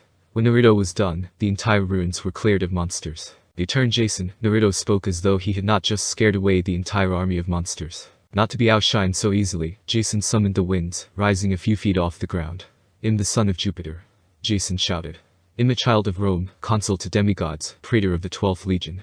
Jason didn't know quite what he was saying, but he rattled off the words like had said them many times before. He held out his arms, showing the tattoo of the eagle and SPQR, and to his surprise, the giant seemed to recognize it. Porphyrion was shocked by Naruto's panic attack, but now he was uneasy. I slew the Trojan sea monster, Jason continued.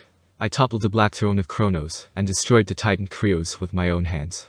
And now, along with Naruto, we're going to destroy you, Porphyrio, and feed you to your own wolves. Jason launched himself at the giant, determined to tear him apart. Naruto summoned his wings and used Jason's wind to take flight to join in. With each kunai knife in his hands, Jason landed on the giant's reptilian knee, digging the kunais into the height, and continued using the kunai to stab the giant as he climbed up the giant's arm, as Porphyrion roared in pain. "You dare?" the giant bellowed. Naruto landed on a nearby pillar and stood on it sideways as he made the hand signs. Fire style. Fireball jutsu. Naruto took a deep breath and blew flames at the giant's head, making sure not to hit Jason. Jason reached the shoulders, staying just below the flames as he ripped his sword out of the giant's weapon-filled braids. He yelled, "For Rome," and drove the sword into the giant's ear. Lightning streaked out of the sky and blasted the sword, throwing Jason free. He rolled when he hit the ground. When he looked up, the giant was staggering. His hair was on fire, and the side of his face was blackened from lightning. The sword had splintered in his ear. Golden ichor ran down his jaw. Naruto's two kunais laid on the floor as though the blast threw them off the giant, which is more than what can be said about the other weapons, as they were sparking and smoldering with his braids. Jason learned later the kunais had a special metal mixed into it only found in the elemental nations, that makes it easier for Naruto to apply wind chakra to them as well as electricity, so Jason figured that might have saved those kunai knives. The giant raised his appear and it began to glow. "You want to play with lightning and fire, boys. You forget I am the bane of Zeus. I was created to destroy him, which means I know what will kill one of you." Then Naruto jumped above Porphyrion with that giant Rasen Shuriken. Wine style. Giant Rasen Shuriken. Naruto threw the giant Rasen Shuriken, but instead of hitting Porphyrion directly, it hit the flames rising from his hair. The Rasen Shuriken grew as the flames fused themselves into the spiraling winds and chakra. Porphyrion roared in pain as the flaming Rasen Shuriken grind into him. "Got it," Leo yelled. "Sleep," Piper said. The stone and wood cage crumbled, and Leo sawed through the base of the thickest tendril, and apparently cut off the cage connection to Gia. The tendrils turned to dust. The mud around her disintegrated. "Hera now?" Naruto shouted as the goddess grew in size, glowing with power. Hera threw off her black robes to reveal a white gown, her arms bedecked with golden jewelry. Her face was both terrible and beautiful, and the golden crown glowed in her long black hair. As she glowed brighter, she shouted, "Cover your eyes, my heroes." Naruto pulled back to cover his eyes, ending his jutsu, not noticing that Porphyrion hit the ground with his spear. Jason wasn't as lucky, too much in shock at the moment. He understood too late. He watched as Hera turned into a supernova, exploding in a ring of force that vaporized any monsters in the valley instantly. Jason fell, light searing into his mind, and his last thought was his body was burning. "I don't get it," Naruto said as Piper called on Jason's name as she held him, though she had almost lost hope. Had been unconscious for 2 minutes now. His body was steaming, his eyes rolled back in head. They couldn't even tell if he was even breathing. "It's no use, child." Hera stood over them in her simple black robes and shone. Of course Naruto didn't see Hera's true form, but the after effects were visible. Every vestige of winter was gone from the valley. No signs of battle, either. The monsters had been vaporized. The ruins had been restored to what they were before, still ruins, but with no evidence that they'd been overrun by a horde of wolves, storm spirits, and 6 armed ogres. Even the hunters had been revived. Most waited respectful distance in the meadow, but Bianca stood by as Thalia knelt by Piper's side, her hand on Jason's forehead. Thalia glared up at the goddess. "This is your fault. Do something. Do not address me that way, girl. I am the queen. Fix him." Hera's eyes flickered with power. "I did warn him. I would never intentionally hurt the boy. He was to be my champion. I told them to close their eyes before I revealed my true form. But that's what I don't get," Naruto responded. "In the stories, whenever a mortal sees a god's true form, they vaporize to dust. That's what happened to Dionysus' mother when Zeus revealed his true form to her. How come Jason isn't vaporized?" "I cannot explain the fates doing any more than you can, Naruto Uzumaki," Hera said. "Maybe." Bianca kneeled down and studied Jason like he was something interesting. She closed her eyes and concentrated. Her eyes shot open in surprise. "Has alive." "Impossible," Hera said. "Bianca is daughter of Hades," Naruto reminded Hera. "You really going to question your niece on this?" "Naruto, the potion," Piper responded. "Oh right." Naruto responded, taking out the vial with the remaining potion, which he had poured back into for safekeepings back at the Chase family house. Time to heal for the third and final time. Naruto knelt down as Piper propped Jason's head and opened his mouth. Naruto poured the remaining potion into Jason's mouth. It only took a minute for the potion to kick in, and Jason gasped. His eyes flew open. For a moment they were full of light, glowing pure gold. Then the light faded and his eyes were normal again. What happened?" "Impossible," Hera said. "Theseus would earn his place, as he chose to heal thrice." Naruto cited the oracle's words, and held his hand with one finger up. "I used this potion to heal Piper when she had hypothermia." Naruto rose a second finger, healed Piper's dad. "After we saved him from Enceladus." Naruto raised a third finger, "and now I healed Jason." "I believe you said it yourself, Hera. You cannot explain the fates any more than I can." Hera looked like she wanted to smite Naruto for using her words against her. But she sighed. "Very well, Naruto Uzumaki. It seems you are destined to be Hermes' hero in this war after all. So what of that Porphyrion guy? Leo asked. Did he melt it and die or something? No, Hera responded. Unfortunately he used the time when Naruto ended his attack in my true form to retreat it. But he was indeed injured by that last attack, and retreated to heal his wounds. And by saving me, and saving this place, you prevented Gia from waking, and bought us some time. Dang. I was hoping we sent him back to his dad the hard way, Naruto complained. Where did he go? Jason asked. I'm guessing Hess on his way to Greece, Naruto said. He did say something about pulling Olympus at its roots, and Greece's original home of Olympus. I need to find Annabeth, Thalia said. No offense to you, Naruto, but she might have a better idea to what happened here. None taken, Naruto said. Thalia, Jason gripped her hand. We never got to talk about this place, or, I know. Her expression softened. I lost you here once. I don't want to leave you again. But we'll meet soon. It'll rend of us with you back at Camp Half-Blood. She glanced at Hera. Y'all see them there safely. It's the least you can do. It's not your place to tell me what to do, Hera snapped then sigh. But yes. Just off with you, Hunter. Thalia gave Jason a hug and said her goodbyes as did Bianca. Don't tell Neko what happened to me here, Bianca told Naruto. Like him that dumb to say something to make your brother mad at me, Naruto said. There's still times I have a hard time believing Hess the same kid back at the casino hotel. The fatal flaw of holding grudges children of Hades have tend to do that to us. I was just fortunate to join the hunters before I gone down the same path, Bianca said. That's why if anyone should tell Neko what happened to me here is me. Thalia handed something to Piper. You ever decided to be a hunter, call me. We could use you. When the hunters were gone, the courtyard seemed strangely quiet. The dry reflecting pool showed no sign of the earthen tendrils that had brought back the giant king or imprisoned Hera. The night sky was clear and starry that Naruto could see Zo's constellation in the distance. Nice to know you're still looking after the hunters, Zo, Naruto thought. So should I be worried about any after curses or something as punishment for stepping into this place? According to Keen, children and legacy of Athena aren't supposed to be here. No, Naruto. Although children of Athena aren't welcome here, I allowed it because I knew you were needed, Hera said. But I would advise after you return to camp you don't come to this place for the time being. But what happened to Jason while he was here?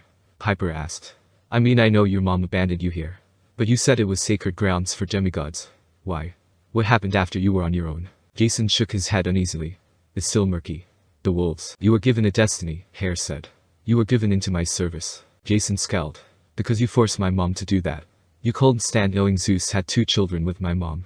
Knowing that had fallen for her twice when Zeus wasn't supposed to have demigod children. I was the price you demanded for leaving the rest of my family alone. It was the right choice for you as well, Jason, Hera insisted. The second time, your mother managed to snare Zeus' affections, it was because she imagined him in a different aspect, the aspect of Jupiter. Never before, not even before the oath of the big 3 had this happened. 2 children, Greek and Roman, born into the same family. You had to be separated from Thalia. This is where all demigods of your kind start their journey. Romans, Naruto said. So this place is tied to the Roman camp. Yeah, Jason said. Demigods are left here. We meet the she-wolf goddess Lupa, the same immortal wolf that raised Romulus and Remus. Hera nodded.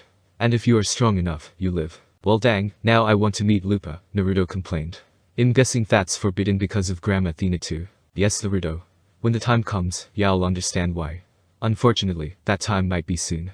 But after the loyalties you've shown working with Jason, I now know you can take on the challenge, but I don't know about the other one. Hera said. Is the other one? Naruto asked. If we share the same destiny, I can help them out. I cannot tell you. You must find out on your own. Hera said. Same with the camp's location, Jason said. I can remember everything but its location. That's right, Hera said. That is part of your destiny as well, Jason. You must find your way back.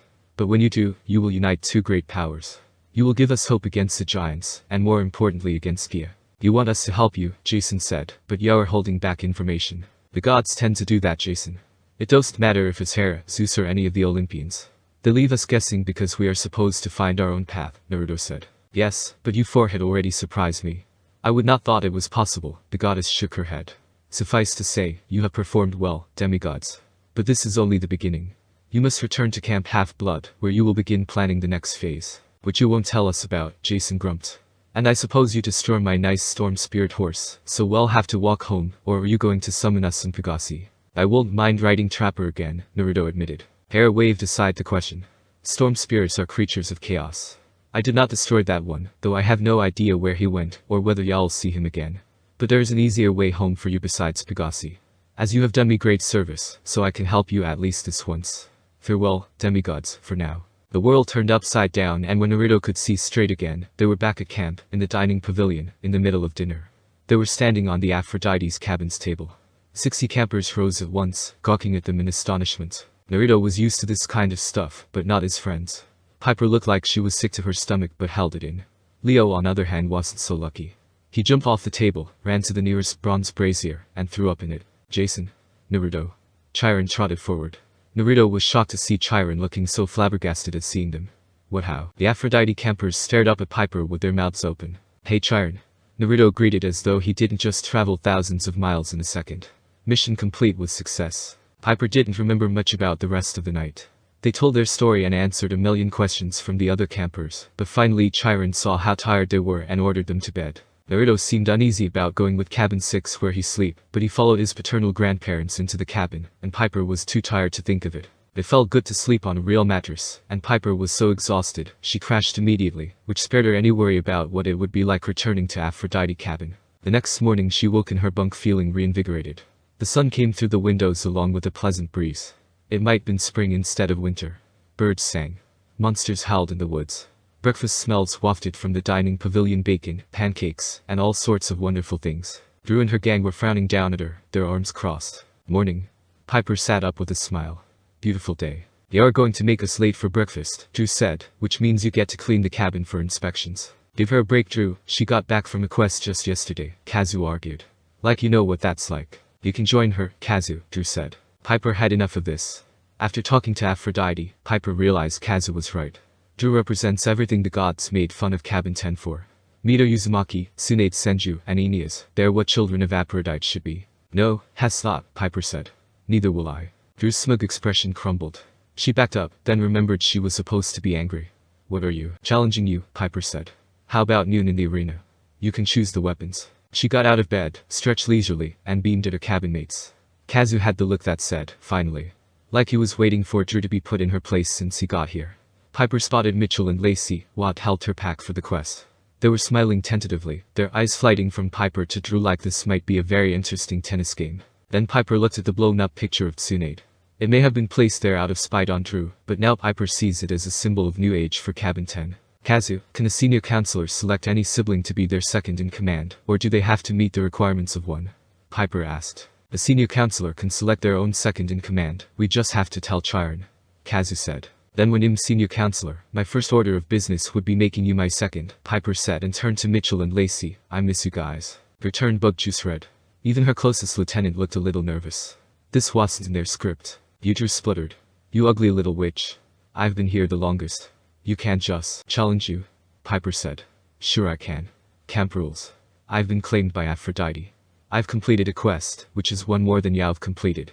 If I feel I can do a better job, I can challenge you. Unless you just want to step down. Did I get all that right, Kazu? That's right, Kazu said. Mitchell was grinning. Lacey was bouncing up and down like she was trying to achieve liftoff. A few of the other kids started to grin, as if they were enjoying it. The different colors Drew's face was turning. Step down. Drew shrieked. You're crazy. Piper shrugged. Then fast as a viper she pulled catopters from under her pillow, unsheathed the dagger, and thrust the point under Drew's chin. Everybody else backed up fast. One guy crashed into a makeup table and sent up a plume of pink powder. The duel, then, Piper said cheerfully. If you don't want to wait until noon, now is fine. You've turned this cabin into a dictatorship. Kazu is right, that's not how Tsunade would do things. Aphrodite is about love and beauty. Good friends. Good times. Good deeds. Not just looking good. Tsunade done all that, and then some when she started the medical ninja corps in the Leaf Village, and again when she took up the title of Hokage. Not just her either, her grandmother or sister. Mito did the same thing when she sealed the nine-tailed fox inside her. There was a gasp in the cabin. Piper smirked as they told her they heard of the fox. I'm going to follow their example and set things right, and I've got a feeling Mom will be on my side. Want to find out? Drew went cross-eyed looking down the blade of Piper's dagger. A second passed. Then two. Piper didn't care. She actually was absolutely happy and confident. It must shone in her smile. Step down, Drew grumbled. But if you think I'm never going to forget this, McLean, I hope you won't, Piper said. Now, run to the dining pavilion, and explain to Chiron why we're late. There's been a change of leadership, as well as a new second in command is appointed. They're back to the door. Even her closest lieutenants didn't follow her. She was about to leave when Piper said, Oh, Andrew honey. The former counselor looked back reluctantly. In case you think I'm not a true daughter of Aphrodite, Piper said, don't even look at Jason Grace. He may not know it yet, but has mine. If you even try to make a move, I will ask Naruto if he knows a good prank for someone like you. She turned around so fast, she ran into the doorframe. Then she was gone. The cabin was silent. The other campers stared at Piper. This was the part she was unsure of. She didn't want to rule by fear. She was like Drew, but she didn't know if they'd accept her. Then, spontaneously, the Aphrodite campers cheered so loudly, they must have been heard all across camp. They herded Piper out of the cabin, raised her on their shoulders, and carried her all the way to the dining pavilion still in her pajamas, her hair still a mess, but she didn't care. She had never felt better. Chiron agreed to making Kazu Piper's second in command, after the little display Cabin 10 did that morning, carrying Piper into the dining pavilion. He knew Kazu wanted to take over to stop Drew's reign, he just didn't have the rights to do so. This way Kazu can make sure Drew don't regain command if something happened to Piper. By afternoon, Piper changed into comfortable camp clothes and led the Aphrodite cabin through their morning activities. She was ready for free time. Some of the buzz of her victory had faded because she had a meeting with Naruto and Chiron at the big house. Both met her on the front porch. "You ready for this?" Naruto asked. "Yeah, sure," Piper said. Chiron handed them 2 pearls each.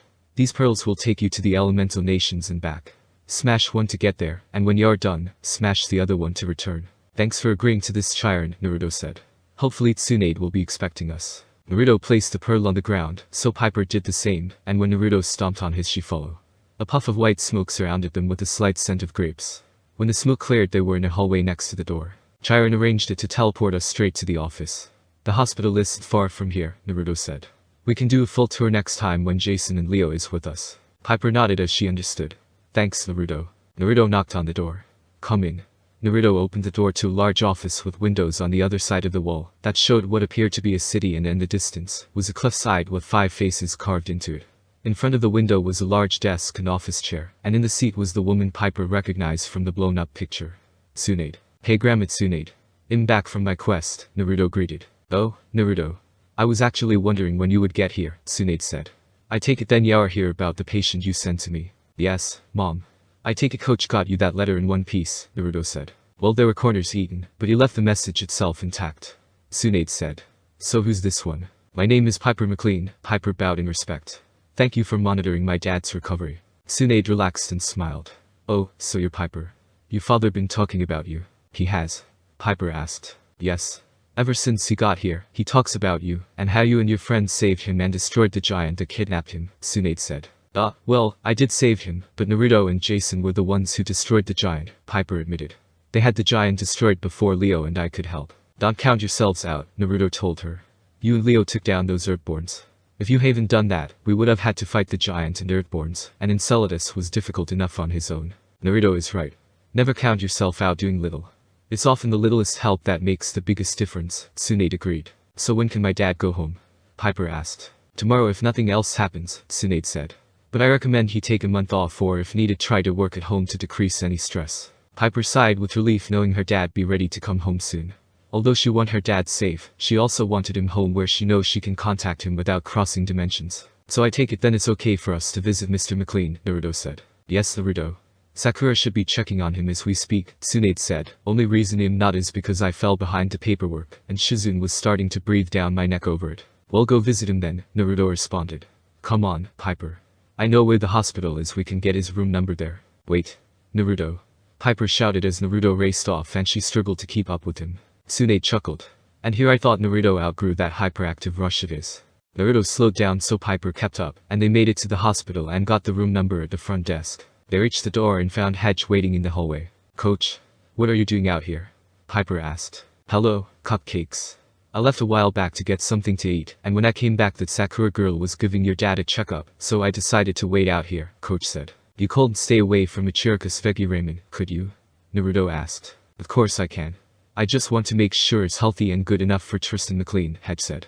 "Which I admit is indeed good enough." "Sure," both Piper and Naruto replied. "So Coach, Tsunade said my dad will be out tomorrow, but is required to take a month off," Piper said. "Are you coming back to camp after Hess home?" "Not right away. I'm going to make sure no paparazzi stress your dad out too much before his month rest is up," Coach said. "Your dad already offered me a place to stay for the time being." "Great," Piper finding it hard to believe her dad won't be stressed out with Coach there. "Oh, but when I do go back, I plan to Iris message Millie to see if she would want to work as your dad's assistant," Hedge said. "That is once he fires some lady called Jane, of course." "That's a good idea," Piper agreed. "Compared to working for Aeolus, being an actor's assistant can't be too difficult." Not to mention all the work she done at camp since her arrival, Naruto explained. Since sure I've merely already sorted through Chiron's paperwork and helped settle out the camp activities for all the cabins and assigned the counselors for cabin inspection until the end of the summer session, just by cabin they are in.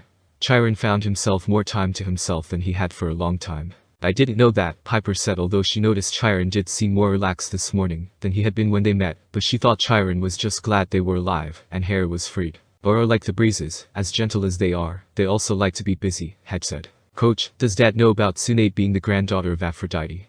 Piper asked. No, but I think he suspects Chess related to her though. He mentions many times that Tsunade reminded him of you and Aphrodite, Coach said. Well, I'm sure the checkup is almost over. Let's go in. Coach knocked on the door. Coach, you can come back in. I never told you you had to wait outside, a voice shouted. Coach opened the door to a private hospital room with a window looking out to the village, including the cliffside Piper saw from Tsunade's office.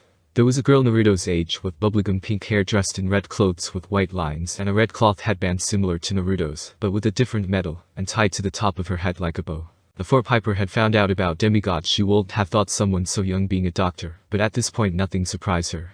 And in the only bed in the room was her dad. Tristan McLean. Pipes. Her dad broke into a huge grin. He looked great back to normal, with his sparkling brown eyes, his half-day beard, his confident smile, and his newly trimmed hair like he was ready to shoot a scene. Piper was relieved, but in her mind, she started the clock. She hardly ever got her dad's attention for longer than 30 seconds, and when she does something normally goes wrong most of the time it was because something she did wrong or Jane showing up.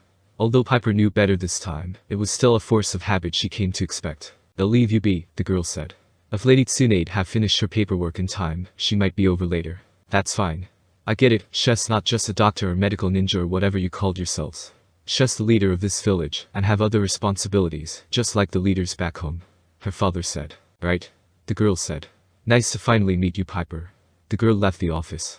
Piper didn't ask how she knew her since Tsunade already told her that her dad been talking all about her. Come on, Coach, I think these two want some time alone to talk, Naruto said. Fine, Coach responded as they left the room too. Although Naruto didn't say it out loud, Piper knew Naruto did what he came here to do, reunite her with her dad. Hey, she said weakly. You feeling okay? Better than ever. Tsunade really is a miracle worker. I swear she sped up that medicine your friend gave me just by touching my forehead with her hand glowing. I think that's what they called medical ninjutsu, Dad, Piper said. Funny her dad call anyone miracle workers. Call it what they want, but it still did something, her dad argued. Even I felt different after she was done. Well, that's good, Piper replied. Piper, I want to apologize about Wilderness School and everything Jane put you through, he said. I should have listened to you about her long ago. I was a fool to listen to her. The coach has recommended me a nature spirit who worked for Aeolus, and Mully. Yeah, we met her on the way to save you and free Hera, Piper said. Naruto got a friend of his to help her settled in at the camp for demigods for the time being, but she already made a huge difference. That's good, because something different might be something I need for the month, her dad said. Piper knew what he meant. If Jane wasn't fired she would keep her dad busy with something, and that's not what he needed. Coach told me about this camp. I got to admit, it sounded better than any of the schools I send you to, and this Chiron if has anything like the stories say he is, I know you are in good hands. From what I can tell, Chiron is much like the stories and then some, Piper said. That sounds even better. I still wrapping my mind about there being other children of Aphrodite there though, but I guess that's something you'll never get used to when it comes to the gods, her dad said. But hey, if your siblings ever want an autograph for one of my movies, contact me or Melly and we'll see what we can do for them. Piper laughed. You most likely made most of my cabin mates stay saying that. So do you know why Aphrodite left you or, she trailed off. Sorta. Gleason told me most mortals can't register the whole gods and mystical stuff as it is, and that's why the gods often use the mist to hide their presence, her dad said. When I heard that, I figured your mother must have left because I wasn't ready to find out the truth yet. As painful as it is to admit, thinking back on it, she was right. I spent my entire life ignoring and dodging that kind of stuff, and when that giant kidnapped me, what he did to me, he left me broken long before you and your friends saved me. Piper blinked. She wasn't expecting that from her dad, the same man who once told her that if he started believing in gods, he would start searching for someone to blame. She wondered if maybe the potion did more than just heal her dad's mind, but help him with his reasoning that led to his incapability to handle the truth. Hey, I know Christmas is a few days away, but how about you check with Chiron about letting you come over one weekend for a late Christmas celebration, her dad said. Gleason reassured me that demigods still celebrate any religious holidays they had celebrated before finding out their heritage, and that sometimes even the camp puts something together. So it's not like we'll be breaking any demigod beliefs. Sure Dad, that sounds great, Piper said. And Piper, yes? He reached out to her. You're a wonderful young lady. I don't tell you that often enough. You remind me so much of your mother. I'm betting right now she's proud of you. And Grandpa Tom, he chuckled, he always said you'd be the most powerful voice in our family. I didn't think he knew about Aphrodite any more than I did, or he didn't say anything for the same reason your mother did. Either way, you're going to outshine me someday, you know. They're going to remember me as Piper McLean's father, and that's the best legacy I can imagine. Piper rushed over and hugged her odd. I love you, Dad. I love you too, Piper. Naruto and Piper ended up trading their pearls for the apple of Hesperides with Coach, since there was enough for him and Piper's dad, and they returned to Camp Half-Blood. Once back in camp, Naruto headed his separate way to do some ninja training. Enceladus was bane of Athena, but Porphyrion was bane of Zeus. If I'm going to be Gramps' hero, I got to be ready to fight his bane, Naruto said. Piper didn't argue as she had something else on her mind. She arrived at the common area, where she found Jason relaxing on a bench, a basketball between his feet. He was sweaty from working out, but he looked great in his orange tank top and shorts. His various scars and bruises from the quest were healing, thanks to some medical attention from Apollo cabin. His arms and legs were well muscled and tan, distracting as always. His close-cropped blonde hair caught the afternoon light, so it looked like it was turning to gold, Midas style. Hey, he said. How did it go? It took her a second to focus on his question. Oh, yeah. Fine. She sat down next to him and they watched the campers going back and forth. A couple of Demeter girls were playing tricks on two of the Apollo guys, making grass grow around their ankles as they shot baskets. Over at the camp store, the Hermes kids were putting up a sign that read, "Flying shoes, slightly used, 50% off today." Ares kids were lining their cabin with fresh barbed wire. Piper saw Naruto rushed over to Ares' cabin, she guessed looking for someone to train with. Hypno's cabin was snoring away. At the sword arena, the 6 hellhound pups were wrestling each other, along with a 2-headed dog. Just a normal day at camp. Piper didn't notice any Aphrodite's kids watching her or Jason, but she summed it up to them not knowing she was back yet. Get any sleep? She asked him. He looked at her as if she'd reading his thoughts. Not much. Dreams. About your past. He nodded. She didn't push him. If he wanted to talk, that was fine, but she knew him better than to press the subject. She didn't even worry that her knowledge of him was mostly based on 3 months of false memories. You can sense possibilities, her mother had said. You could have fallen in love with him for real because of those memories, Naruto had also said. Funny how Naruto was dead on thanks to her being a daughter of Aphrodite. But Piper was determined to make those possibilities a reality. Jason spun his basketball. It's not good news, he warned. My memories aren't good for any of us. Especially for Naruto. Piper was pretty sure had been about to say for us as in the two of them, but she wondered if had remembered a girl from his past. But she didn't let that bother her. Not on a sunny winter day like this, with Jason next to her. Well, figure it out, she promised. He looked at her hesitantly, like he wanted very much to believe her. Annabeth and Rachel are coming in for the meeting tonight. Before Naruto took you to the Elemental Nations, he told me his friend Hugia had manipulated that cloud ninja into kidnapping Hinata Hyuga, be back too, and Sinsh's head of Heat Cabin shall be at the meeting too. He wants to tell her what we found out about that night, Jason said. I convinced him we should wait until the meeting to explain, okay? She plucked a blade of grass by her foot. She knew there were dangerous things in store for both of them. She would have to compete with Jason's past, and they might not even survive against the giants. But right now, they were both alive and she was determined to enjoy this moment. Jason studied her warily. His forearm tattoo was faint blue in the sunlight. You're in a good mood. How can you be so sure things will work out? Because you're going to lead us, she said simply. It'd follow you anywhere. Jason blinked. Then slowly, he smiled. Dangerous thing to say. I'm a dangerous girl. Piper wrapped her arms around Jason, and she kissed him. She moved back and stared at his confused blue eyes. Then he smiled and they kissed once more. Leo doesn't remember the last time he felt this jumpy. When he and Naruto got to the limestone cliff in the forest, he and Naruto turned to the group consisting of mostly Hephaestus. Naruto convinced Leo they would need to reveal Bunker 9 to Athena cabin to help them with the project, but he wanted Annabeth be there when they show it to them. Trust me, when it comes to blueprints and planning, you want Annabeth and the rest of Athena cabin on your side, Naruto said. But since Annabeth won't be here until the meeting, let's just introduce it to Cabin 9, Jason, Piper, and Chiron. Leo agreed on waiting to include Athena cabin, until they can show it to Annabeth then. For now, Leo smiled nervously. Here we go. He willed his hand to catch fire, and set it against the door. His cabin mates of the land of gods gasped. Leo. Nissa cried. You're a fire user. Yeah, thanks, he said. I know. Jake Mason, who was out of his body cast but still on crutches, said, Holy Hephaestus. That means it's so rare in this world that Leo's gift is a sign, but not one of destruction, Naruto reassured Cabin 9. It's a sign of things to come for all of us. The massive stone doors swing open, and even those from the elemental nations cold stop their mouths from dropping. Leo's flaming hand seemed insignificant now. Even Piper and Jason looked stunned, and they'd seen enough amazing things lately. Only Chiron didn't look surprised. The centaur knit his eyebrows and stroked his beard, as if the group was about to walk through a minefield. Naruto reminded Leo later that Chiron was over 3,000 years old and seen many things, but even he can't explain the fates. So Chiron's lack of shock and more of concern should never be a surprise when it comes to him. "Welcome to Bunker 9, he said, as confidently as Neat could. "Come on in." The group was silent as they toured the facility. Everything was just as Leo and Naruto had left it: giant machines, work tables, old maps and schematics. Only one thing had changed. Festus' head was sitting on the central table, still battered and scorched from his final crash in Omaha. Leo went over to it, a bitter taste in his mouth, and stroked the dragon's forehead. "I'm sorry, Festus. But I won't forget you." Jason put a hand on Leo's shoulder. "Hephaestus brought it here for you." Leo nodded. "But you can't repair him," Jason guessed. "No way," Leo said. "But the head is going to be reused. Festus will be going with us." Piper came over and frowned.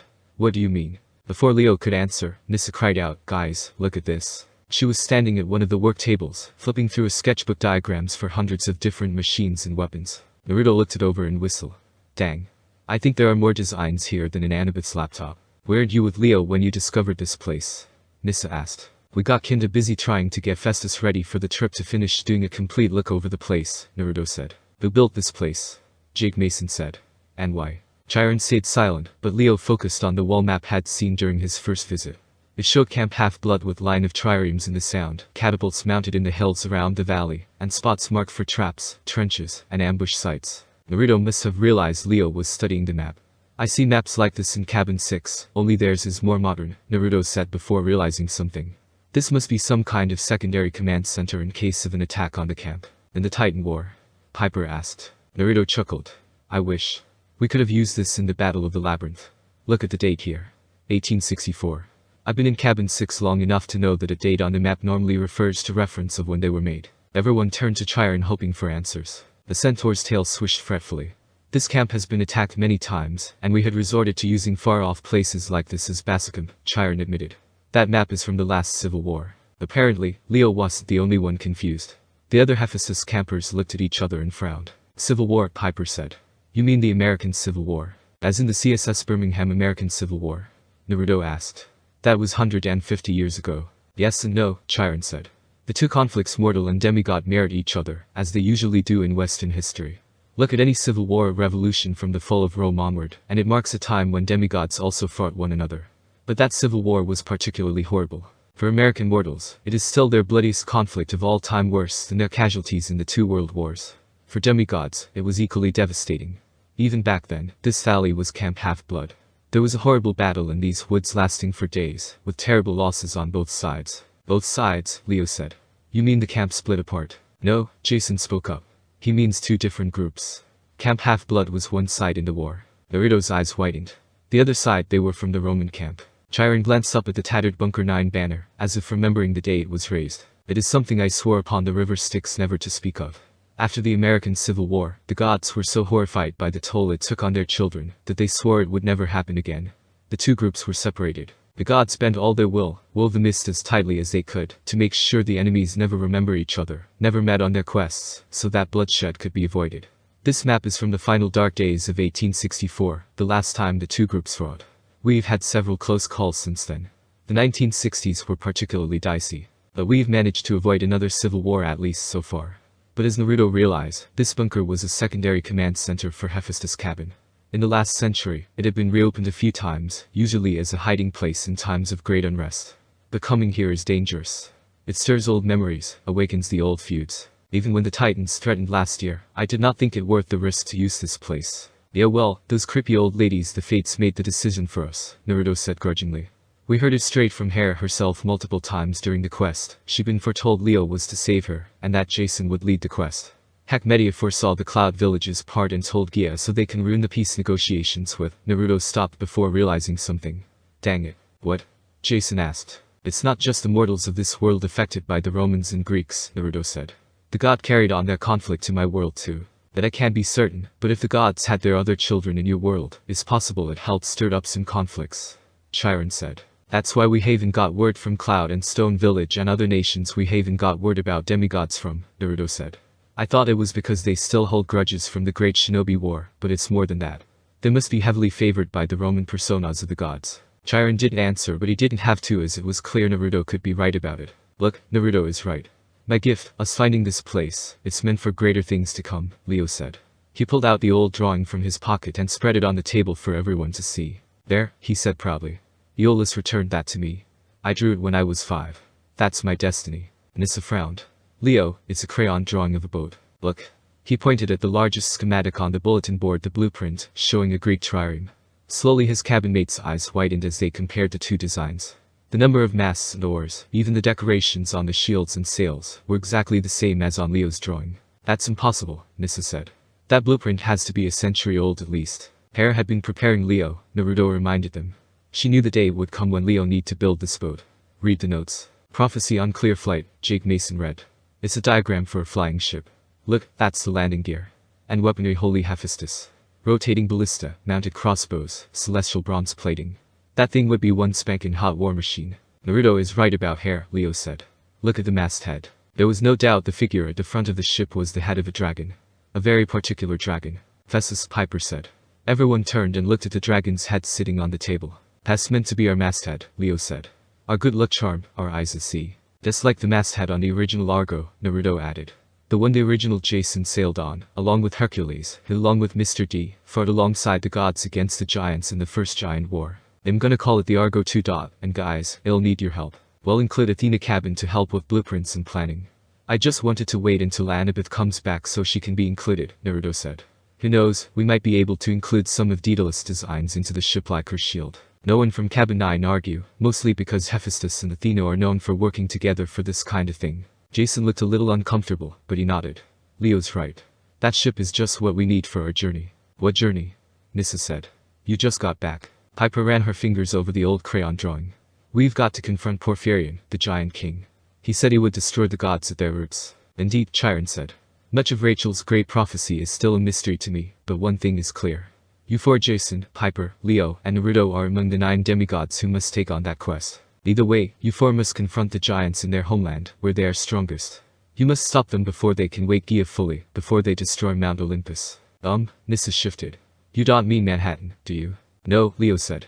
The original Mount Olympus. We have to sail to Greece. It took a few minutes for that to settle in. Then the other Hephaestus campers started asking questions all at once. Who were the other 5 demigods? How long would it take to build the boat? Why didn't everyone get to go to Greece? Naruto gave a loud taxi whistle, which in Bunker 9 ended up a really bad idea, as the echoes made it super loud and many rubbing their ears. Sorry. I wanted to say that although we can't answer some of your less obvious questions, we got a clue on the identity of one, Naruto said. Hera and Aeolus both mentioned this person someone I'm tied to in something important. I think it also got something to do with our quest. Do you think it got something to do with the cat? Piper asked. The prophecy said the two of you have to mend the rip between Cloud and Leaf Village. I don't think so. I was actually thinking about it last night, and I think it got to do with Annabeth, Naruto said. I'll explain it in the meeting when Chess there, but only then and what I can. There was murmurs going round, but Chiron struck his hoof on the floor. Whether Naruto is right or not, it don't matter right now. What matters is Leo and Naruto are right about one thing. They will need the help of both Cabin 6 and 9 to build the Argo 2. It is perhaps the greatest project ever undertaken, even greater than the Bronze Dragon. It'll take a year at least, Nissa guessed. Do we have that much time? You have 6 months at most, Chiron said. You should sail by summer solstice, when the gods' power is strongest. Besides, we evidently cannot trust the wind gods, and the summer winds are the least powerful and easiest to navigate. You dare not sail any later, or you may be too late to stop the giants. You must avoid ground travel, using only air and sea, so this vehicle is perfect. Jason being the son of the sky god, and Percy being son of the sea god, Naruto finished as though that confirmed his thoughts that Leo realized was why Naruto thought Annabeth had part in this quest. And by the look on many of his siblings, Leo guessed they figured it out too. Anyways, I know a bridge builder back in the land of waves of the elemental nations, Naruto said. I might be able to ask him to borrow some construction equipment we can use to help speed things up. If I can get a copy of the blueprints, I can ask for his advice on how to build something this big quickly. That could help, Jake Mason agreed, then turned to Leo. Well, one thing's for sure. You are now senior counselor. This is the biggest honor the cabin ever had. Anyone object? Nobody did. All his cabin mates smiled at him. It's official, then, Jake said. You're the man. For once Leo was speechless. Ever since his mom died, had spent his life on the run. Now had found a home and a family. He found a job to do. And as scary as it was, Leo wasn't tempted to run, not even a little. Well, he said at last, if you guys elect me leader, you must be crazier than I am. So let's build a spankin' hot war machine. Jason waited alone in cabin 1. Annabeth and Rachel were due any minute for the head counselor's meeting, and Jason needed time to think. Piper understood and agreed to give him space. His dreams the night before had been worse than had wanted to share even with Piper. His memory was still foggy, but bits and pieces were coming back. The night Lupa tested him at the wolf house to decide if he would be a pup or food. Then the long south too, he could remember, but he had flashes of his old life. The day HD got 10 his tattoo. The day had been raised on shield and proclaimed a praetor. His friends' faces. Dakota, Gwendolyn, Hazel, Bobby, and Raina. Definitely third and a girl named Raina. He think there was something there at one time, but has not sure now. Especially after that kiss he had with Piper. Jason moved his stuff to the corner alcove where his sister had once slept. He put Thalia's photographs back on the wall, so he didn't feel alone. He stared up at the frowning statue of Zeus, mighty and proud, but the statue didn't scare him anymore. It just made him sad. I know you can hear me, Jason said to the statue. The statue said nothing. Its painted eyes seemed to stare at him. I wish I could talk with you in person, Jason continued, but I understand you can't do that. The Roman gods don't like to interact with mortals so much, and well, you're the king. You've got to set an example. More silence. Jason had hoped for something a bigger than usual rumble of thunder, a bright light, a smile. No, never mind. A smile would have been creepy. I remember some things, he said. The more he talked, the less self-conscious he felt. I remember that it's hard being a son of Jupiter. Everyone is always looking at me to be a leader, but I always feel alone. I guess you feel the same way on Olympus. The other gods challenge your decisions. Sometimes you've got to make hard choices, and the others criticize you. And you can't come to my aid like other gods might. You've got to keep me at a distance, so it doesn't look like you're playing favors. I guess I just wanted to say. Jason took a deep breath. I understand all that. It's okay. I'm going to try to do my best. I'll try to make you proud. But I could really use some guidance, Dad. If there's anything you can do, help me so I can help my friends. I'm afraid I'll get them killed. I don't know how to protect them. The back of his neck tingled. He realized someone was standing behind him. He turned and found a woman in a black-headed robe, with a goatskin cloak over her shoulders, and a sheathed Roman sword of gladius in one hand and a book in another. Hera, he said. She pushed back her hood. To you, I have always been Juno. And your father has already sent you guidance, Jason. He sent you Piper, Leo, and Naruto. They're not just your responsibility. They're also your friends. Listen to them, and you will do well. Did Jupiter send you here to tell me that? No one sends me anywhere, hero, she said. I am not a messenger. But you got me into this. Why did you send me to this camp? I think you know, Juno said. An exchange of leaders was necessary.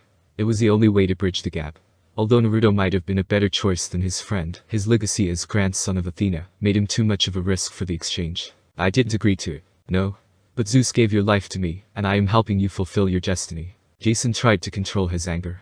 He looked down at his orange camp shirt and the tattoos on his arm, and he knew these things should not go together. He had become a contradiction, a mixture as dangerous as anything Medi could cook up. But he knew Juno was right. If Naruto was part of the exchange, he would be at greater risk. Now all my memories had returned. You're blocking some of them, Jason said. Even though you promised. Most will return, but you must find your own way back, Juno said. You need these next months with your new friends, your new home. You're gaining their trust. By the time you sail in your ship, you will be a leader at this camp. And you will be ready to be a peacemaker between two great powers. What if you are not telling the truth? He asked. What if you are doing this to cause another civil war? Juno's expression was impossible to read. Amusement, disdain, affection, possibly all three. As much as she appeared human, Jason knew she was not. He could still see that blinding light, the true form of the goddess that had seared itself into his brain. She was Juno and Hera. She exists in many places at once. Her reasons for doing something were never simple. I am the goddess of family, she said. My family had been divided for too long. They divided us so we don't kill each other, Jason said. That seems like a pretty good reason. The prophecy demands that we change. The giants will rise. Each can only be killed by a god and demigod working together. Those demigods must be the 9 greatest of the age. As it stands, they are divided between 2 places as well as 2 worlds. If we remain divided, we cannot win. Dia is counting on this. You must unite the heroes of Olympus and sail together to meet the giants on the ancient battlegrounds of Greece. Only then will the gods be convinced to join you. It will be the most dangerous quest, the most important voyage, ever attempted by the children of the gods. Jason looked up again at the glowering statue of his father. It's not fair, Jason said. I could ruin everything. You could, Juno agreed. But the gods need heroes. We always have. Even you. I thought you hated heroes. The goddess gave him a dry smile. I have that reputation. But if you want the truth, Jason, I often envy the other gods and their mortal children. You demigods can span both worlds. I think this helps your godly parents, even Jupiter, curse him to understand the mortal world better than I. Juno sighed so unhappily that despite his anger, Jason almost felt sorry for her. I am the goddess of marriage, she said. As Naruto had brought up during the quest, it's not in my nature to be faithless. Only 2 of my children are Olympians, Ares and Hephaestus, both of whom are disappointments. Hebe and the others are minor gods, and even they don't reach my expectations because of it. I have no mortal heroes to do my bidding, which is why I am so often bitter toward demigods, Heracles, Aeneas, all of them. But it also why I favored the first Jason, a pure mortal, who had no godly parent to guide him. And why I am glad Zeus gave you to me. You will be my champion, Jason. You will be the greatest of heroes, and bring unity to the demigods, and thus to Olympus. Her words settled over him, as heavy as sandbags. 2 days ago, had been terrified by the idea of leading demigods into a great prophecy, sailing off to battle the giants and save the world. He was still terrified, but something had changed. He no longer felt alone. He had friends now, and a home to fight for. He even had a patron goddess looking out for him, which had to count for something, even if she seemed a little untrustworthy. Jason had to stand up and accept his destiny, just as he had done when he and Naruto faced Porphyrion. Sure, it seemed impossible. He might die. But his friends were counting on him. And if I fail? He asked. Great victory requires great risk, she admitted. Fail, and there will be bloodshed like we have never seen. Demigods will destroy one another. The giants will overrun Olympus. Gaia will wake, and the earth will shake off everything we have built over 5 millennia. It will be the end of us all. Great. Just great. Someone pounded on the cabin doors. Juno pulled her head back over her face, then she handed Jason the sheathed gladius, and the book which was in Latin that Jason could read. The Tale of the Gutsy Ninja. This is the book that was kept bringing up, Jason said. Yes. Even I have come across this book inspiring. A young man who seeks out peace in a world torn by the curse of war. It could guide you just as it will guide Naruto, Juno said. Take this and the gladius for the weapon you lost. We will speak again. Like it or not, Jason, I am your sponsor, and your link to Olympus. We need each other. The goddess vanished as the doors cracked open, and Piper walked in. Annabeth and Rachel are here, she said. Chiron has summoned the council. The council was nothing like Jason imagined. For one thing, it was in the big house rec room, around a ping-pong table, and one of the satyrs was serving nachos and sodas. Somebody had brought Seymour the leopard hide in the living room and hung him on the wall. Every once in a while, a counselor would toss him a sausage. Jason looked around the room and tried to remember everyone's name. Thankfully, Leo and Piper were sitting next to him. It was their first meeting as senior counselors. Clarice, leader of Ares' cabin, had her boots on the table, but nobody seemed to care. Clovis from Hypno's cabin was snoring in the corner, while a bald guy named Butch from Iris' cabin was seeing how many pencils he could fit in Clovis' nostrils. Travis and Connor Stoll from Hermes' cabin was burning a ping-pong ball, while Solus from Apollo was absently wrapping and unwrapping Ace bandage around his wrist. Hinata Hyuga from Heat cabin was watching Naruto whenever he wasn't looking.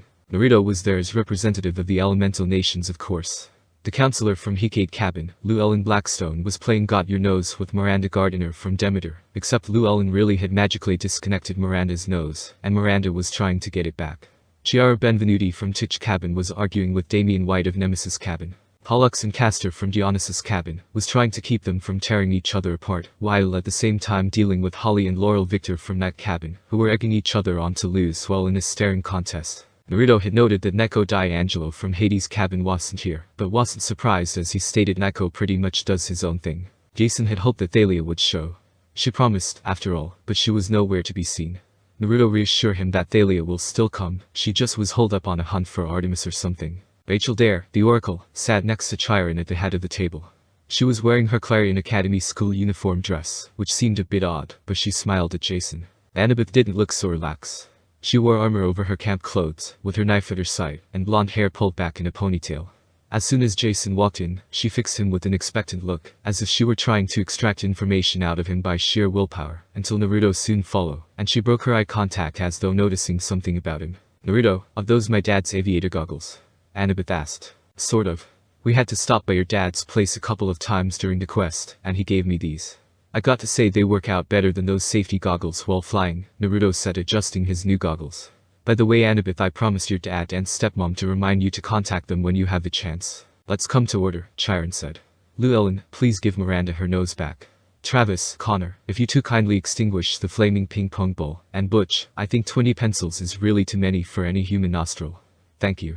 Now, as you can see, Jason, Piper, Leo, and Naruto have returned successfully, more or less. Some of you have heard part of their story, but I will let them fill you in. Everyone looked at Jason. He cleared his throat and began the story. Piper, Leo, and Naruto chimed in from time to time, mostly Naruto filling in details he forgot. It only took a few minutes, but it seemed longer with everyone watching him. The silence was heavy, and for so many ADHD demigods to sit still listening for that long, Jason knew the story must have sounded pretty wild. When Naruto brought up Hesha's advice about the Shinigami mask, that really triggered interest. You think you can summon the Shinigami of your world into ours? Clarus asked. I don't know. I haven't been able to look into it since I got back, Naruto said. I do believe whatever these masks Hesha mentioned are, is somehow connected to the sealing jutsu my dad used to seal the 9 tails in me. Then Jason finished the tale with Hera's visit right before the meeting. So Hera was here, Annabeth said. Talking to you. Jason nodded. Look, I'm not saying I trust her. That's smart, Annabeth said. But she is making this up about another group of demigods. That's where I came from. Romans, Clarus tossed Seymour's snozzage. You expect us to believe there's another camp with demigods, but they follow the Roman forms of the gods. And we've never even heard of them. Piper sat forward. The gods have kept the two groups apart because every time they see each other, they try to kill each other. I can respect that, Clarus said. Still, why haven't we ever run across each other on quest? Oh, yes, Chiron said sadly. You have many times. It's always a tragedy and always the gods do their best to wipe clean the memories of those involved. The rivalry goes all the way back to the Trojan War, Clarus. The Greeks invaded Troy and burned it to the ground. The Trojan hero Aeneas escaped and eventually made his way to Italy, where he founded the race that would someday become Rome. The Romans grew more and more powerful, worshipping the same gods but under different names and with slightly different personalities. More warlike, Jason said. More united. More about expansion, conquest, and discipline. Yuck, both Stoll brothers put in. Several of the others looked equally uncomfortable, though Clarus shrugged like it sounded okay to her. Annabeth twirled her knife on the table. And the Romans hated the Greeks. They took revenge when they conquered the Greek Isles and made them part of the Roman Empire. Not exactly hated them, Jason said. The Romans admired Greek culture and were a little jealous. In return, the Greeks thought Romans were barbarians, but they respected their military power. So during the Roman times, demigods started to divide either Greek or Roman. It's not just here too, Naruto said. We think the gods passed on their Greek and Roman differences to the elemental nations, and that there are Roman demigods in village hidden in the cloud, stone, and other nations, just as there are Greek demigods in the leaf, sand, and mist. That's why we haven't found any demigods in some of the nations. It's possible that the Jinchuriki of the two-tailed cat the prophecy mentioned is a Roman demigod. I think that's also partially why it was so easy for Gia to stage Hinata's kidnapping, despite supposedly being weaker in the elemental nations. But this is crazy, Annabeth said. Chiron, where were the Romans during the Titan War? Didn't they want to help? Chiron tugged at his beard. They did help, Annabeth. Well, you, Naruto, and Percy were leading the battle to save Manhattan. Who do you think conquered Mount Orthes, the Titans' base in California? Hold on, Travis said. You said Mount Orthes just crumbled when we beat Kronos. No, Jason said. He remembered flashes of the battle, a giant in starry armor, and a helm mounted with ram horns. He remembered his army of demigods scaling Mount Tam, fighting through hordes of snake monsters. It didn't just fall. We destroyed their palace. I defeated the Titan Krios myself. He said that in our battle against Porphyrion, Naruto remembered.